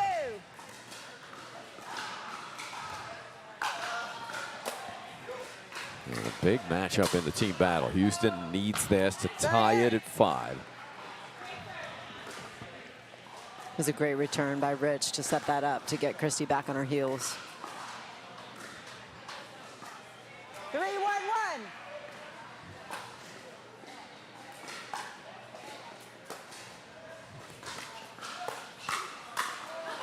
Thunder and lightning. Thunder Lopez. Sherry quarter. I like it. Good combo. Double D's not too bad. Look at Ari coming up with all these little awesome sayings. 4-1-1.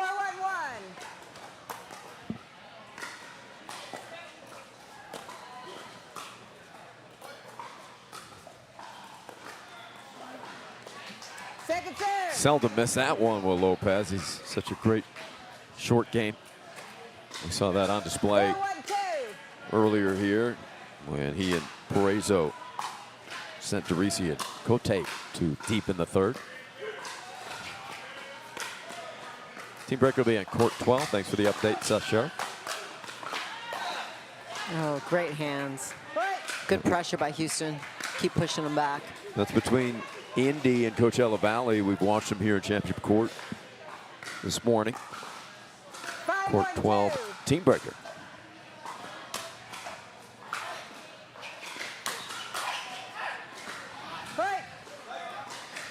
It's tough to handle there.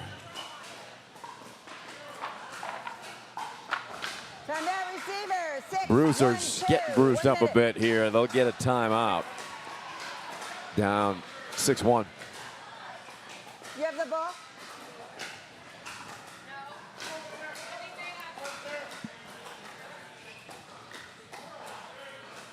Thank you. Yes. Yes.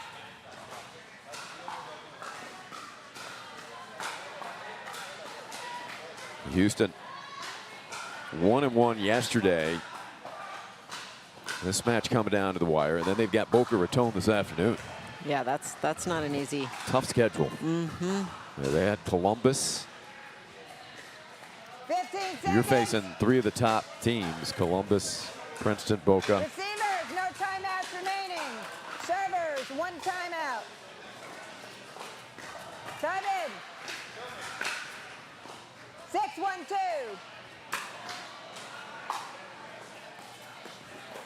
Yeah, right off the baseline. Great return. Quarters, I thought it was going on. I think Rich did too. And right on that baseline.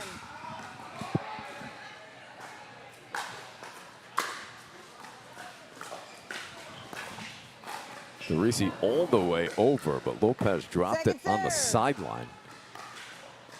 Keeping it out of the strike zone.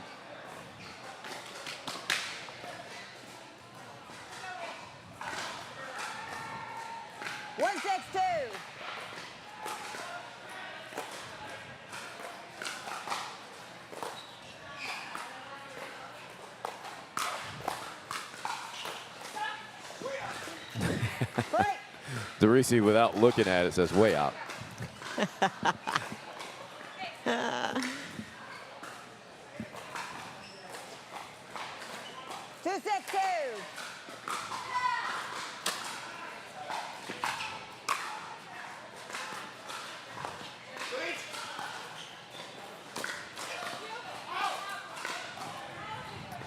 Side out.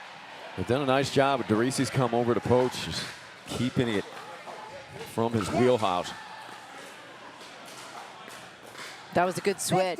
That's just tough. I mean, Jose has got to get involved in this match. So he's trying his best to figure that out. Well, look at how far he's leaning over. Yeah. 6-2-2. They're going to have to go behind him. Side out. So a quick 6 for Houston, but now they've been held there. 2-6-1. Princeton a chance to get back in it.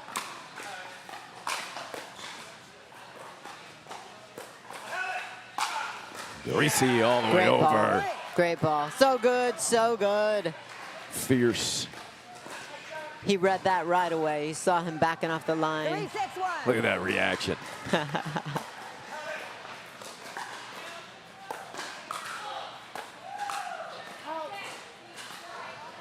Second serve.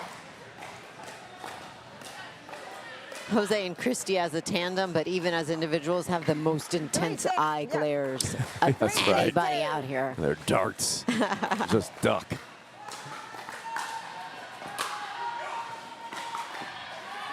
Great return. Yeah. Side out. Christie's going to have to just start deeper because they keep getting her on that deep return where she's backing up and is on her weight is back instead of forward. A quarter way over with a big let's go. Great poach. Directed towards Jose. They're going to have to direct that ball behind Sherry, but it's hard to do when Rich is hitting a nice low drive that's dipping.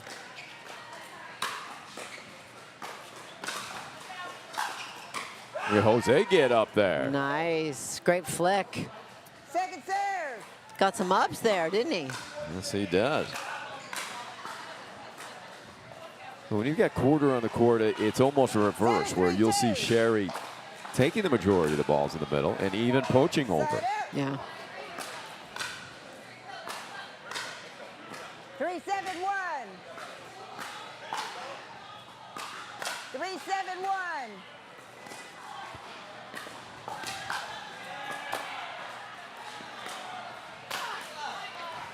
That gets a piece of DeRisi.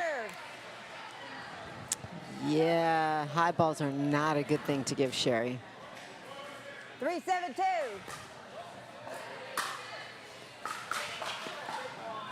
Side out. All right, she'll get it. She'll get it. Damaraki pointing at her head, 7-3-1. searching for her rhythm.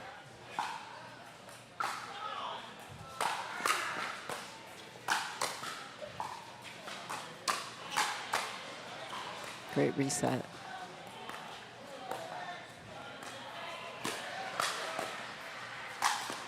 Yeah, there you go. Really Damaraki nice. sets that up, Amy. Yep.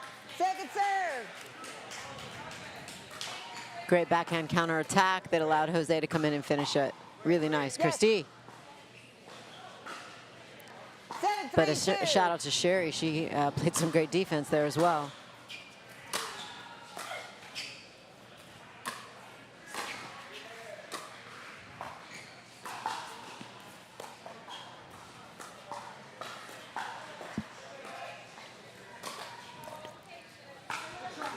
Side out.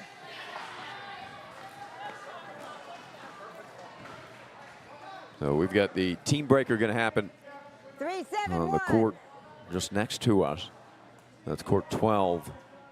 If you're trying to find it on the stream, we'll keep our eyes on that for you too, Scorpions and drivers. And we've got a copy of the lineups for both teams.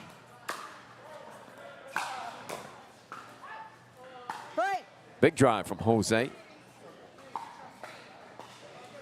Caught Sherry while she was still moving in. That was a great ball. 5-7-1. Princeton right back in this one. They trailed 6-1. We expected this one to be tight. Second serve. Great ball by Rich. 5-7-2.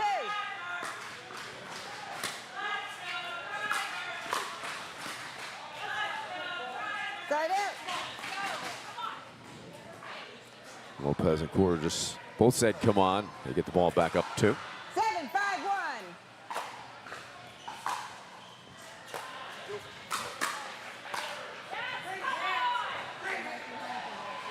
Why?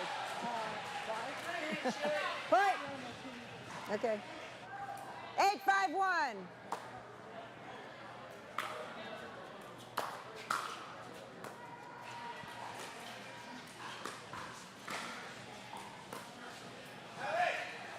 Reese's got to track it down. He does.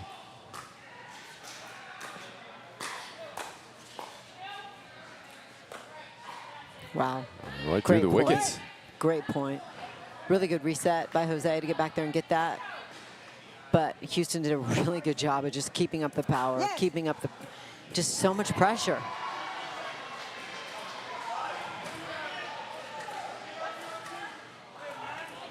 Yes. 9-5-1.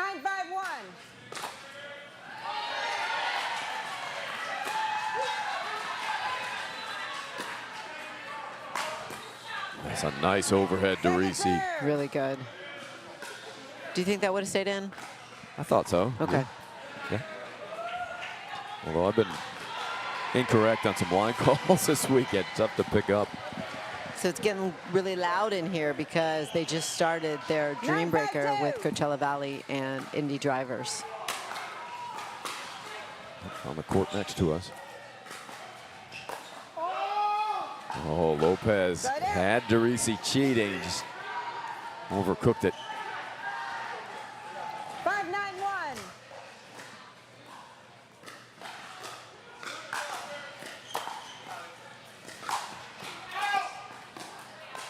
Second serve.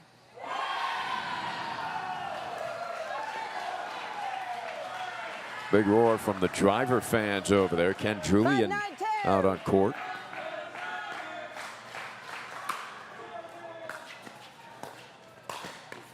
But DeRisi gambled, paid off.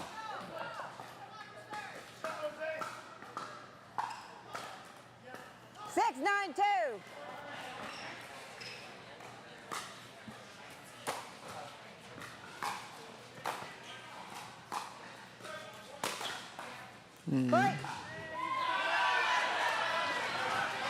Good low ball. That's a tough ball to speed up on. Yeah. 7-9-2. 7-9-2. Porter's on the left side now.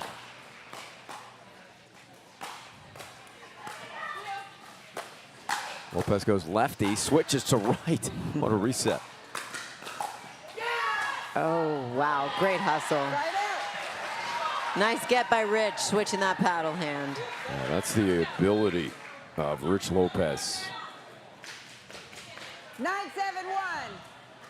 Great hand.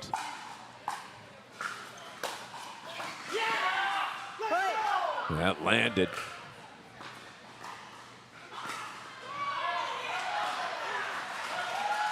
Wow, great drive. 10-7-1. Game point. And there it is, 11-7. Houston takes the first. Second game coming your way next. Thank you. Timeout change ends. 2 minutes.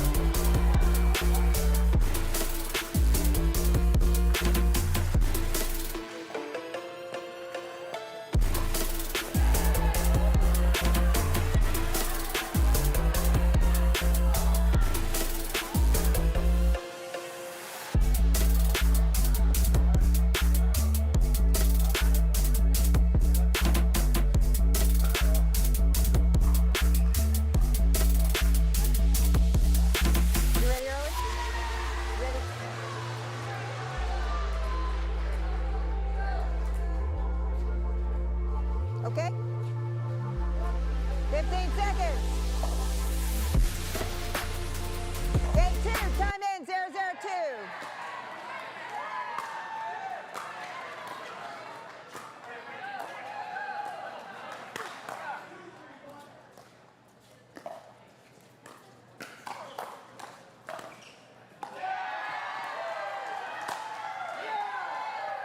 Point.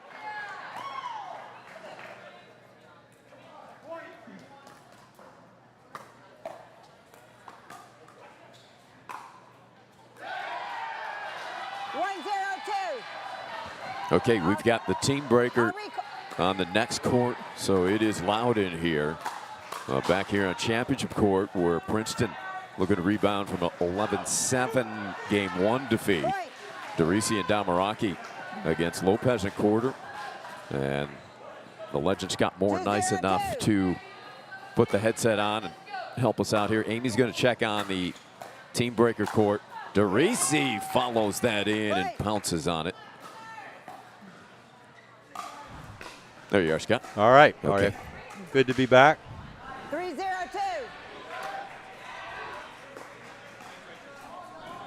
Point.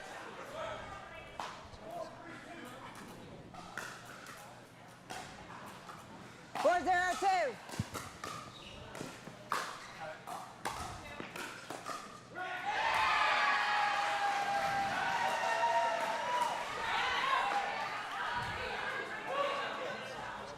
Side out.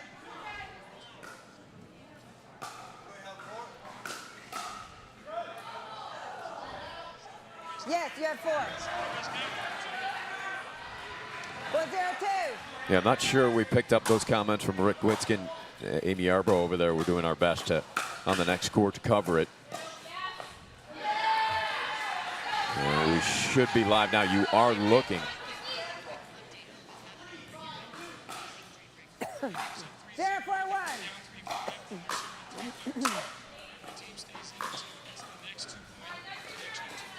Second serve. 0-4-2.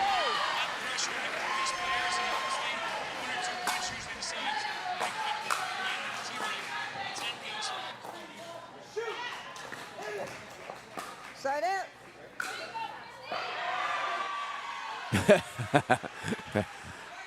Couple of let courts, and Coachella Valley now leading 6-3 over there in the team breaker. So a line shift is happening. We will also have a side shift at 6 points over there. Yes, whole new team's coming in. Again, they get to stay for 2 points unless your team is behind. Looks You like can catch all the way up. Zielinski and Jane take the court for the Scorpions. Yes. And we have Gina and Craig for the Indy drivers.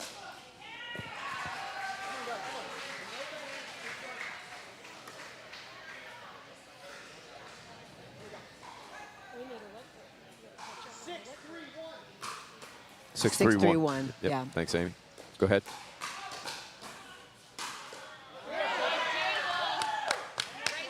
Great shot by Riley. Now we're on the 2.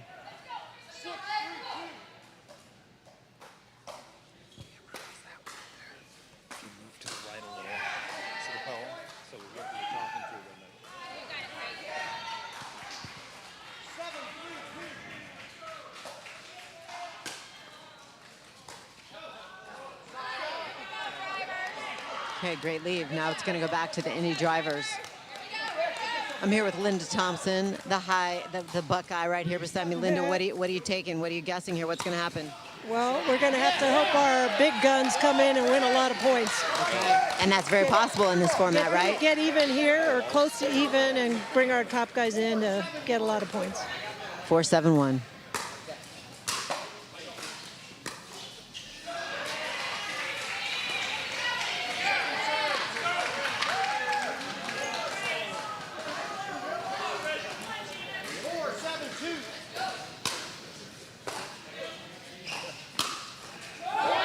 Great drive. Point 5-7-2 now. 5-7-2.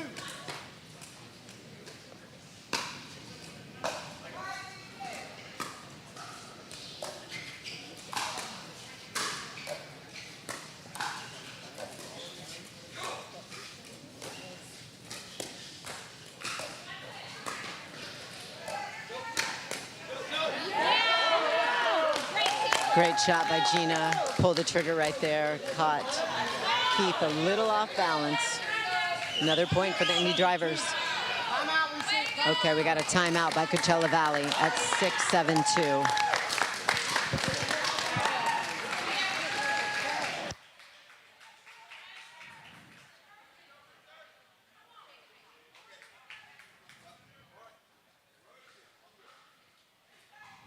Okay, I'm going to go back to Ari while we have a little break in the action here. What's happening on championship court, Ari? Thanks, Amy. Timeout over there in the TBreaker. Here it is 6-3, make it 5-4. We update that scoring. And there's the team battle. Princeton can clinch this match with a victory here. Houston leading after winning game 1, 11-7. And we may be in for another team breaker. Scott Moore, you're going to have to get yourself loose, looks like. I definitely am. We're hoping they can pull it out. We had one yesterday. They were an absolute blast. We pulled it out. So that is what I am absolutely hoping for. And I'm betting on it. If I'm a betting man, I'm betting we get there. And that was against the Indy drivers who are watching right now. Yes, exactly. They're getting some good experience in those team breakers, which is good. You never know. Championship weekend, right? Experience can make the difference. Yeah, for all the marbles. Right.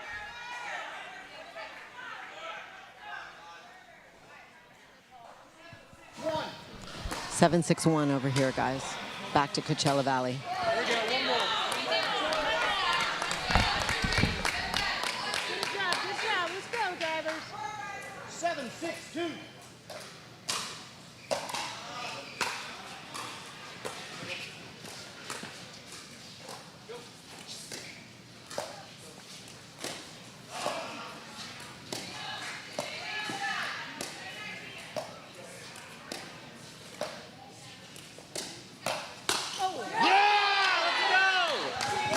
And it's going to be a side out. Back to the Indy drivers.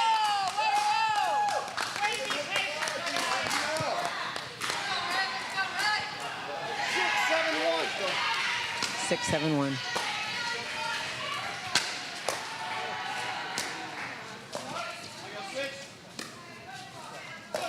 Oh, yes.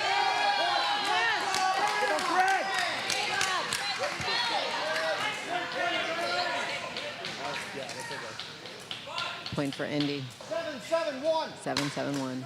Second serve. Short serve, second serve for Indy. All right, Gina. Here we go. 7-7-2.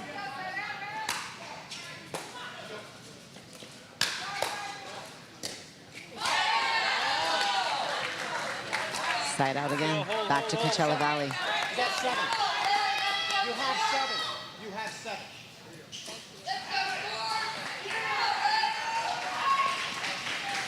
7-7-2. 7-1.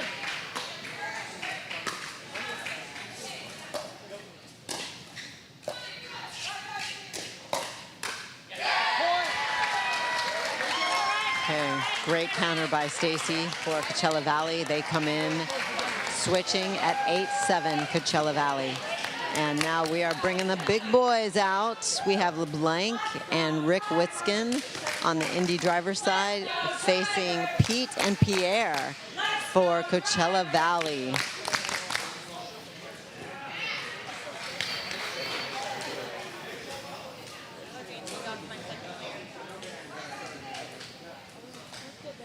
So much drama, so much pressure, right? Great job, you guys.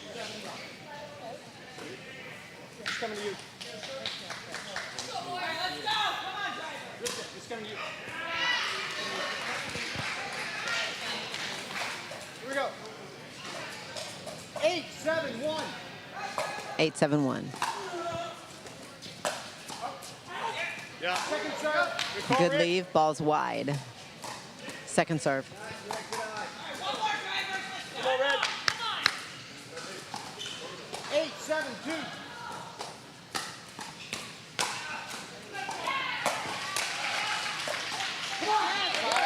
Great block by Bernard. And now they get the ball back. So it's on Indy's paddle, 7-8-1.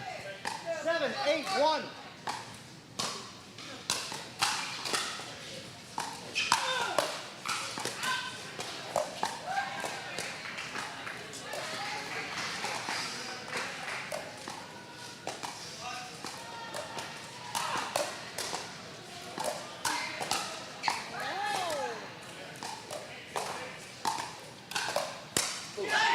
What an awesome point. Wow, great shot by Pete. He just ripped a little flicker right into Bernard's right hip. Coming again. 8-2. Second serve, 7-8-2.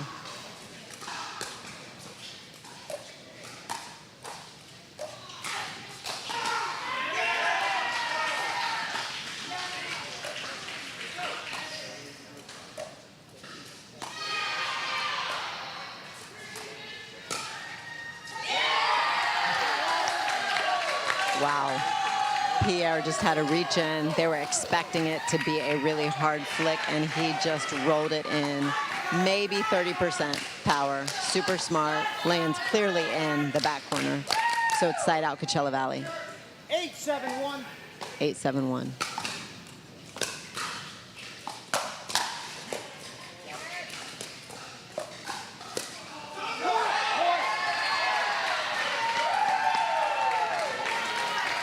Point for Coachella Valley.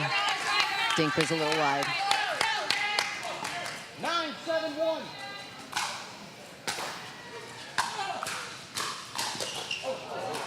Second serve. Whoops. Think that was just out. Shankopotamus. Yeah, little shank there.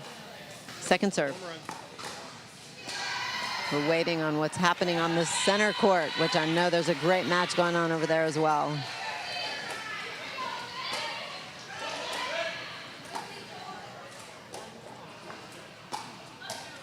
One step, guys. Let's go.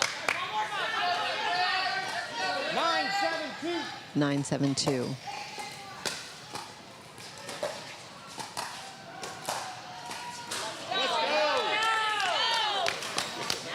Side out, Indy drivers. See if they can get off 7 here.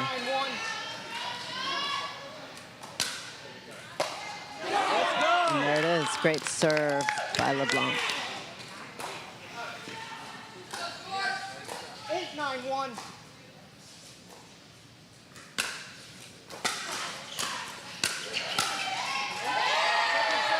Wow.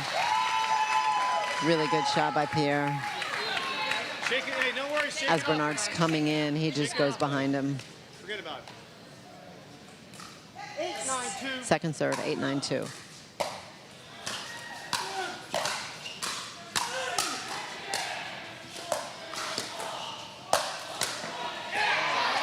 Great angle by Pete to put that down. You're not going to hit through any of these big boys, these big drivers over here, so the angle made the difference there. Great shot by Pete. And back on Coachella Valley's paddle. 9-8-1. 9-8-1. 9-8-1.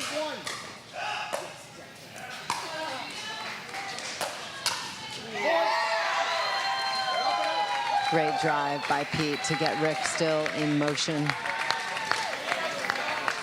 And we have a change. 4 new players coming out. Coachella Valley needs 1 point. And we have Chad and Glenn coming in for the Indy Drivers. Okay, here we go.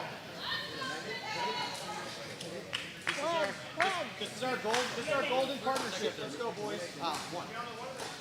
You're on 1. This is our golden team here. Let's go. Reed and James coming in for Coachella Valley to try to get that last point. And there it is. Coachella Valley takes the win over here for the Team Breaker. So let's go back to center court until I can get an interview with the Coachella Valley team. Back to you, Ari.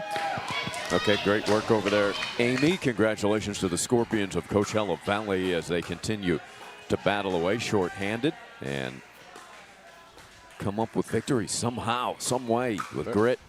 Impressive. Derisi punishing that ball. And we've got a good one here in game 2 as Princeton tries to keep their hopes alive in this match. Houston trying to keep their hopes alive in the team battle. The Hammers need this one. Badly. And Scott Moore, who is nice enough to visit with us, would have to go get ready for another team breaker. I would be happy to do that, Ari, believe me. Yesterday we were on the other end of the spectrum. We were hoping to clinch it up 6-5. So I wasn't as happy about playing that team breaker, but this time I'm very excited to get into the team breaker.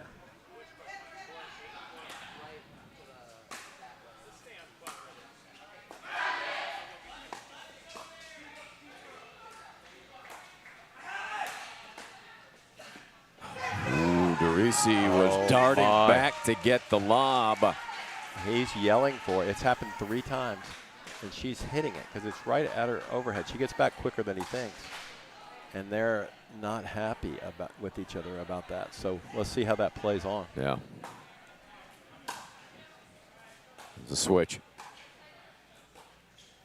Derisi's got that one. And he nets it. So and Christy didn't say anything. She wanted to, but he was so excited to take it. Right? Finally got one. Overexcited. And she's like, she's biting her tongue. Good for her. Okay, real quick, I'm going to cut in because I'm here with Coachella Valley.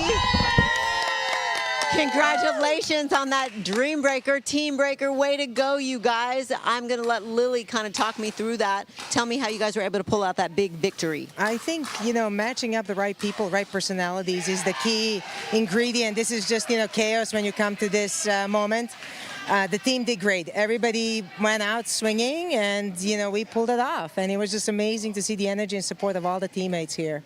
And what subs did you guys bring in? Pierre, what? Who's the genius to bring this guy in? I think I've interviewed him 3 times today. All of the players that came in and are taking spots. Pete, great job. You guys, way to step in and take over. Who needs Dane, right? Like, just bring these ringers in. Absolutely, great job. Hey, congratulations, Coachella Valley. Good luck this afternoon. I'm going to send it back to center court with Ari. Congrats again to Coachella Valley. Nice. That is a happy Scorpion team. Very happy. Is there such thing as a happy Scorpion? I guess there is when they're stinging them, right? They put the sting on them there. Ooh. Oh, my goodness. All right, Moore. Oh, boy, here get we loose, go. Man. Good luck in the Time team to loosen breaker. up. Good job. So Lopez and Corder finish it up. 11-7, 11-7. Thank you. Yes. And the Hammers are heading to a team breaker. Here we'll we have go that again. For you. This should be exciting. Yeah, they're always fun and exciting, and we'll see you in a few minutes. Okay. All right. Good luck, Scott. All right, thank you. And we'll have that for you coming up shortly here on Championship Court. TBreaker on its way. Hammers and Bruisers.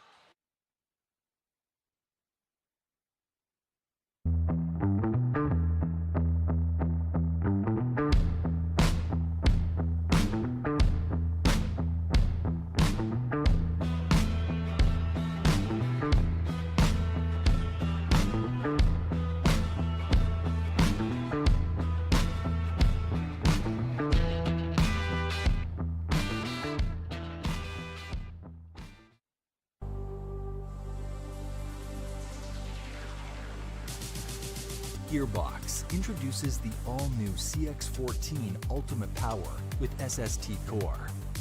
All-new power band technology, delivering controlled, effortless power. All technology, every shot.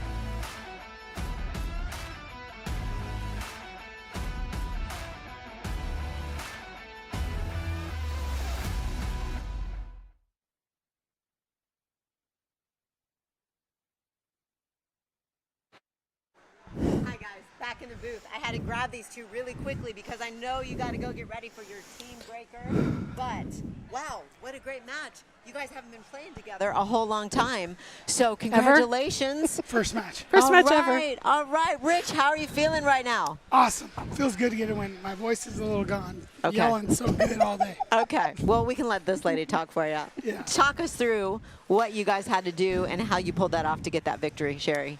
Establish our fastball. We had to be in control. That's it. That's all it is. I think during the match, it was put pressure. She was like, let's pressure, pressure, pressure. And then, you know, they adjusted, so you have to adjust and adapt. She's like, let's get to the line. Let's, you know, work the play. I was able to get some key lobs at the end there to push them off the line. And then when I was able to put pressure with my backhand onto Christy, it set her up. She put them away, and that was kind of a Teamwork. good recipe. It was teamwork. Yeah, that was the plan all along. But yeah, great lobs. I mean, that definitely changes what's happening out there. Sherry, did you kind of feel like whoever was able to strike first was going to win the point? I felt like whoever put pressure first and struck first. But yeah. Yeah, you know, you got to be careful. Jose's a good counter, smart player, top guy. So if you saw clearly, the lobs came when she was on the right and they didn't switch. Jose's big right hand in the middle is hard to lob. Yeah. So I was able to get it there, and she also lobbed when Jose's forehand wasn't there. So it was a good.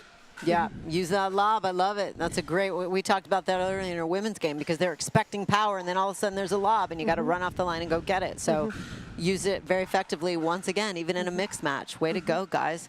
Okay, so give me your secrets. What are you going to do to win this? How are you setting a lineup now to come out and take care of this TBreaker? I go where they tell me. Gotcha. You know, I think the TBreakers are get to 10 with the serve, give your chance the team to win. Yeah. That's just how I look at it. Yep. So, you know, you need a stopper, and you need a closer, and you need a finisher. Yeah. That's how I look at it. You know, no pressure, right? None at all. Yeah. Sherry, does it feel just like going out for a normal match, or does it feel a little different when you get to play in it? I like it better because you know you have it like 2 points. Yeah. So you're super focused. You better perform quick or you're out, right? I'm striking first. Yeah, absolutely. Well, you guys, I don't want to keep you because I know your team's waiting on you, but congratulations on a really great mixed win. Thank you. And good luck in the TBreaker. Thank you. Thank you, everybody. Hey, everybody.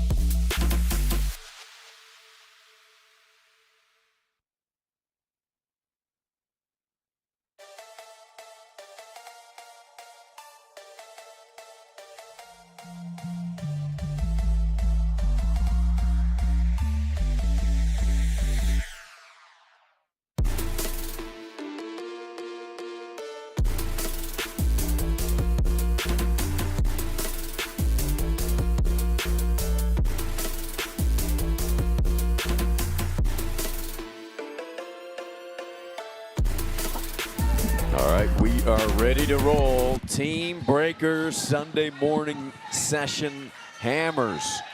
Bruisers to take this match. First lineup, Maggie Commuty, Jenny Merrill for Princeton. Mary Beth Henthorn, Tony Huang for the Hammers.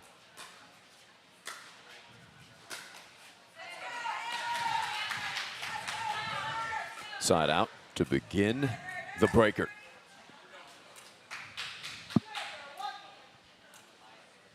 This is our 5th TBreaker of the weekend. Wow, so fun.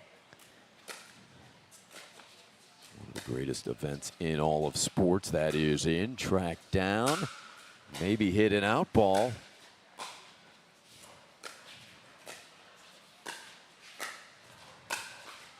But Henthorn puts Great it away ball anyway. by Mary Beth. Got just enough of a pop-up for her to hit down on it. They were able to keep Princeton back. They weren't all the way up to the line, so still in the transition zone. So much nerves going on right here for both teams. And just as you said it, Amy. Yep. So second serve, Houston. They get this point. We'll have a line shift. They cannot. It goes over to the Bruisers, so an opportunity for Merrill and Commuty to get their team on the board.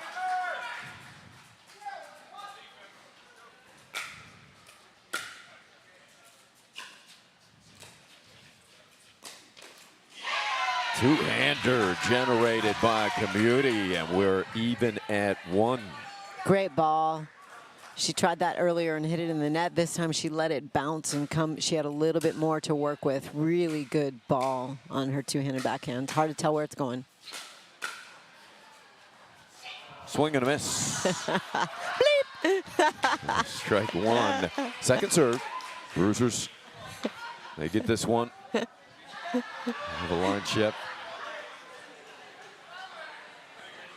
Something was said that the house erupted in laughter.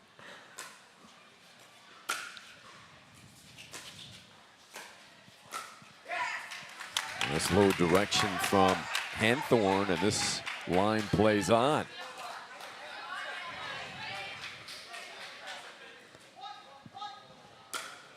One, first to two. There it is. That second point that might have sailed long. Yeah.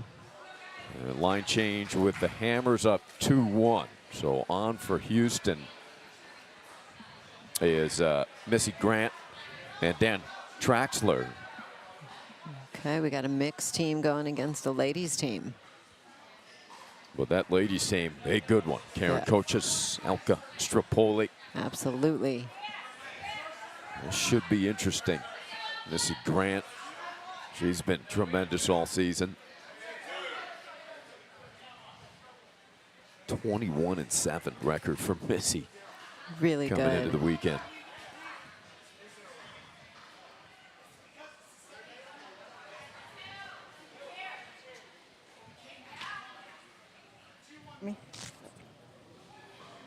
It's just a little confusion because they have to get them in the right position because they're coming in on one, so they're odd.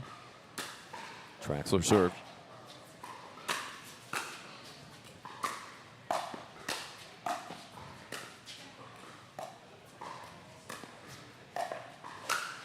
Traxler got a ball upstairs, didn't miss it. Great close, really good.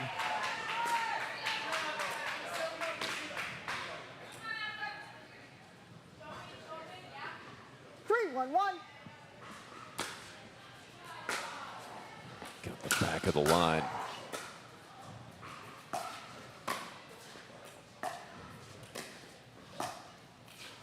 Missy exceptional with that footwork. And it's Tripoli Very attacking nice. with a two-hander. Great cross-court dinking from Alka to set that up. She was very patient, waited on a ball that got a little high, and then good attack. We'll have a line shift if Houston takes this point. What a return. Coach's two-hander, forget about it. She sends that into the Gamma pickleball sign.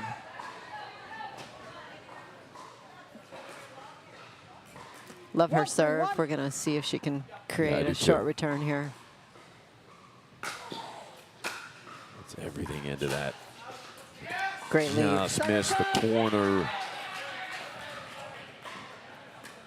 It takes the serve out of Coach's hand. It'll be Strapoli. Ooh, a break there for Traxler and Houston. They get it back with a point away from a line shift. 3-1-1.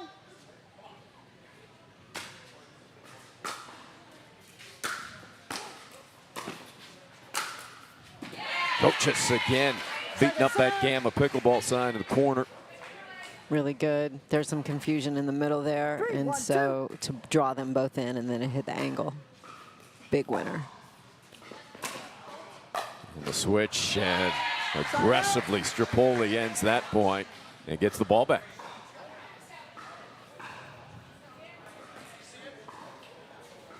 It was, yes, I did, but you didn't call it. 1-3-1.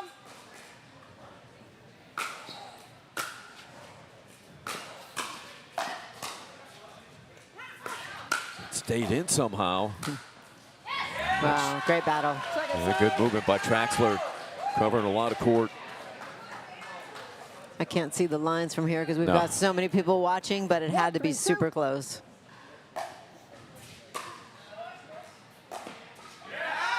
Side out. So Princeton unable to hit the scoreboard. 3-1-1. And that service.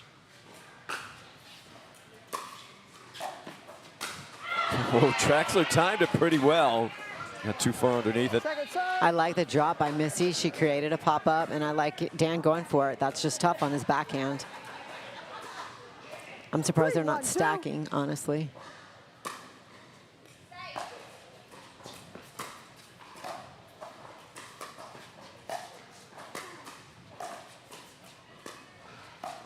Foot foot.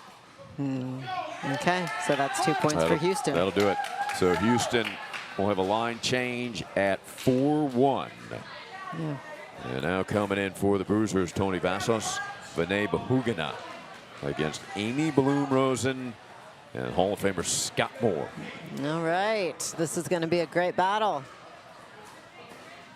Amy doesn't care that she's the only woman out there. Yeah, we've seen some talented left-handers here on Championship Court over the weekend. She's a fiery one. Owner-player of Houston Hammers. Ooh, Bloom-Rosen coming all the way over. No hesitation, just missed that corner. Yep.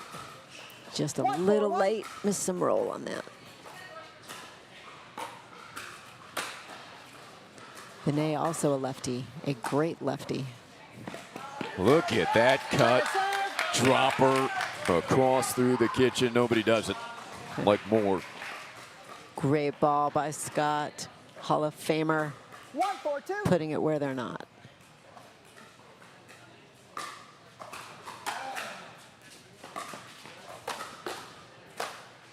Wow, pretty, pretty.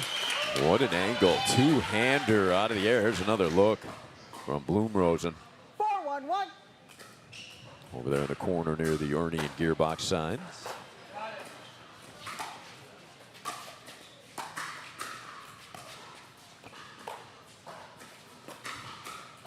Drops it in. Wow, Vinay. Remarkable shot by Bahugana. Great patience. He just waits till that ball's so low and finds the line. Did you see Scott Moore blowing, trying to blow that ball out of bounds?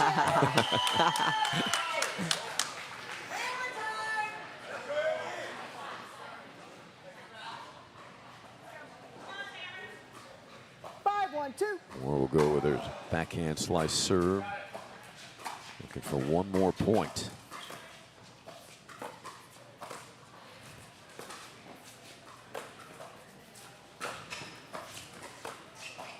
Dangerous. Side out. As you're lobbing back towards the middle, but that's Bahugana's overhead with his forehand. Strong left hand, yeah. Yep. 1-5-1.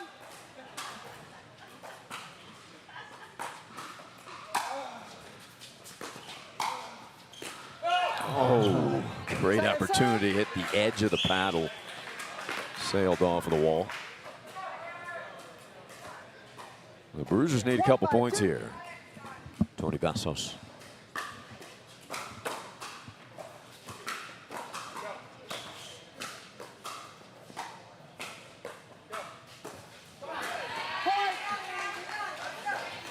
There's 1 point. They've got 4 more available to this line if they get on a run. 2-5-2.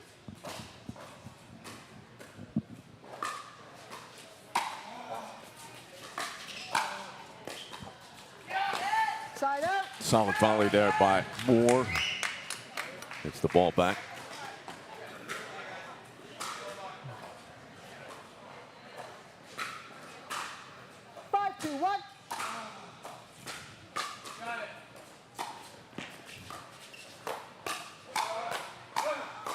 Moore wins the firefight.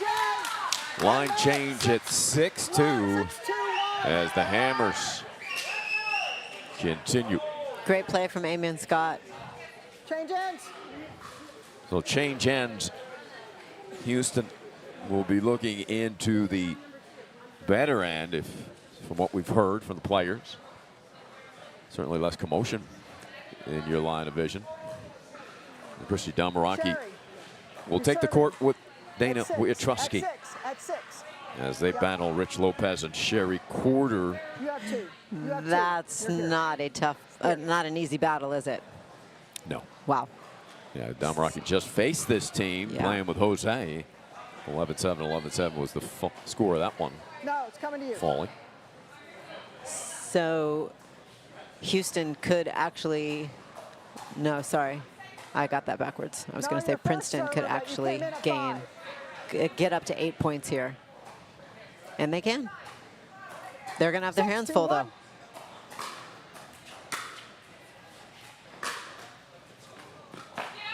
Boy, get by Wojciechowski. But Lopez able to come up and poke it for a winner. Like those two need any help, right? And they Exactly. still get a let cord. 7-2-1.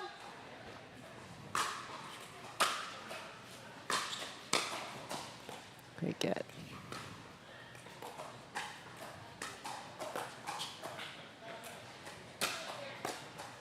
Dropper Tamaraki can't get there. Really That's smart.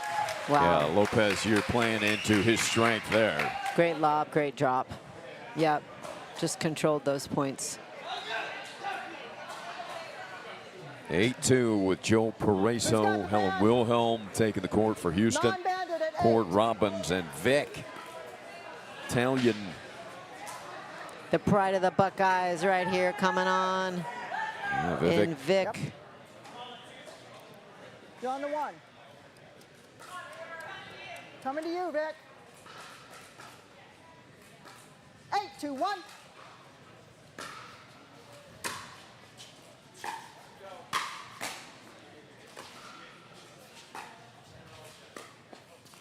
Point. So 9-2. Princeton would love to get a couple back because look who they have on deck. Cote and Derisi. Right. That team can run off multiple points in a hurry. Oh, foot fault. So Derisi and Cote will have to run off more than a few. They're going to need 9. Wow. They'll be taking on Laura Bosky and Craig Bobo.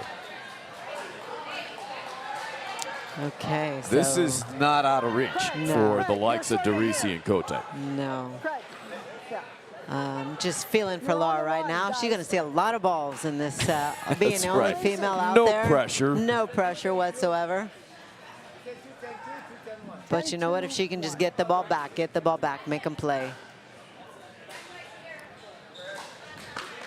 So Bobo's serving. It's 10-1, so they have to break him and even get the ball back. There's one in a hurry. Yep. Jose said that's not where you want to hit it with the finger wag. If they get this ball back here, watch out. Short serve. Good job by Cote to gather, and they get it in a hurry. Good return. And watch out, folks. Here we go. Yep. Let's see if they can pull off quite the string. These two certainly capable of a 9-point run I on their agree. serve right here.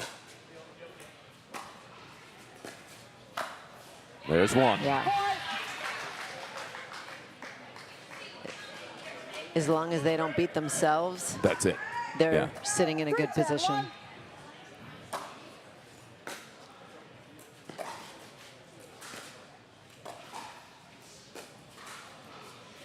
Mauricio played on a hop, reset. That's a good ball. Yep.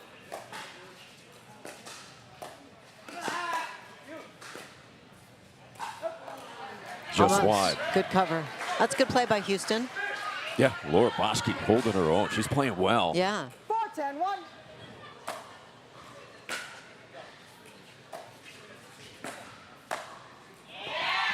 Good night. You can't get an up ball like that. Cote's nodding his head. Positive talk, Patrick, to Cote. Yes. Hey, he's gotten so much better at that. Talking to himself and his mental game is so much better. I'm really proud and impressed with him.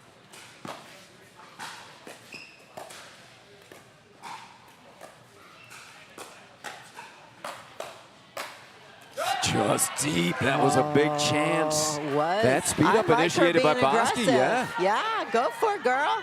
Yeah, she is playing well. That was a great ball. She almost got him. So is Craig Bobo, no Yeah. doubt. I mean, Yeah. they're up against one of the best teams in the world. So much pressure. Wow. I don't envy them out there right now. Although, No, you know 'cause what? We kind of like to have the ball in our hands at a match point. So, you know, that's a fun place to be. Yeah, it's a great experience. That's Yeah. for sure. Absolutely. Memorable. But you don't want to be the ones to have 9 points run off consecutively against you. But Yeah, that tough spot. appears that the percentages of that happening are increasing. So we're seeing, I mean, a lot of this comes down to how they set up their lineup, right? Yeah. I think that Houston was planning and intending to win this match before we got to this last stage. And Princeton went heavy at the bottom, right? And they're going to get there and hope that this is what they have. So let's see which lineup pays off.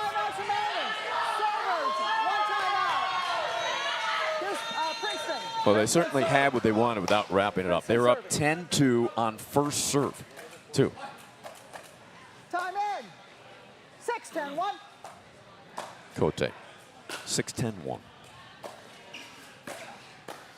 That's a solid ball from Bobo. I like the use of the timeout.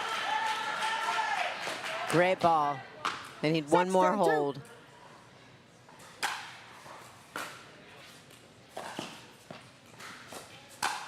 DeRisi steps back and hits a winner. Really nice.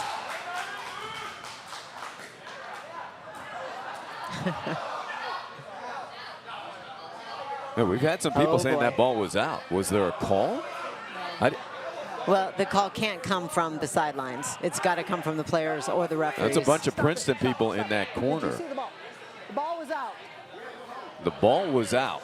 Oh, let's see if we can get it. Patrick, ball was No, I out. don't think so. No, the referee, I asked the referee. Oh, that's so close. I mean, that's too close to make a call like that late. I'm sorry. No line calls. Got it? No line calls. That's why we have a second ref. Okay, well, the refs can see better than me, so if the refs all agree that that was out, it was out. My referee, my second ref saw it. Guys, come here. Come here. No, she called it. They called it, and she called it.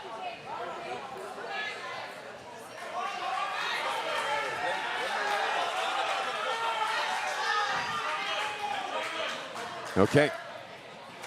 Oh, close call. Time in. It is 10-6-1. 10-6-1. Now the question is, can the Hammers secure a point and take this breaker?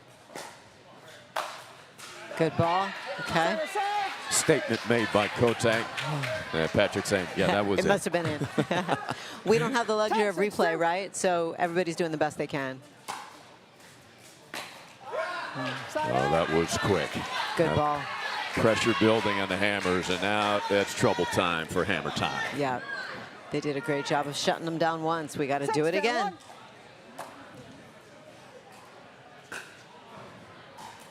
Watch out. And that one in. DeRisi.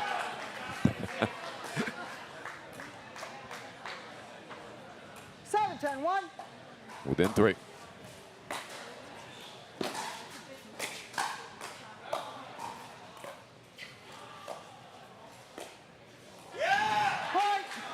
Bosky went at him, almost got the best of Jose there, but somehow DeRisi blocked it back. Great play. I'm impressed with her. She's holding her own, and this is not an easy situation to be in. And a big from DeRisi. They are within 1. We're on first serve. 9-10. 9-10-1.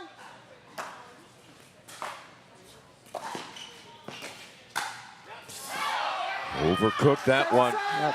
Got what he wanted. Yes, Got he exactly did. what he wanted. It was a great drop, high ball, and just overswung.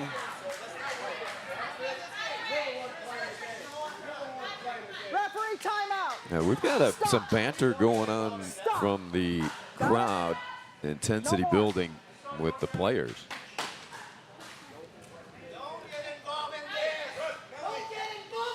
Hey, Patrick. Okay, now Patrick. Yeah. So we have somebody on the sideline involved with the Houston team that is participating, and Patrick's getting upset because he's saying he shouldn't be involved in this. So Patrick's really going to have to stay in his head. That's it. Calm Bruiser down. players are saying just focus on the game. Yep. I'm sorry, wait. Yep, he can do it. 9-10-2. DeRisi.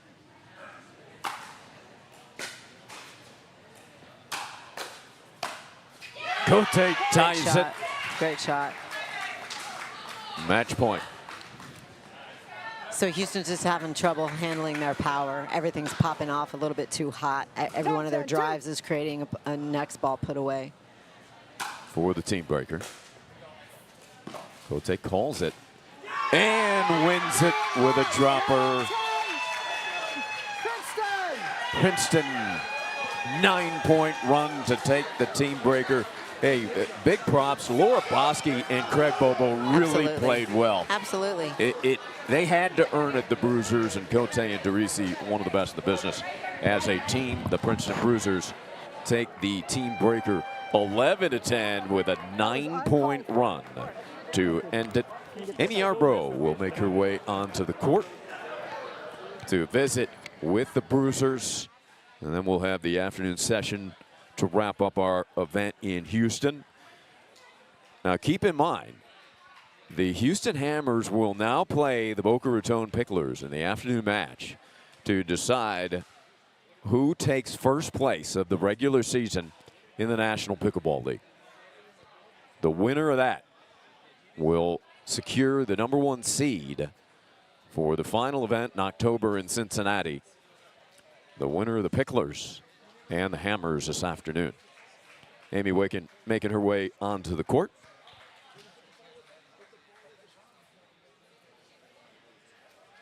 See Scott McAllister, our producer, saying it'll be that camera. We want everybody from the Hammer team facing there to get, or excuse me, the Bruiser team. And they can bring their victory flag out. And we'll send it courtside where Amy will bring you the Princeton Bruisers coming up.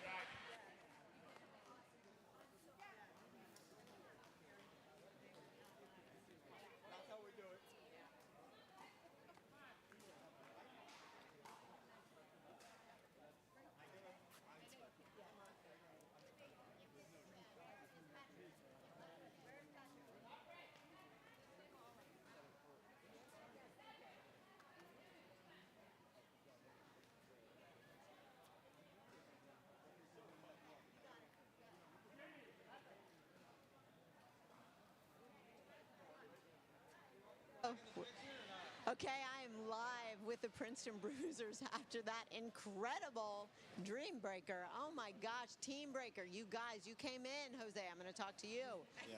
You came in, you were just a little bit behind. 210, yeah. Is that right? That's how we like it, because we thought that they are the local teams. They have the advantage. We came at 2-10-1. They were serving. Our plan was come at 4-10-1. So it was a little out of plan, but we took it from 2-10-1, and we closed it 11-10. The team did a great job. Their team is tough. The Hammers are tough, but I think it was a great game. It was full of fun, emotions, as we like it. Great pickleball, and games 11 to 11 in this format are very tough, but we like it. It was fun. Hopefully everybody enjoys it. Congratulations to Houston, seriously, because they're the #1 team. We beat the #1 team, and we're going to be the #1 in championship. That's what we want. Vinay, you looking very genius right now because of your format, right? So I feel like Houston came in with a little bit different lineup plan. They were probably hoping to win it before the last people step on. So is this the lineup that you're going to continue to go with? Well, it doesn't matter, because you have to cross the finish line, right, which is 11. So that's the most important thing that we learned again from today, and we have done it twice now, right, with Jose and Patrick closing it in the first round. And then I also, 3 times total, but 2 times when we were behind and they closed it, right? I mean, they've always closed it because they're the last pairing. But more importantly, what I want to talk about is thank the whole team, because that's how we got to this point, right? So to get to this point, to make it 6-6 with the #1 team, with the home court advantage in Houston, is huge, right? So that's why I want to congratulate. I want to congratulate the whole team, right? And we enjoy our pickleball. We like playing it hard, right? We want to be competitive. We are a very competitive. Each and every member of our team is very competitive. A lot of support from everyone, and I think that's what does it for us. So. And that's going to take us out to lunch so you guys can get some food before you start your afternoon matches. Congratulations to the Bruisers. Thank you. Okay, Ari, back to you to close us out. Actually, Ari, sorry, I'm going to send you out so that everybody can go have some lunch, and we will be back after lunch.